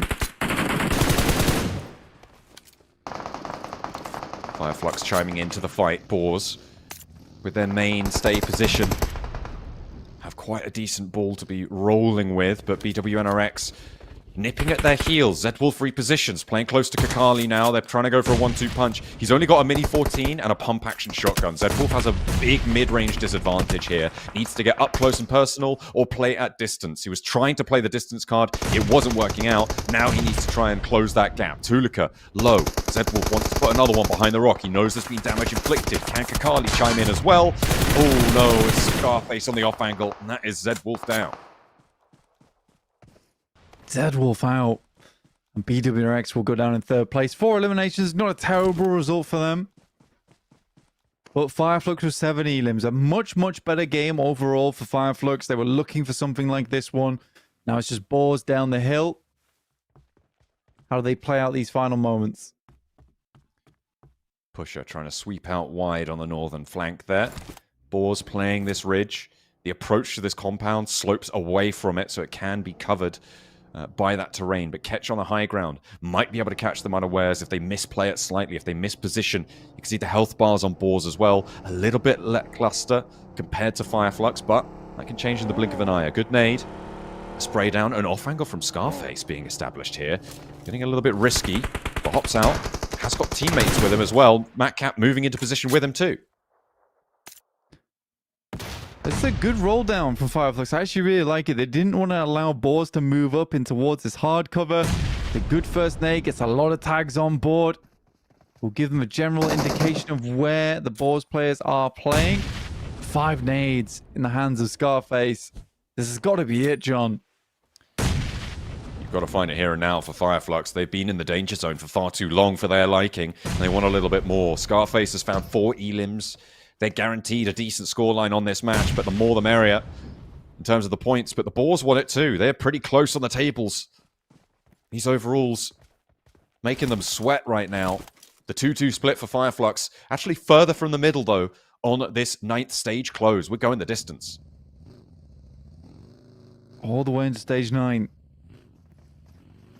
4 players from Boars, 4 on Fire Flux. First time we've seen a full Team v Team. Quite some time in a Zone 9. They need to find something to start things off for Fireflux, because this is going to get to a point where they all step up. At least Solus has a little bit of cover to work with. But is it going to still be here by the time Boars have to crest this ridgeline? You never know. You never know. Moving up, though. Fireflux establishing vehicle cover here on the ridgeline. 4v4. Ooh, a little bit of a crash there for the Fireflux vehicles, but that's not going to go punished here. Pusher not in a position to do so. Tulika playing down low. The Boars playing slow. Nades now being cooked by Fireflux. Launching up high. It's going to be Pusher who's going to have the most impact here. Double nade. Doesn't quite burst. And Tulika goes to half. I'm still waiting for Pusher to establish an angle, to get a shot, to get something. As the zone closes further and further, a minute and a half from being completely gone. They have to push together. Pusher regroups. They're going as 4. Scarface with the big nade. Potential over the top. Finds the first. Havlik falls and the Molotov at his feet. He cannot get res now. They don't have the time. Tulika low. They're chipping away at the Boars' health bars, and Fireflux make it work. Solus careens straight on in the buggy. The Boars look to pick him up and do just that. But they've taken 2 of the Boars down with them. Tulika low. Pusher there. 3 versus 2 now as Fireflux look for the hold. Then lighten him up. And Pusher goes low. But Scarface goes next. And 2 players still alive. Cannot quite make it. Fireflux do manage to go all the way just in the final moments, just in the nick of time. A little bit too bold from Solus, but they find it nonetheless. And Fireflux chicken dinner. And that was the massive chicken dinner that they needed to keep themselves in the running, the bottom side of the tables. It was a long time coming for them. They had every single benefit in the world there, the position they were playing. Like you said, if it wasn't there, it was never going to happen, right? If it was never going to happen. They had pretty much everything they could ever want. They were playing over towards those compounds. They looted them all up the maximum. They had tons of grenades to work with, tons of utility. And they just showed us that moment of like, yes, we can play the game. Like, that was a good end game play as well. It was very, very good end game play, the way they lined up, set the nades in and slowly shuffled them over towards a unfavorable location, and had the side swipe on the flex out. So yeah, great play. Very great play. Yeah, absolutely. I like it. I liked it a lot there. Those nades that they had at the end as well, just really important. Nobody actually really tried to crash that compound, so they were able to save up quite a lot from that one. It was only the teams from Everest that really had a go, but they were taking shots at each other in the meantime, and nobody gave them that big challenge over towards the compound. So saving the nades, very friendly, very helpful for those score lines. And that alone, I think, will qualify Fireflux, right, towards those finals. And they'll be happy with that one, especially going into the final day. They got 4 more matches to make that one work. So I'm excited. You've also got Thunder Talk pushing up towards the first place position, Blank, breaking that 10-point average, doing pretty well over the course of today, certainly. Yeah, I mean, Thunder Talks have just taken chances that they wouldn't necessarily take over the previous days. And I like that they've done it as well. It's just a bit that more of that confidence coming back on side. Yeah, really, really good stuff. Really, really good stuff from Thunder Talks. Every single team here has been really fantastic today to get themselves back up. It's been a very interesting final Erangel as well, especially with Papada Supermassive somehow finding Falcons despite them both leaving that location at the start there. That was crazy. Sniffed them out. Here's our final blow of the match, though, as it came through. Fireflux over towards Boars. Solus going straight on in. I mean, it feels like that was almost more to keep Boars from pushing out over this ridge, right? From just going for a full Hail Mary push. And it did get a little bit too close for comfort towards the end there, but they were able to seal the deal. It felt like Solus was just trying to drag them back, right? Sacrifice himself and just slow them down, play with the blue zone. MVP actually goes to Kairos from Thunder Talk. Yeah, Kairos been able to pick up 1,000 damage total with 6 elims on Thunder Talks. It's a huge amount of work that game. Only living for 22 minutes as well, so very good conversion rate on time to damage, and he's even able to assist on 3 elims as well. So yeah, a lot of work done by Kairos that game. Yeah, able to pull a shift that put Thunder Talk on the top of the tables. They'll be very, very happy with that to close down day number 2. There is still one more day of games, so we'll have to wait to see who's going to take that accolade out of the knockout stages. But taking a look at the match stats, it's 5 Flux with 6 elims, 1 nade elim, but it's Kairos topping the damage meters. Nico, actually, I think that puts him second place, right, on most distance for Thunder Talk as well. 394, not quite 400 though. Got to brush up those numbers. Yeah, 394 again would be an incredible marker for us in these games, and very, very far ahead of what we've ever seen in the past. It's just that 400 meter just blew it out of the water. Really just blew it out of the water. Scarface, I think he did really great that game. The 6 grenades on side, I think every single one that he placed did a bit of damage, a little bit of chip damage, all got a knock. So yeah, a really, really nice end game from him to ensure that Fireflux did take that win. Yeah, they had a lot of work to be done, and he was doing some heavy lifting. 865 damage. You can see across the board, it was Solus who really didn't do too much. I think a lot of this damage must have come in the final moments of that match, and Solus just sent in with a buggy. Much more of a passive presence, but it's going to work, right? They do still get the chicken dinner. They do still manage to clock up, 11 elims as well, so they should be pretty happy with themselves.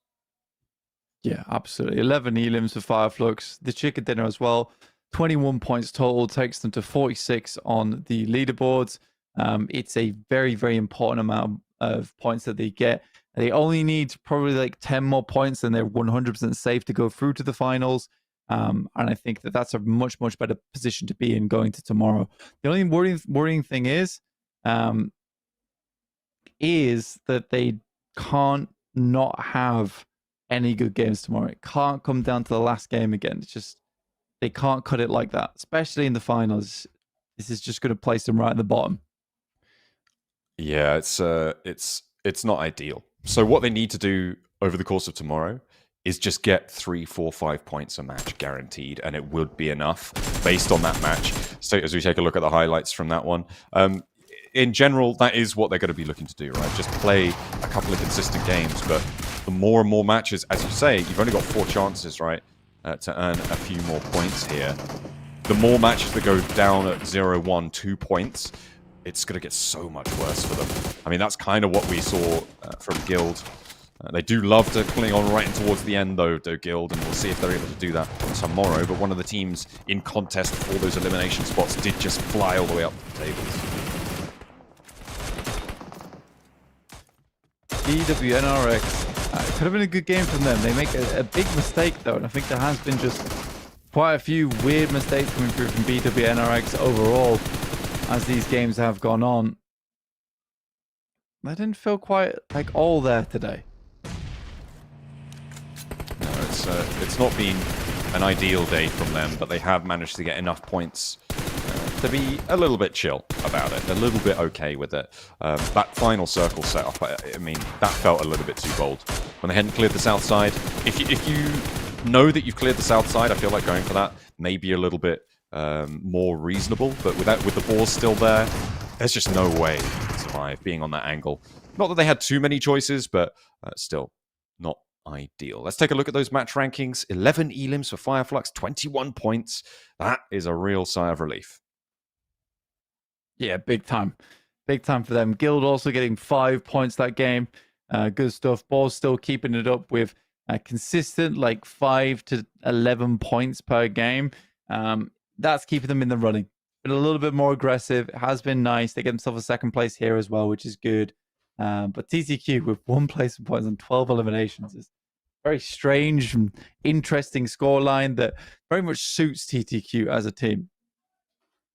Yeah, definitely seems to be the case right now. Those 12 elims, kind of nutty, even though they went down very early on, 8th place or 7th place, one of the two, 13 total. So pretty happy with that. I'm interested in these overalls, though. I think Black Esports pushed aside on first place. Thunder Talk will take that from them. Around the bubble as well, it'll be interesting to see where Fireflux have managed to get themselves in towards. I think that's going to put them, if not over 50, very close to it, which is sort of where we're expecting the bubble to be. Here are the overalls, and they're up on 47 on the front page as well, in 8th place there. And Thunder Talk do indeed have that top spot with a 10-point margin. Yeah, a huge scoreline coming through from TTQ today. Very, very nice. I've been quite pleased with what we've seen from TTQ in terms of just their overall gameplay and aggression. You can see they're on 53 elims and 28 placement points. For one of the lowest over towards the top side of this lobby, at least contextually versus their eliminations and point scoring. So it's pretty crazy. Pretty crazy. They're up there at 53 total. Clearing ahead away of anyone else inside this lobby. There are 4 teams that would be going home tomorrow if we ended it right here. It's Bra, Guild, BRX Brothers, and Beşiktaş who have dropped into 20th. Something needs to change there. Falcons are able to get up towards 41, and Para Supermassive somehow still behind them. Hey, you know what? Whatever. It is what it is at this point. I'm interested in K1 though. This feels like a team that, I mean, they had a real moment over in the league stages, right? Especially facing off against Group A. We were looking at them and thinking, wow, this team really has legs. But right now, they are not sitting pretty at all. Down in 16th place, 31 points. There's a 6-point gap. Sure, that does give you a little bit of a buffer, but you're 3 points behind the team ahead of you. You're 6 points behind the team above that. And those are the teams that you want to leapfrog if you want to feel a little bit safer in your position. So I have to wait and see just how they're going to be able to perform here. But yeah, the bottom 4, fairly disastrous. But credit to Guild, you know, they have managed to do better today and have launched themselves off of the bottom of the tables. Our daily MVP is from Thunder Talk, 2,500 damage on 4 matches, by the way. Pretty insane. And 15 elims. Yeah, incredible stuff from Kairos. Wow. He was the MVP for this game. It is the daily MVP as well. 15 elims and 2,500 damage done. Some nice even scorelines there overall. And yeah, Thunder Talks did well today. I think we've talked about Thunder Talks doing well multiple times during this closing segment. But all the more reason to say that they're good again here with this daily MVP. Yeah, it's a real good day to be a Thunder Talk fan.